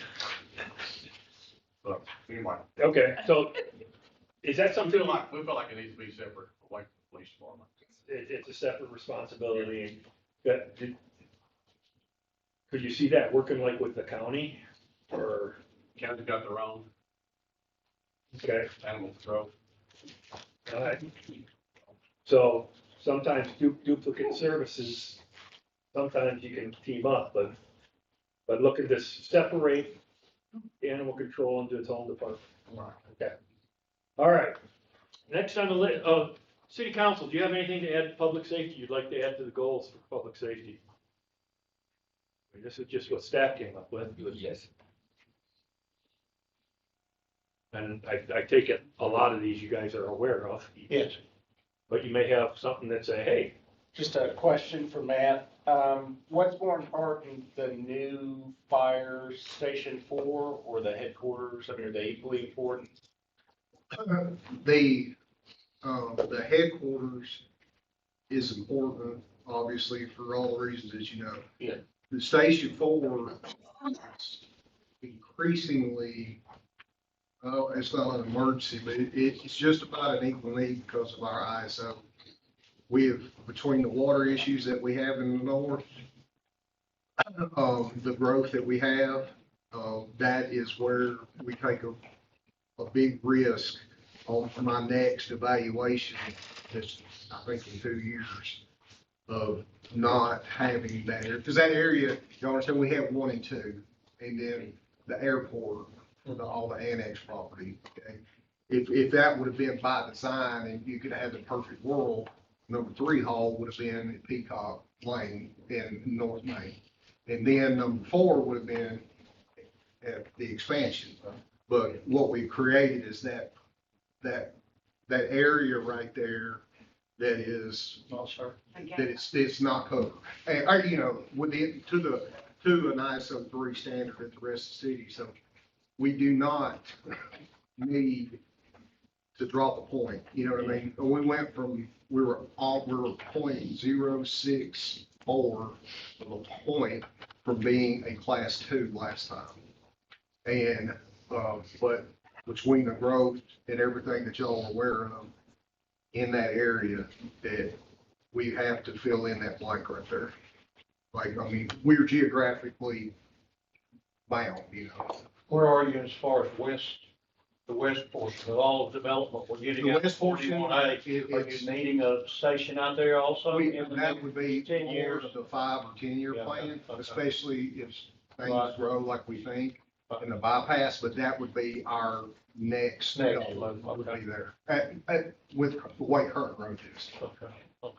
What about the police department? Have they looked at doing a substation anywhere? We had looked at on, putting something in, I think. Yeah, our station 4 that we do have a tentative design for would include an area that's accessible for at least an officer to be able to come in right now and do a report. And maybe if they ever added, like not a dispatcher, but a secretary or somewhere there. So it would have to be like a mini precinct.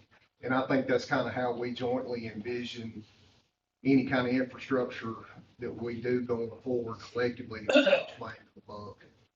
Did the county have any property right in behind Calsonic Way behind the new Aiken School? We had a lot there that we really were looking at. It's absolutely geographically perfect. Right. If the deal could still be made, I think we kind of, but that would be probably between us and the school board more than. Okay. Yeah, thank you. All right. All right, let's move on to, finance and administration. On the other wall, administration. You want to read, those off, Patrick? Can we? Yeah, implement 2025 strategic plan. This is a good start at that right now. Implement the facilities improvement plan. I just have the Riverview District ongoing. Please. Is that already in motion and already? Yes, phase 1 is in motion, but the vision is to complete it. So all the phase way 2? through to being an entertainment center. Okay, so those are complete phase 2 and 3. Yeah. Continue to strive for success in economic development. What, that's kind of vague. What are we talking about? We have a team that the mayor and city council authorized, and it's several key leaders that have a part in economic development, from building and codes, planning and zoning, fire, police, all of the above utilities. And we all come together to make sure when somebody comes knocking on our door, we roll out the big orange carpet, and we're ready to welcome them in and provide all their needs. So, okay, so how long does it take when a development comes in and they meet with you? How long does it take them to get through the process? It varies depending on the type of development. You know, wait, I'm trying to help you formulate a goal, because in economic development, you know, speed to market is crucial for some of these companies. And your folks, I think it's great that you got them together, because your folks know what hoops they have to jump through and how to get them there. And can you work backwards? And what, I mean, right now, does it take 18 months? Does it take, I mean, I know generally, because there might be a ready to serve lot. It'll be a lot easier to plug and play versus something that's complicated. Probably a safe guideline would be 9 to 18 months. So 9 to 18 months. Do you want to get that? You want to help Scott out there? Like, one of the things that we're really interested in doing and focused on doing is taking old or aging infrastructure, like Cooper Steel and some other people and helping it so it is an existing structure that doesn't have to have zoning changes. It doesn't have, you know, obviously that takes months off of it, but we had one person or one company that wanted to move here last year.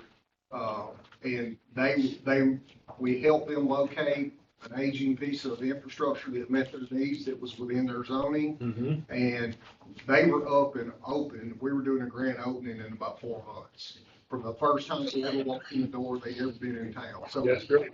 it doesn't, I think the zoning, in lieu of that, I mean, really, we'll move them through the process at the speed of light.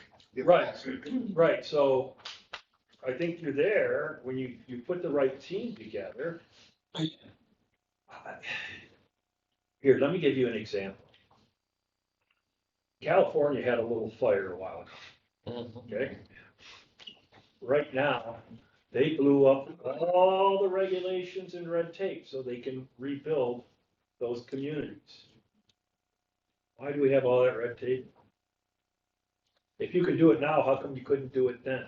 Another example is when COVID, when that disease came in and we made decisions to shut down different things, we also made decisions to say, okay, it's okay to do this now. You can eat on the sidewalk. You can, if it's okay to do it now, how come it wasn't okay to do it then? There's a lot of rules and regulations that we have on the books that we probably don't need. Yeah. And the other aspect of it, and it's a staff thing, is you're the experts. Can you get them through faster than 18 months? Because if a company's got to spend monies on engineers, on lawyers, on architects for 18 months and they're not in that building making widgets, that's just a drain. Yeah. But if you can tell them, we can get you in 3 months. It's really not that level. That's really not what the issue is. It's Right. really identifying properties in town that they can then go, it's not about the city's retail. process. Retail. It's more about trying to help businesses find land in town. The one he was talking about was an infill. We've got other people that we've been Okay. entertaining. Thank you. But the land, we don't control the land, that's somebody else's. And so they're designing and doing whatever with private landowners. So what you're trying to do is create a, that's a good word. You're trying to create a system where people can say, I want to open up this type of store, and you say, we've got 3 lots that fit. There you go. That's right. There you 3 go. buildings or whatever. Yes, all right, so you're building, Yeah. a what? We're the catalyst. Yeah, so you're building a bank that, of a land bank, basically, Yes, of it's a knowledge. database of information. Yeah, so the goal would be to, to finalize the land bank of information or? Well, it's what? more than a land bank. The city's also has retail strategies in which they're also identifying the types of businesses that we want to bring to town and actually coming out there and saying, hey, come look at us. Okay. So it's 2 parts. Yeah, so what is the goal that's up there right now, Patrick? It just says, continuing to strive for success in economic development. And then, one of the reasons we wanted this on the plan is, I believe the councilwoman addressed it earlier. Right now, all development is driven towards the north. And so we are trying to make it more appealing to go down the Madison corridor. And if we can come across the right developer, I mean, we've got properties overlooking the river going down South Canyon that could be, but we've got to find the right person that's going to invest and make things happen. So do you have this strategy right now already in place, or is the goal to set up the strategy with the resources? It's got to evolve. We need more. Okay. More time. So it's complete, the development of the economic development strategy? What is that? I'm trying to get to complete it, yes, sir. Okay, because you have something in progress and you're working on something, but you need to finalize some things. You need to know what you need to know, and you don't have that. Yes. Well, it's in flux too. Yeah, well, yeah.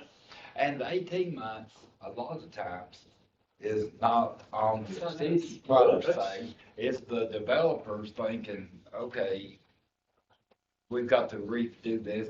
Yep. Not by our demands, but because Yeah, of corporate. it's their decision making. Hampton Inn, the prime. Traffic studies, state comes involved in all those kind of things. You know that. Yeah, but if you had, now some of those things you could take out of the state's hands is because you do the traffic study, and you have a traffic study for that area already that you can plug and play as an economic development incentive for highway, whatever, this road, you have that data on file.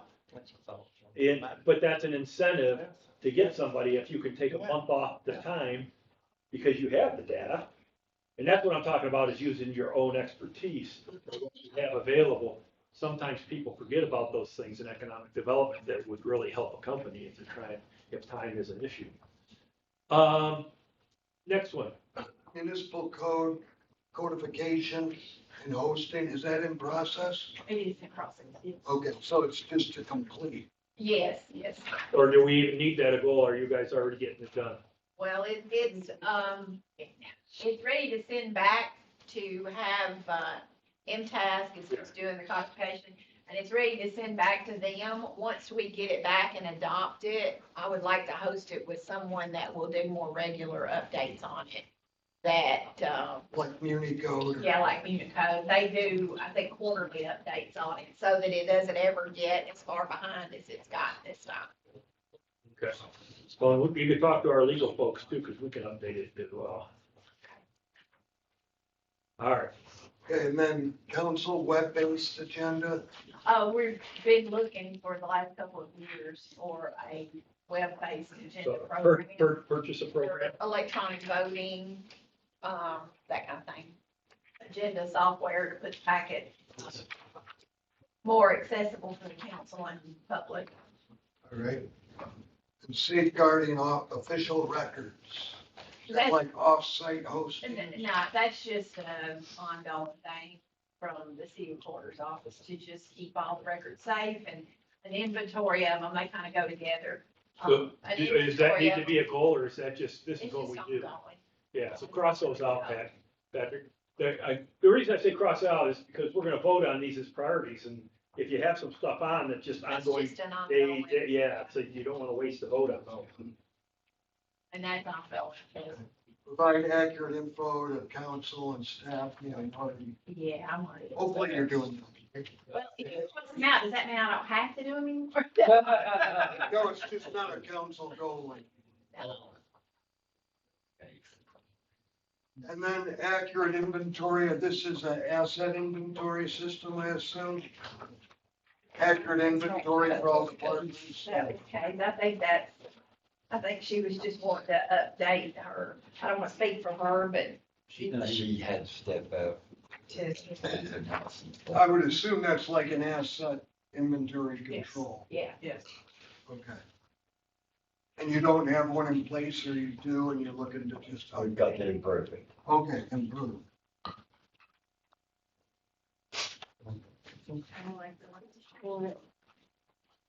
Favorable audits, everyone likes those. I think that's a continuation. She gets favorable ones and the excellent customer service. So. Yeah. All right. And yeah, we have some more goals for administration. That would be mine. That would be to complete the automation of how do we say it? Paid with the, Executing system. What do you mean, how to say? I mean, it has to do with IT to get it all. I mean, everybody- we've got the infrastructure involved, so they can talk back to the local governments, so Yeah, they just need to have account set up, training, and potential equipment like card readers and stuff. yeah. So it's just to complete the automation of the remote purchasing, you might say, from that department. And this is a new position, facility Managers. manager, is that in the budget? No, sir, and that may be a request to the mayor and city council this go round, because from everything from cleaning to plumbing repair, you name it. I mean, all these buildings are buildings sixties and seventies. Do you have a date on when you'd like this position in place? I could start advertising in 201. For 26.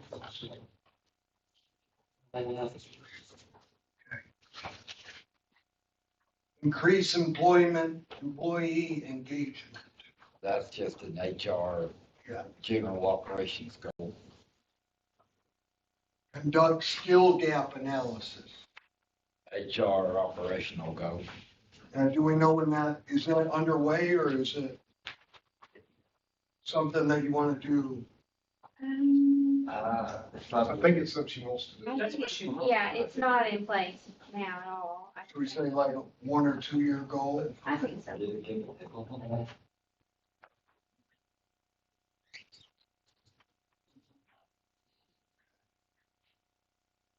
Update HR policies, you know, we work on that here. Yes, personnel policies, we definitely need to. jump All on right, that. well, I'll get John, your guy, in touch with you. We can make sure we get those updated. Sound great? Yeah, we'll cross that off your list. Good.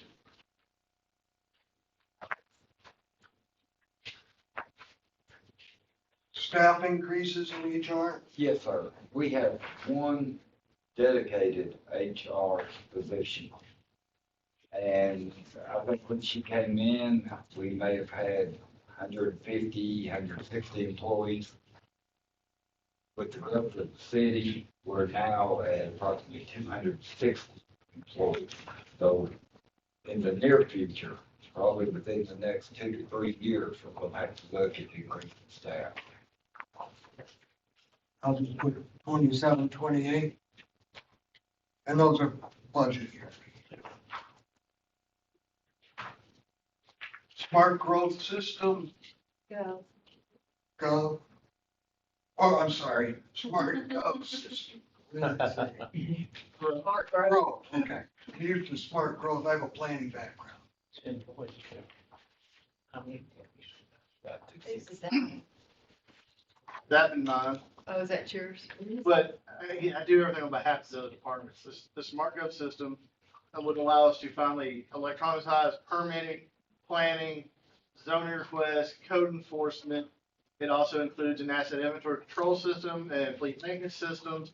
It would let us finally get, a centralized electronic platform for a slew of operations within the city and give the citizens the opportunity to do things online instead of always only having to be able to come into a building to do it. And do you have that moving in the forward yet? We have numbers that we'll put before council for budgetary purposes. So you want that by in the next fiscal year? That would be great. I assume GIS technology is the same. Well, we need the GIS tech before we have anything else, because all Oh, these, so this is a position, not a, yeah, that's a staff. okay. In 26? Yes, because we need to get him running and get the GIS built up so that SmartGov and other programs like it have something to use, because that's core to their function. Him, do you already have a person in mind, or No. could it be a her? Him, I'm just saying. Okay, and then you have staffing agencies as a general. That's always an issue, right? Every community. Again, several of our departments, HR, one person department, purchasing, one person department, IT, one person department.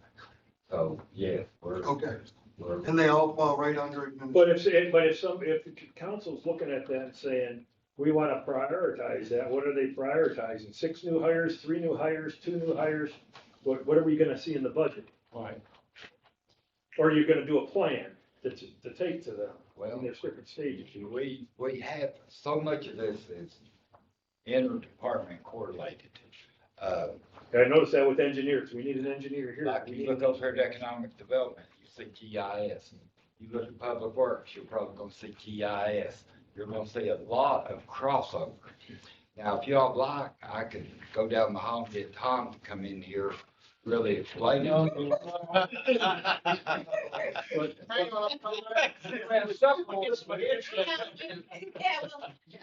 them up and down, all of them side to side.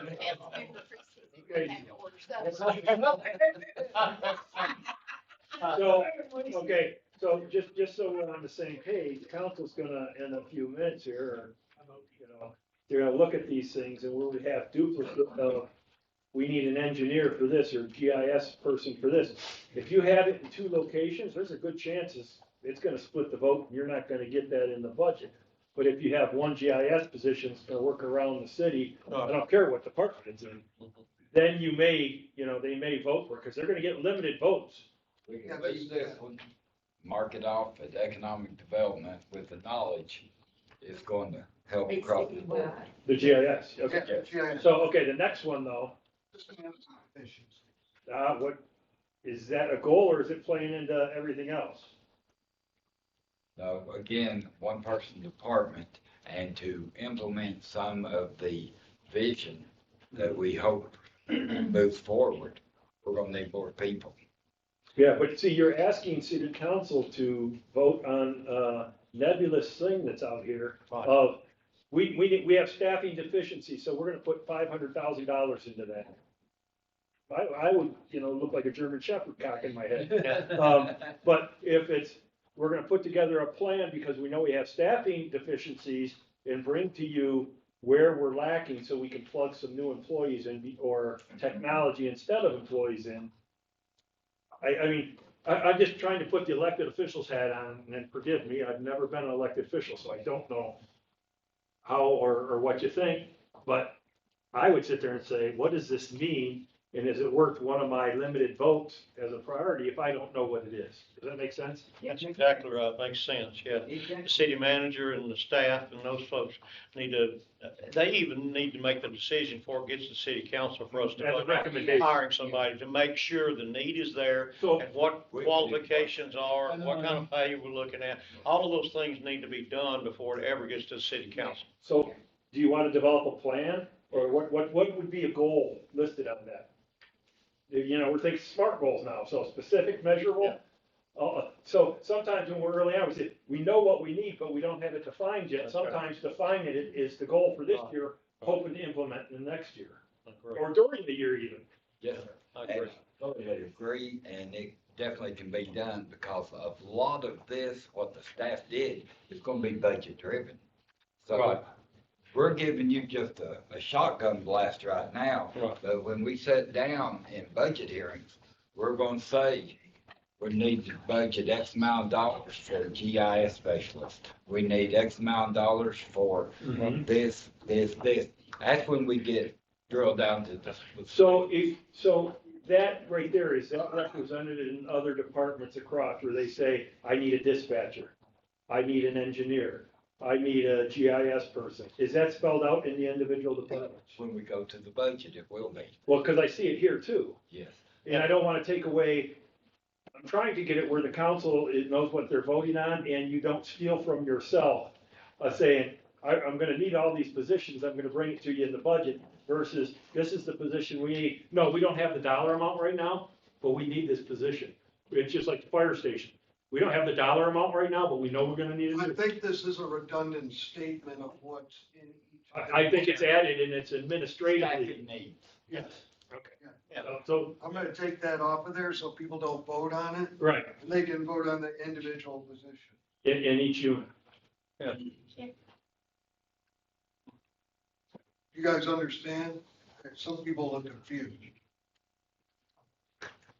Is there something we're missing? No, I think the mayor hit the nail on the head when he said this, so much of this talk needs to, some needs to be eliminated, some never needs to come before the council. And I think everything needs to be more justified before it comes to the council Well, at budget time, because I can't, and it's not, and I'm taking just an example. If there are things needed in the IT department, I'm not seeing exactly what's going on that this city is really in lack of when it comes to IT. I mean, we're a smaller community, but we've got a mission here, and we have to stick by it without going beyond our means to look like Franklin or to do whatever. If we can do the cup and string, I think I use that, and you may not like that, but if we can use the cup and string, because we have more crucial things, they're in the corner back there, to take care of. Well, and that's where part of this process hopefully pays off. Because doing this way and getting council to say, all right, you're calling for something for a GIS. I don't even know what GIS stands for.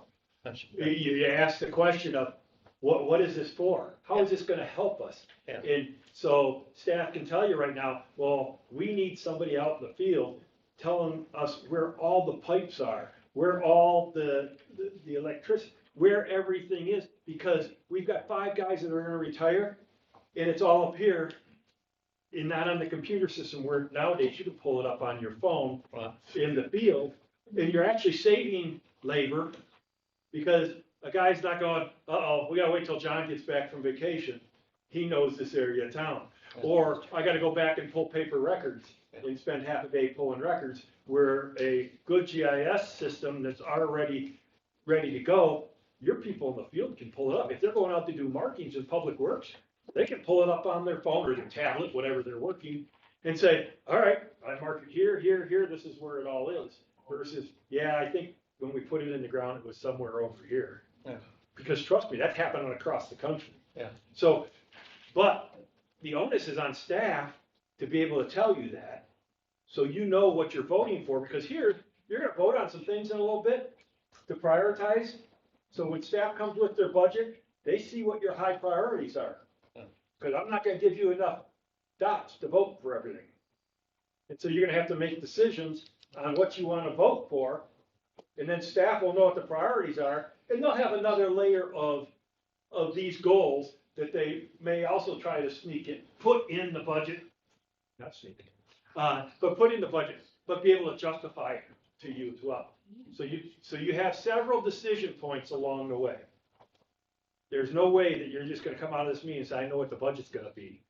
You're giving staff direction of, all right, this goal by 2028, this goal by 2027, this is a position in this year's budget.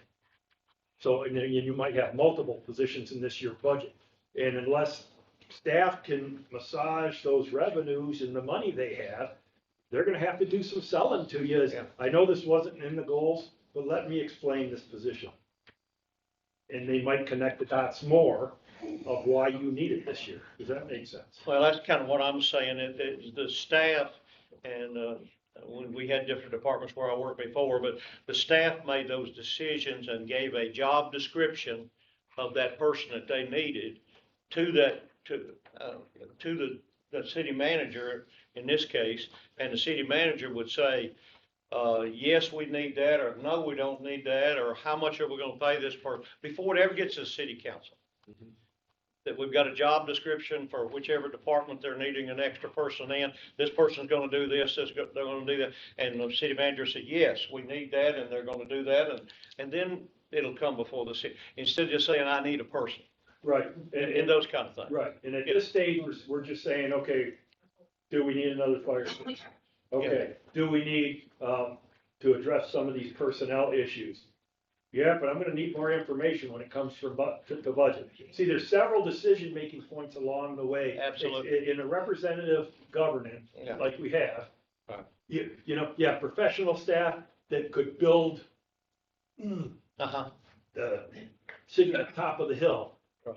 That costs a lot of money to get everything you want, and nobody's got that kind of money. So there's several pushes and pulls, and right now they're saying, we need a position here, and that's why, if it seems like I'm pushing back on all these positions, is I want the council to know what these positions are for, so you have in your mind, you only have 7 votes to prioritize moving forward. What am I gonna push a dot next to? Something I have no idea about? Right. Or something that, it creates efficiencies. I have an engineer that's gonna work in 3 departments. Right. I'm gonna build a new building, but it's gonna service both police and fire. That's right. You see that collaboration going where you're actually saving money, because before, the red and the blue never mix. Don't cross the streams, you know? You can't do that. But now you're looking at collaboration that's gonna save money. Yes. So. I think we beat that goal to death. Okay. Yeah, and the Sorry, I get on my soapbox.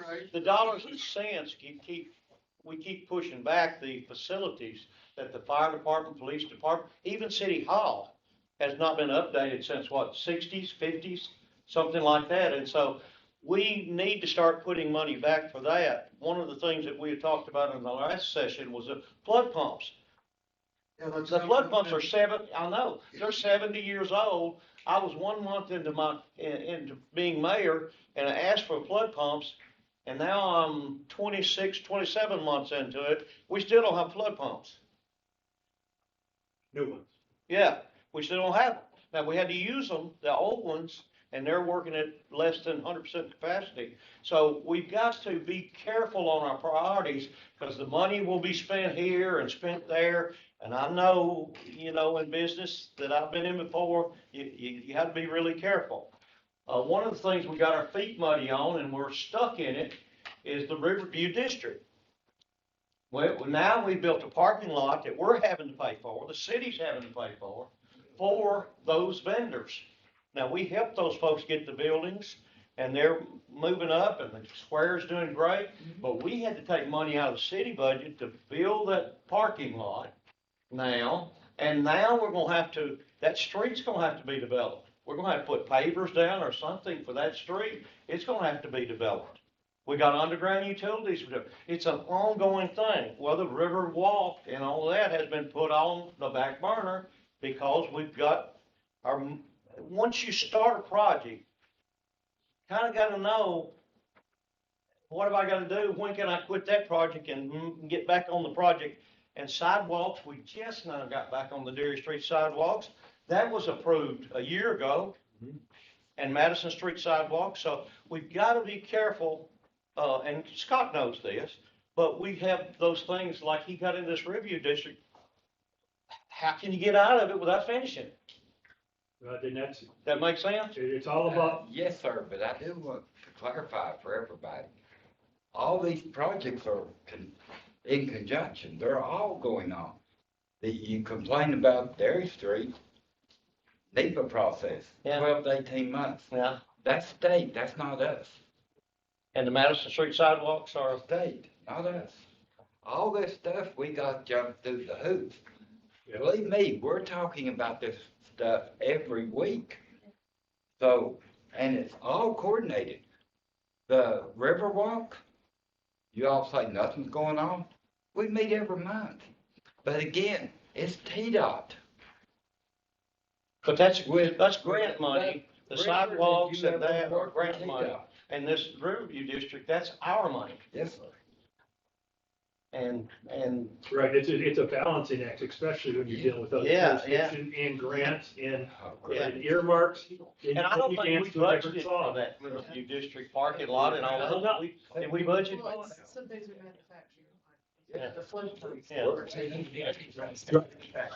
try to buy a fire truck. We've got so much to do. I just want to make sure that priorities, when we set them up, we finish up with. Okay, we should probably stay on track here. Yep, let's get into the public works Go now. ahead. I heard something about, Yeah, retrofit, repair, flood pump structure by 26. They are manufactured, they're almost done with the manufacturing process of the units. But now the infrastructure that is existing has to be retrofitted for those pumps. That's what he laid out earlier in the plan, that's supposed to start happening this fall. is that already paid for? It's, we have ARP funds that were set aside from the ARP. Okay, code money. so this is already. It's funded. It's funded and ongoing. Cross it off so nobody gets confused and think they gotta spend the money or votes on it. That's happening. No This is going forward, just wait. Council approved. Okay, here's another position here. Hire engineer to work with all departments. What was it? Hire an engineer to work with all departments. There's another one over here that says something very similar. Where's that engineer gonna be housed? We've not placed it out yet, but it's probably gonna be here, and we're probably talking anywhere from 90 to 105. So is that Public Works? Where's it? Public Works, planning. Yeah, but where is the position gonna be housed? It's gonna walk. Here, planning. In planning, so that can be crossed off the Public Works one. And, cause it's over here on the planning side too, I think. It is. See, we don't wanna confuse people. We know we're gonna maximize it by using the local. Yep. All right. Public Works facilities including fleet, what does that mean? Update? Late night. Is this a facility though, or is this a? It's says buildings. Building and fleet.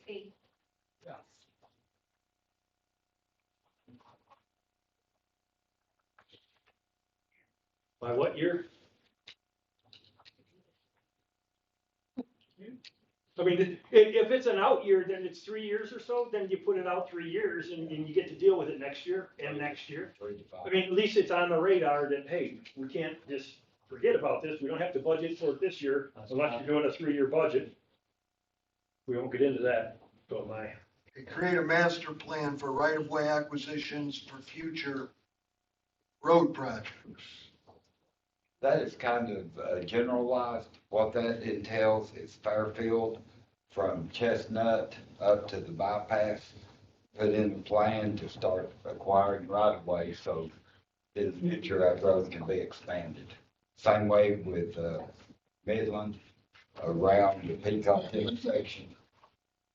And all this is in the notebook that you can review. So is this for 2 projects or 2 projects? Actually 3 for right of way. Okay, 3. So 3 projects. You're gonna put this in for 3 projects.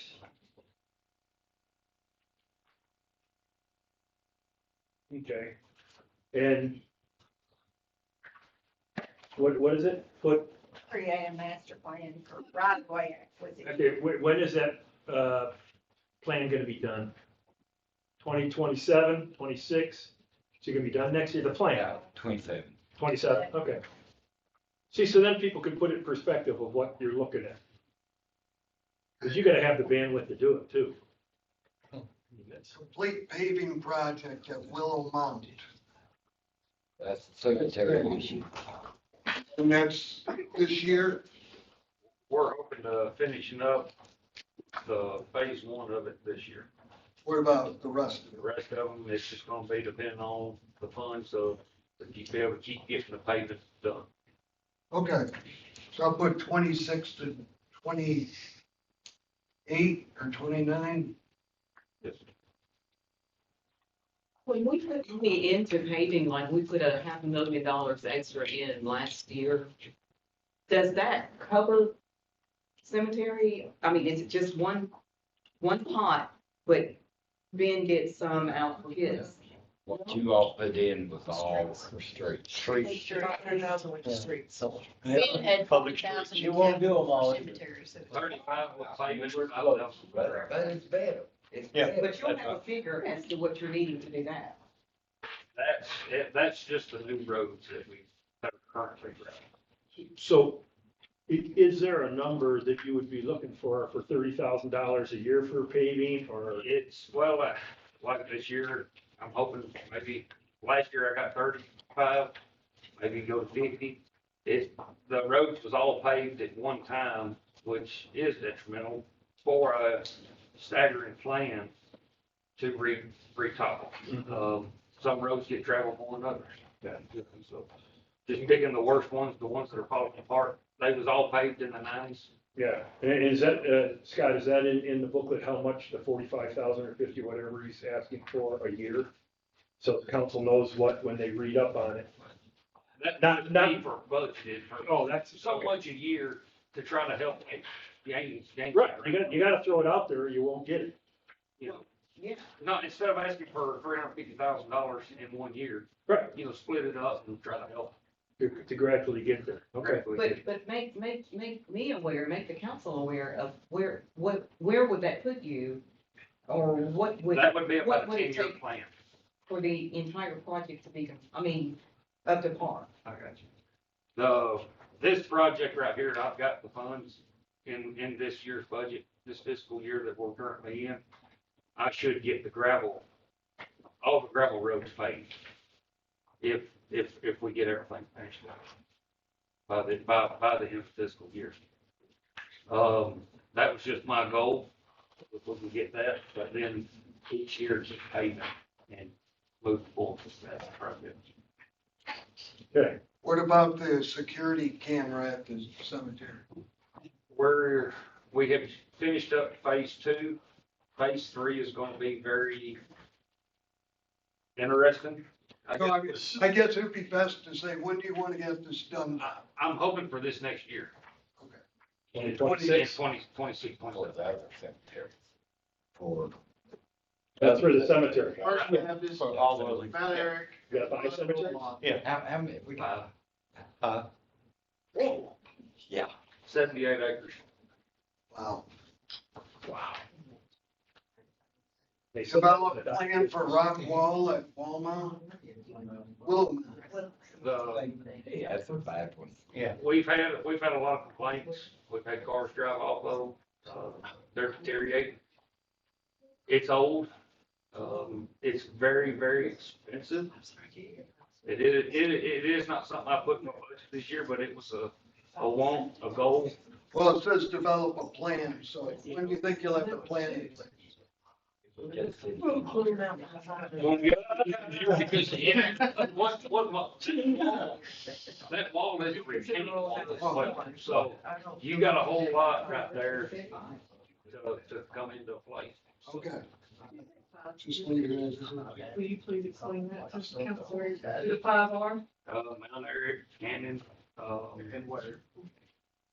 And Audubon, and then, Jennings Lane, we have one. First Baptist, Coach Blessings.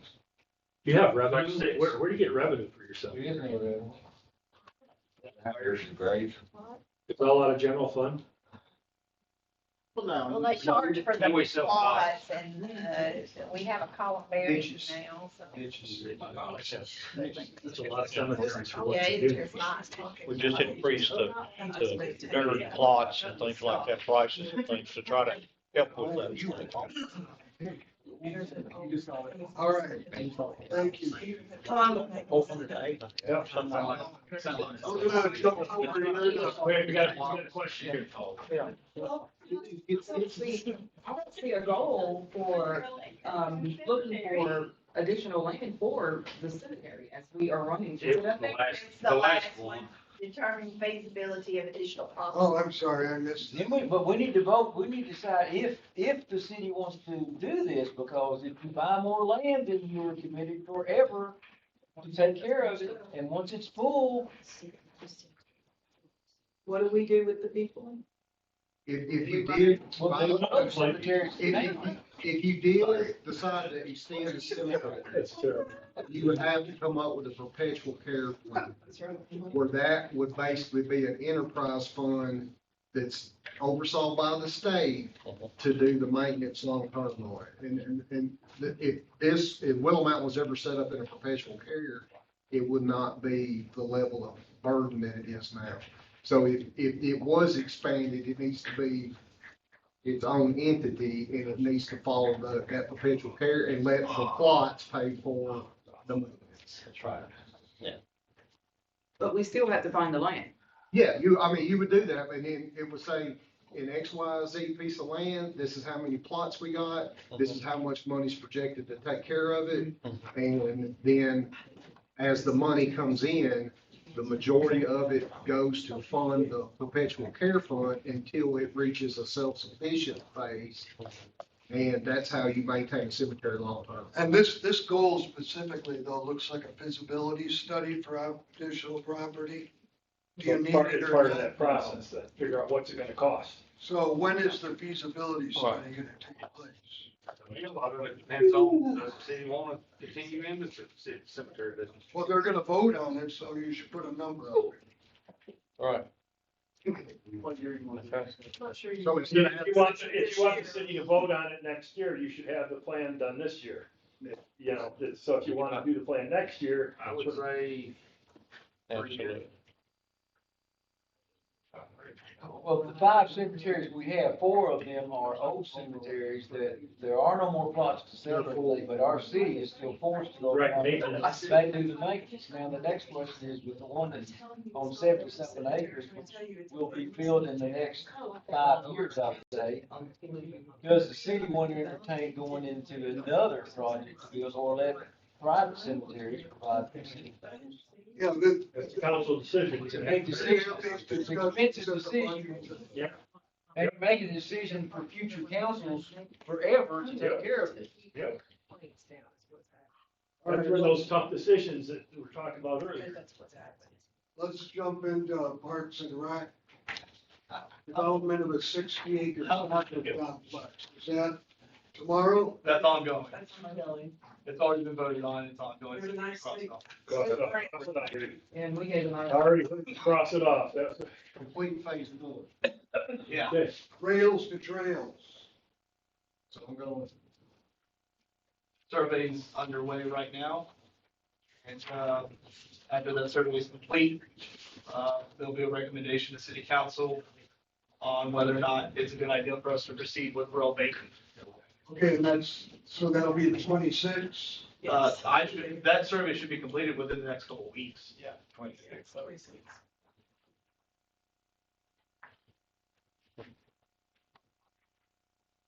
H.U. Griffin, your name? H.D. Griffin Trails expansion. Yeah, I want to do that after the phase one of the soccer complex. I can't build anything on that land right now during the grant process that's underway. So that LPRF grant is covering that 60 acres over there. There's going to be a lot of land left over that we can continue to expand our existing trail system onto that new property. But again, it had the phase one of the soccer complex has to be completed first before I can even. So just like a 5-year. Yes, that's going to be, that's a I would say 28 to 30.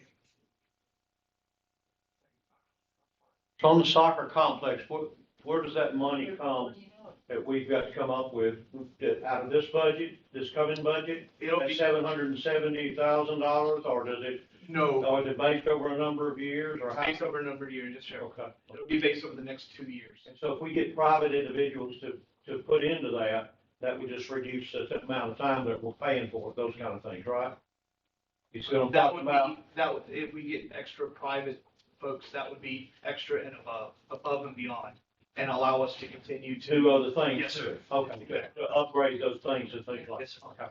Okay. Have we had some private folks yet, though? Ground movement for. Okay, good, good. Okay, thank you, Trevor.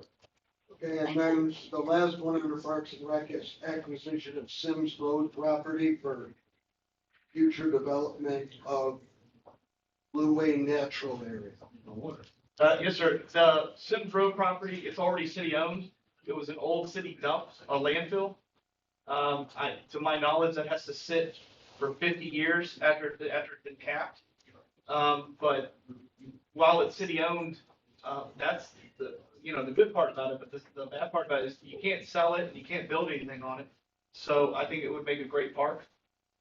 That's in the west part of town, and it's currently in a Sims Road is on the. When was it closed down?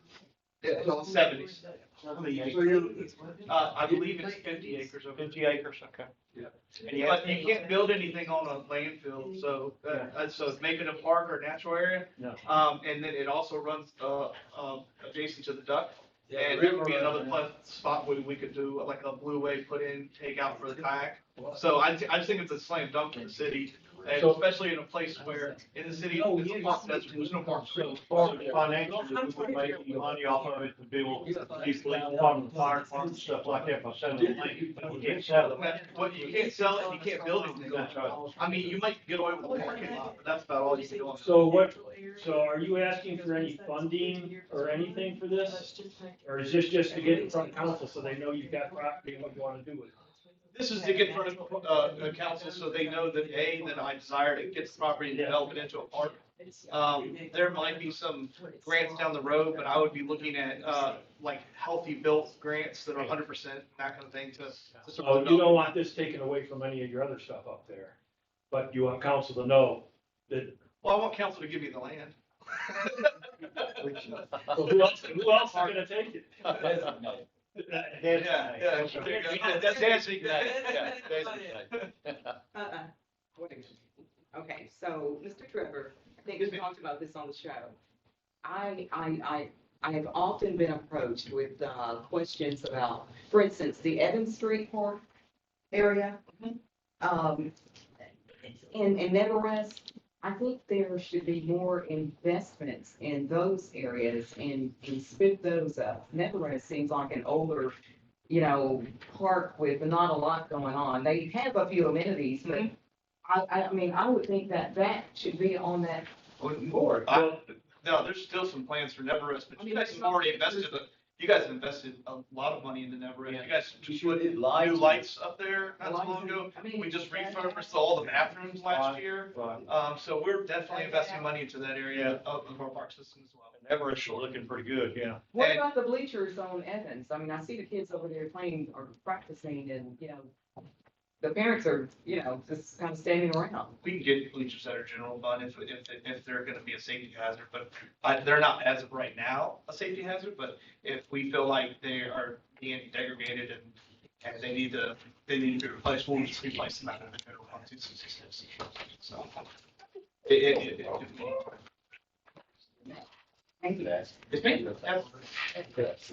Okay, economic development, we have, hired city engineer to work with all the departments, so. Yeah, we have it here, we took it off over there. Right. Okay, and when's this position looking to be hired? We'd like to propose it in this year's budget. Okay.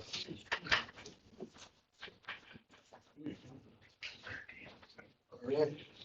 And GIS specialists. This is. We've already got that over here. We crossed that off over here. Well, we left it over here, so cross it off here. Right. Okay, develop a land use, I think, assume that's land use plan. Yeah, it's an element of the list. Land use element. I think that's a land use plan. That is part of the ongoing conversations coming from the planning commission and members of council to do the land use, the zoning, instead of 5-foot side setback. Yes, yeah. Subregs, yes, subdivision regulation. For your comprehensive plan. Yes. Right. Yes, that and the transportation elements all kind of tie in together. So that's one goal, the land use and transportation. Yes, which ties into. Yeah, it's a comprehensive plan. Yeah, it is a comp plan. It's the overlay for the. Okay, so that's one item. I don't know if you circle that, but that's, both those things go together. Yeah. Okay.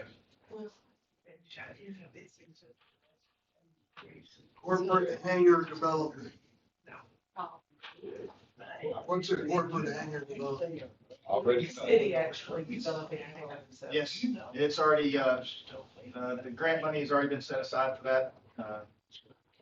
We would like to continue that process after the grant for this particular, so that's why it shows development, so there's more than just one. But, So is that like a 2-year plan or? the hangar will be completed, should be completed within the 2-year process. It should be 18 months. Okay. But you don't need any money or anything. Not for this first one. Okay. But we'll continue to ask for, develop and plan for it. As a matter of fact, I already got a grant for the next one. For a site plan for the next one. Are we talking 27? What are we talking here? What year are we gonna do the second one? Probably, 27, 28 is what I would like to. Okay. That just gives everyone an idea of, okay, if I'm not gonna vote for it here, it's still out here, and you know it's coming. Yes. Have this conversation. Yep, so you're prepping the pump. And it's just trying to figure out. what- Taxiway improvements, that's the airport. Yes, that is another one that we received a grant for that, and, we'll see what else bid with that in the next 60 to 90 days. Oh, okay, so it's already funded. Yes. What it is, the teachers know. I can't read this. Something for tourism opportunities. Is that a helipad? What is it? Helipad. Oh, helipad. Oh, Helipad, does that launch drones? no, actually, it's for an actual helipad itself. Oh, We have, just at the last airport authority meeting, had a gentleman, wanting to do a tourism operations. And so we're hoping that he finds it's something worthwhile, and something we can do. Right now, he's doing analysis, so we want to support him as much as possible. Is that a couple of year plan? It's a year plan. And then declare additional property for airport. That will always, as you can see, Mr. Fieldhouse there, that will always be on the airport's plan. We're always looking for, with not only noise abatement, but future development. Okay, so that's sort of on an as available basis. Yes, yes. 5 years? Well, Put down the radar. Well, hopefully council can understand, staff is envisioning forward, which is good. And they're throwing ideas out there where, you know, they have to plant the seed. So you're not broadsided 1 year, it's like, why are we buying land for this? Why are we building a helipad? What, I never heard of this, what is GIS, you know? So you're not surprised by it. They're putting things out there that may have been crossed off, but they wanted you to know where it's at. You've already voted for it. It's not done yet, but it's getting completed. Or things that are out there 5 years that they're gonna be back, they're gonna want money or approval of, designation, whatever, of these things. That makes sense. Our municipal airport is the best thing the city of Shelbyville has going, period, good. Or the. I thought it was a Tennessee. Self-sufficient in the fall. All right. No tax dollars are paying it. Amen. All right, city council, are there any things you'd like to add to what staff is up there in any of these departments? Or are you satisfied they're spending enough of your money? And some of it is day-to-day communications too. If you're like, you brought up a park issue is, hey, where are we at in this park?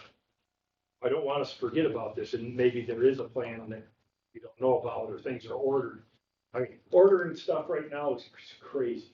You order a fire truck, Right. you could be 5 years out. Yeah. It So, will be 5 years. yeah, there are things that are gonna take more time than we ever thought it would be to order stuff. fire truck's hard, try to get the plug on. Yeah, get the plug on. We had, Henry, you had your hand up? I had written down some things earlier that were outside the departments, just for the council goals. One of them that we're in the process since the 11th hour now completing is the sales tax issue. But ongoing, we have other tax issues that we need to resolve with the county.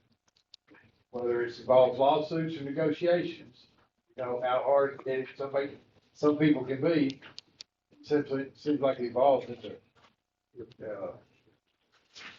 lawsuits. But there ought to be some goal of educating the public so that we're not always the bad guy like we have become in this lawsuit thing of where our tax dollars are going. You talked about animal control earlier. I just jumped in on that. County has an excellent animal control program. They have a lot more trucks and a lot more employees than we do. They don't answer any calls inside the city. But half their budget, based on our population and our tax base, is funded that for the city. The city has its own. The minute you talk about joining forces, well, we will, as long as the city will keep paying their portion toward it, so. Right, you're already double dipped, so you're feeling pain, Right. but sometimes we cut off the nose to spite our face. Chief, how much are you spending on animal control right now in the police department? 100 grand, 200 grand? 360,000. How much more? 360? I think it's 360. Okay, 360. Well, It just so happens the county's budget is exactly that too. but, okay, so you're paying 360 a year now, that's not going down, that's gonna continue to graduate up. Would it be beneficial to pay 200 grand to the county for them to cover the city as well. You're still getting double dipped, Sure. you're getting bent over the barrel, but that's county life, city life. And you'd be saving $160,000 every year. So that's when you get innovative, saying, you know what? It's gonna hurt me to pay the county to do something that they should be doing, because we pay county taxes. Right. But we're actually gonna save us money long term. They're different. I agree with that. Yeah. But those are things we're spinning around as a council and staff is saying, let's just pay the county X amount, and I'm just making up numbers here, don't, I have no idea. But if you can save $160,000 a year, you know, pretty soon, that adds up to real money. And you don't have the headaches, and the personnel, and the retirement, and, you know, you get all these things out of Maybe they it. can take the roosters. Yeah. Yeah, county, if they get involved, maybe, you know, somehow they. Somebody else, can we lose roosters? That loves roosters, they can take the roosters, say, we're solving this problem, Ginger. But I was just using that as an example. There are many others. And you can spend much more expensive than animal control. The fire departments, the garbage. That is in the millions of dollars that the city taxpayer is having to fund, that we need to educate our community on exactly what we are funding. The economic thing that Josh and some of us were in yesterday, we were talking about, we are the city of 25,000 people roughly. Our daytime population, as we all agree, is about 50,000. The city of Shelbyville is having to fund that through our taxpayer dollars on an ongoing every day for those people coming in, our fire protection, our police protection, and we pay 100% for parks and recreation. Right. We let anybody and everybody come to our parks and recreation. You don't charge it out of the city cost? No. And those kind of things. Those memberships. We charge memberships to all of our But folks. the city just keeps paying and paying and paying, whereas the county has a population of 5,000 people countywide, which 25,000 of them are roughly in the city, but they're only giving services to 30,000 that are outside the city. Right. So they're the opposite of us. When they're able to collect money to serve these people out here, and it makes them look like, oh, well, we've got all this extra, we can do things. They just bought, what is it, $845,000 fire truck? Yeah. $845,000 fire truck. David, I think it's going to Unionville. With a volunteer department. So, volunteer, anyway. Yeah, so The citizens of Shelbyville paid half the price of that. So what I hear you say is a whole workshop in itself. Right. Of how do we reimagine government? How do we reimagine, deliver this top quality service? Where are the duplications? What do we want to be involved with? What would we give up? When you say that you're 25,000, but 50,000 people work here or come here. Now, is that counting people that leave, that live here and leave, or what's that? That's our daytime Your population. day, okay. So when they come to work here, do they stop at gas stations here? Do they buy groceries from here? Do they buy? So it's not a zero net loss, because you're getting the sales tax, and hopefully businesses are capturing some of that to come back to you. But I get what you're saying, because you're always double dipping. If you're living in a city, you're paying more for higher services, and because you're paying for the county and you're paying for the city. Now, what you can do is you can charge out of city residents a different fee than you charge your residents. You can, in your recreation programs, and let's just say if you're charging $100 to join your basketball league or your softball league for residents, you can charge $125 for your out fee. Now, if it's that same ratio of you've got the same population coming from the outside as you have inside, you doubled your money in recreation as far as revenue. So there's a lot of ways to reimagine what you're doing. But the hard part is knowing what you want to get rid of. You want to get rid of animal control. That's an easy one. Yeah. Okay, what's it worth, for it to save a couple $100,000 maybe? Hey, no, when you negotiate, you don't give them the first number that you're willing to pay right off the bat. You start negotiating lower than that and get up to what's reasonable for you. But the same thing with other services, if garbage services, if whatever. But it's state law dictates fire service and garbage service. If a municipality is already providing those services and the county wants to get in that business, they have to recreate fire districts outside the municipality and they tax those districts for those services. Bedford County does not do that. They tax us, and everybody's the same.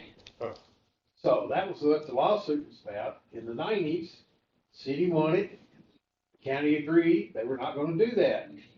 Well, they didn't do it for a few years and now they're right back doing it again. So everybody talks about the city taking a black eye for having to sue the county, but literally it takes that because it's not, they're gonna be forced to raise taxes for people outside the city. The city people will get a tax cut big time if we're successful in doing this, or at least the city will have more revenue to do some of these things that we need and everybody wants, that the county can participate in too. And as the county raises taxes, they're gonna raise taxes on property owners in the city too. Correct. Yeah. But you see, everybody's paying the same buck instead of the city taxpayer paying 75 cents of everybody. So, but that's a complicated issue for most people, the average person to understand. Well, so like I said, I think that is a very, for me, it's a fun topic. It's a very interesting topic, but you also have to be willing to invest your time in investigating not only how it exists and how you got there, but what are creative ideas? What am I willing to get rid of? What are we willing to take on? And I think that's a great, but like I say, I think that's a whole workshop in itself. Because there's some legalities to it, Oh, yeah, animal control, they're not gonna enforce our laws, they will only enforce state laws. Right. So the things that we have as municipality, like the roosters, that would go away. County will not enforce our law. Right. That's not, they don't have the jurisdiction. We can dump our roosters at the county. Those all So go those into things the would city. go away, so they would just be doing general state law, looking at bars and that kind of stuff, that's all the same. You just have to decide, is You that gave up worthy your- of doing that or not? Yes. There's all kinds of things involved. On the headquarters, are we bundling the headquarters for PD and? Yes, that's. Together, because they're listed as two separate. Yeah. Public safety headquarters, yeah, one should be crossed off. Yeah, they're gonna do them together, like So both, one one gets the other, It's- one gets the other. It's just right here, it's not, What happened? Okay. Okay, Oh, that's open, it's not up. this We know one. we need Or new that, police, yeah. we need new fire. I have you. yeah, it's just, one headquarters. Yeah. All right, you have 7 dots in 644 goals. Wow. So, spend your dot wisely. Now, if you are really now, here's what I'm gonna tell you, is it would be wise to put a dot in every bucket. So you have your public safety, your parks and rec, economic development, administration, and public works, but that only gives you 1 extra dot. Why I say that is because you're looking at the totality of what's gonna come before you in a budget. And so you want to be balanced. I'm not going to say you have to do that, but I think you should spend maybe 5 dots in 5 of the things and then reemphasize. Now you're going to say, well, what happens to all the rest of these goals? Well, at the end of this, Patrick's going to type up a nice little report for you, and you're still going to have the goals that are listed there. And there might be only a goal with 1 vote for it. Staff's going to know that. Staff's going to work. And when they present the budget to you, it'll be there if they're still asking for that when it comes budget time. But this is just a process to help. Now, if you are conflicted on what to vote for, look at your mission statement, look at your vision statement, and look at your values. Because when you come to that fork in the road, Take it. take it. No, you should, that will help you make the decision. All right, everyone understand the object here? Yeah. Sorry.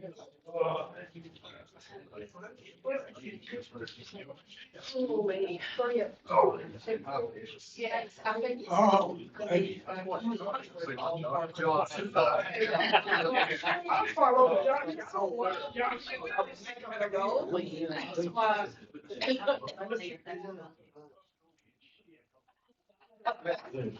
Bobby's mom had 6 acres of no good. I'm not this.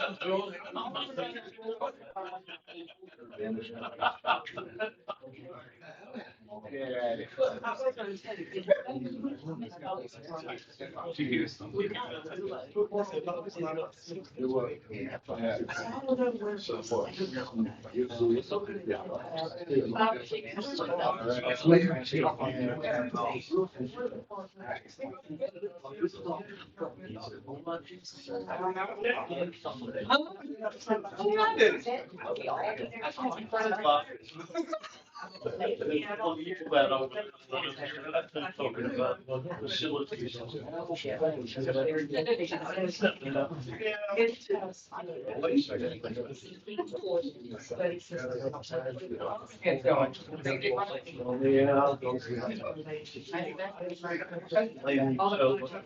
I do believe you're right. Just a little out of it, just out of it.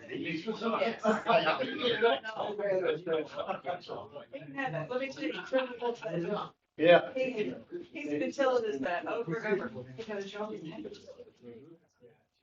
We'll get a cheerleading squad set. Get Trevor The dog. Get Trevor the dog. Don't think so. Well,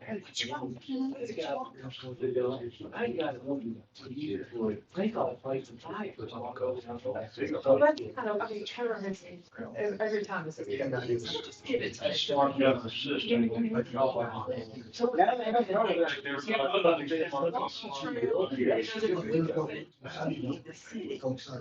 Y'all don't have any. So that's his, that's his.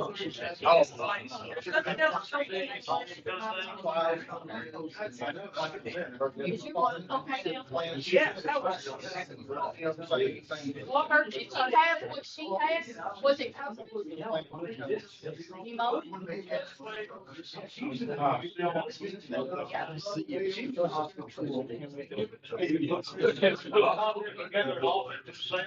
She's like,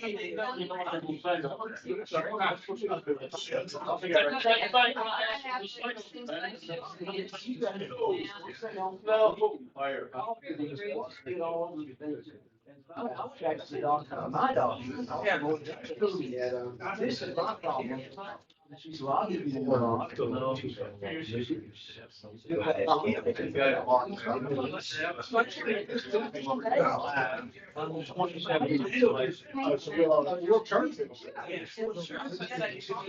Well, we didn't budget. Oh, but I had one collapse on it.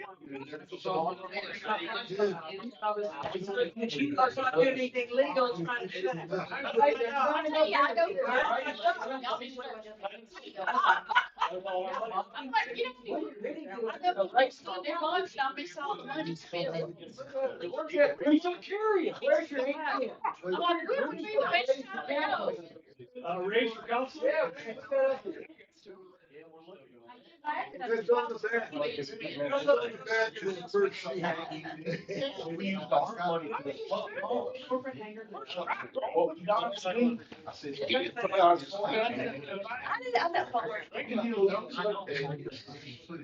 You see the stripes when he did it.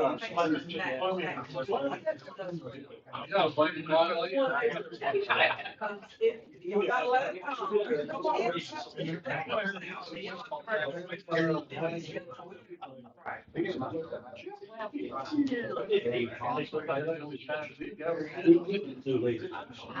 Listen, she got is incredibly important. And she has all kinds of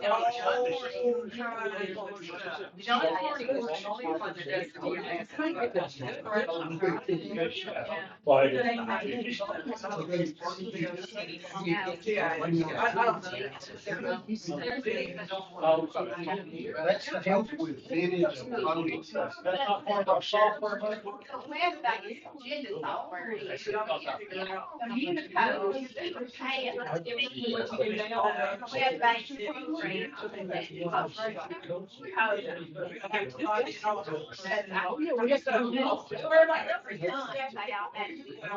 Well, that's.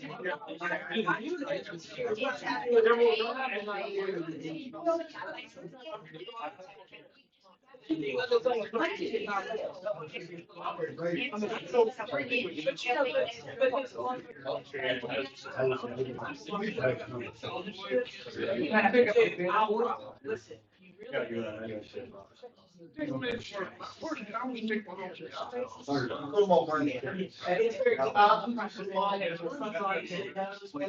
We have full time.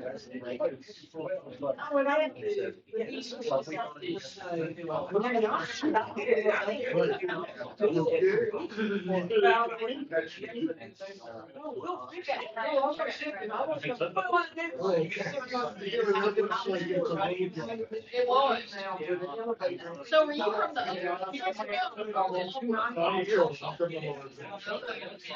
My doctor was from the upper Development program. She moved back to Minnesota.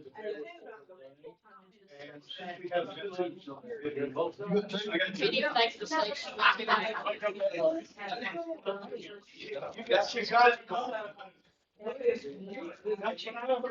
Communication.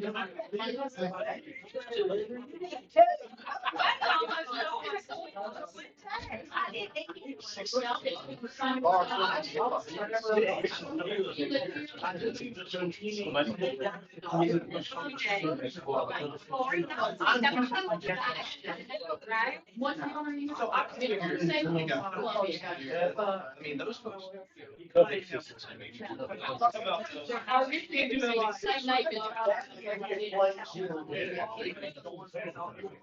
I understand.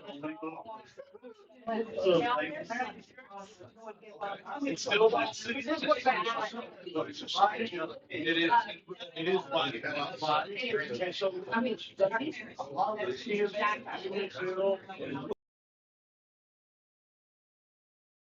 Yeah, I think this should be saying, no, we get this, put this. I mean, it's a bit more. They don't have the careful, we don't. You have the places you can sign off. Yeah.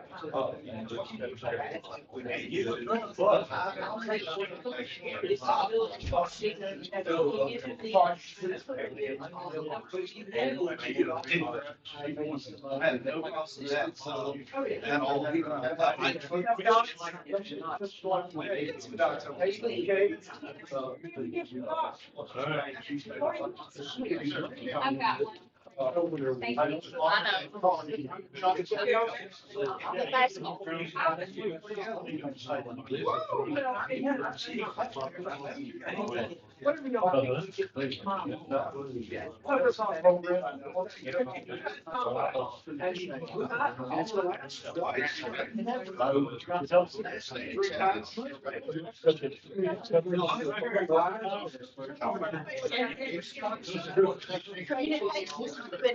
They always say.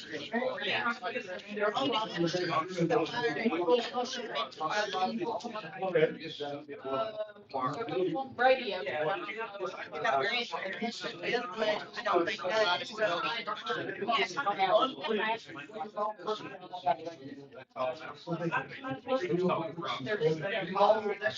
Same thing.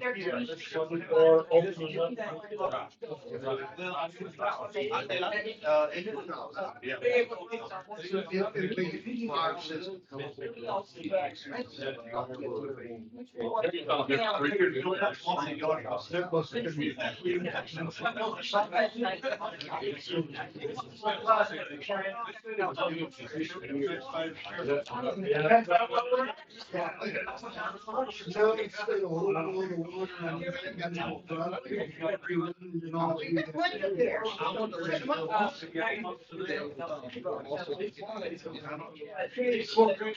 Oh, you need more green dots? They are for sale.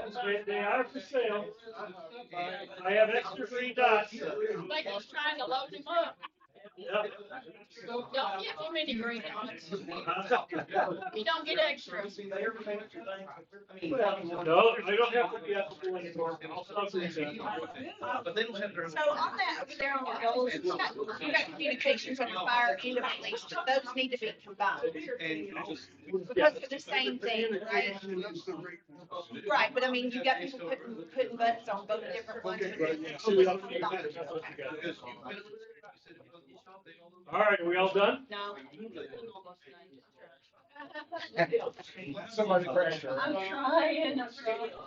Well, you can give it to somebody else to place. No, thank you.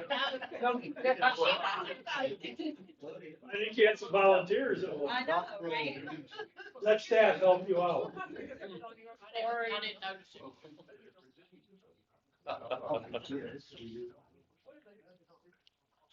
Facilities plan. Separate those guys. Look at the fair enough. Watch them, they're up to no good.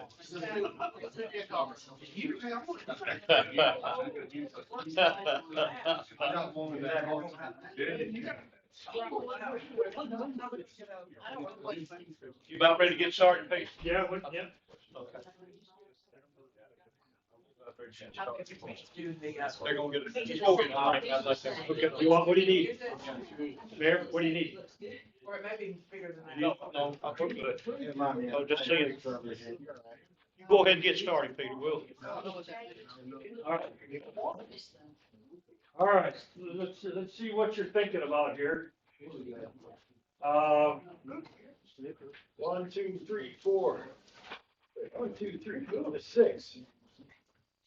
For this, communication, 1, 2, 3, 4. For communications, animal control, 1, 2, 3, 4. Communication 6, yeah. Really, police and fire should be pretty the same thing. Yeah, they did. Yeah. It's that police math. It's the fire math. Speed. There you go. Too big to fail. Yeah, that's right. All right, you got 2 whole stickers there. HV Griffin Trail, got 1. 1 for old dump site. It's gonna be a lonely trail.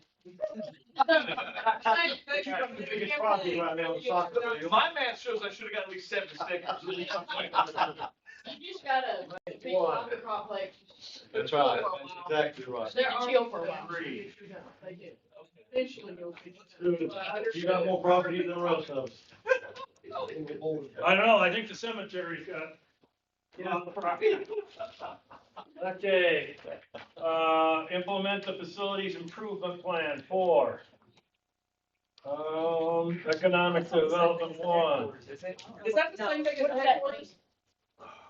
Kind of, but it also includes City Hall and Public Works. Down here we have 4 for GIS tech. Is that is that like a college? Yeah. Never mind. Smart gov system 2. Public works. Why do we have one up here? Because it hasn't gotten done yet. Okay.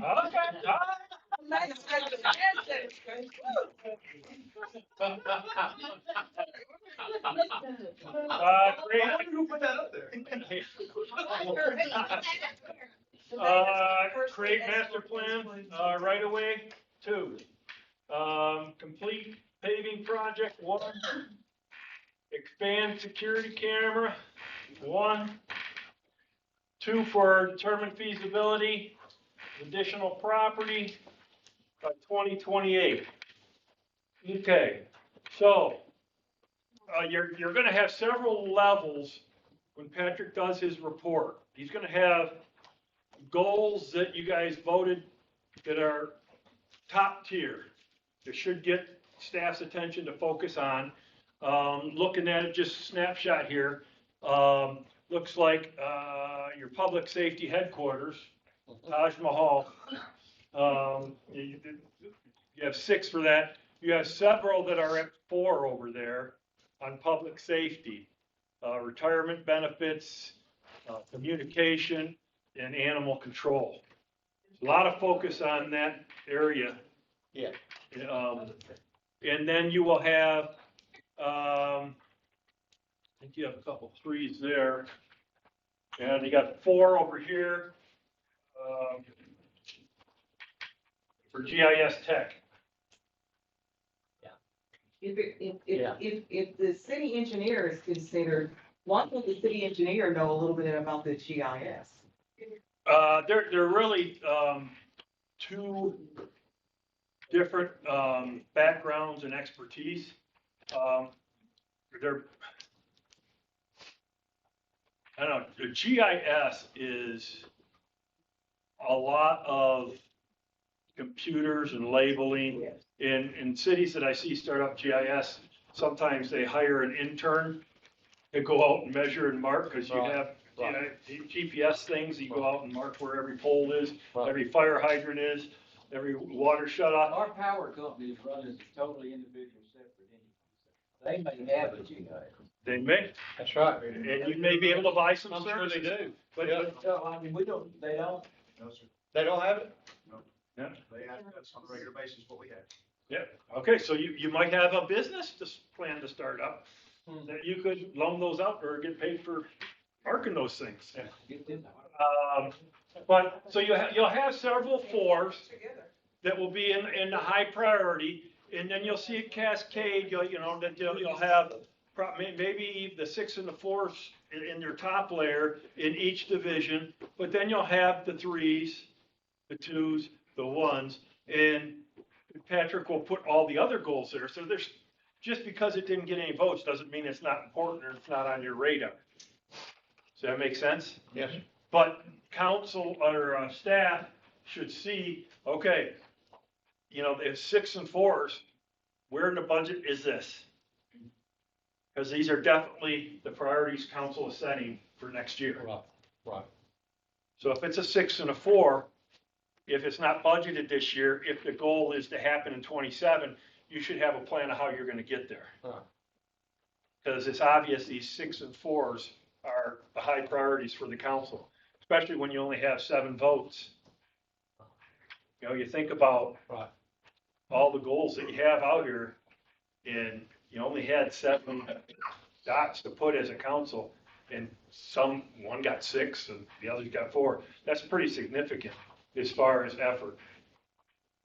Other goals are important. Are there any questions?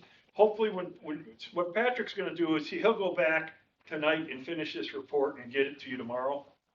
I am just kidding. What a guy. Yeah. I love delegation. But, no, Patrick will get the report done and he'll give it, to Scott to get his eyes on, to make sure that everyone's on the same page. And then he'll, send a PDF, to be distributed with everything on it. What we talked about today, what we covered, what the end game was, what the goals were. Yep. Okay. We'll do a resolution again, adopting it. Change your place up. Yes, yes, sir, yes. So, you know, Patrick will get back to you with, when he gets everything done. Are there any questions? Comments? I mean, I think it was a really productive day. I was real impressed how you got through values. Some communities really get hung up on that, on trying to decide what your values are. We stumbled a little bit with the mission vision. That's okay. That's okay. We can readdress it. We can look at it. We can change it. We can keep moving forward.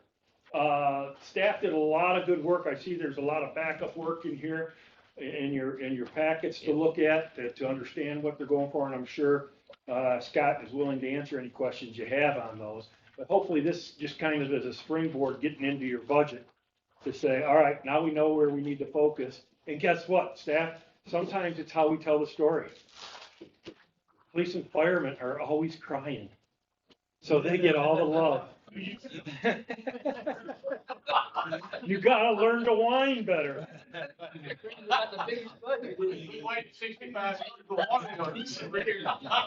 Taj and there's Mahal. I'm just kidding. They're just because they get a lot of love. That there's a lot of neglect. And a lot of times it's because I forget who said it. It's kicking the can down the road. Yeah. That's a good analogy of what happens in local government. Absolutely. And you say, geez, we've got $100 million worth of CIP to spend, and we only have $6 million to spend on it. That's right. So hopefully you start getting ahead of that little at a time. Yes. And if you get a fire department, a new building in an area that lowers your ISO rating, but better yet, it increases your response time, increases or decreases, I don't know what yet. Yeah, you improve that time, you're saving lives. And sometimes you have to say, okay, we're gonna do this, but using new technology, new training, new techniques, whatever it is, we don't need as many people. Or we don't need this many vehicles because we're using the technology. The one thing, I don't know if you guys have drones. Chief, do you have drones yet?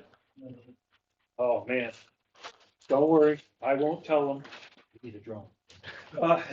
I'm just kidding. I'm not a police officer anymore and don't play one on TV. But it's technologies like that that save communities money because you can throw a drone in the air and it's worth, if you're looking for an autistic child who's lost, you can get in the air and you can do a lot quicker survey than you can putting 8 patrolmen out walking in the woods. And a good one, I started out with a $2,500 drone. We got about 3 of those and put them in our sergeant's cars. And it wasn't a year later, they came back and wanted the $35,000 drone. You got to get the FAA license and everything, but once you get those, it's because it will withstand the wind better and the camera sees 2.5 miles out. Infrared. Yep, it helps the fire department when they go up to a building. Is there somebody in that building? If not, why are we going in? Don't put your firefighters at risk. There are all types of things, and we don't know what AI is going to do. We really don't. You won't need an attorney.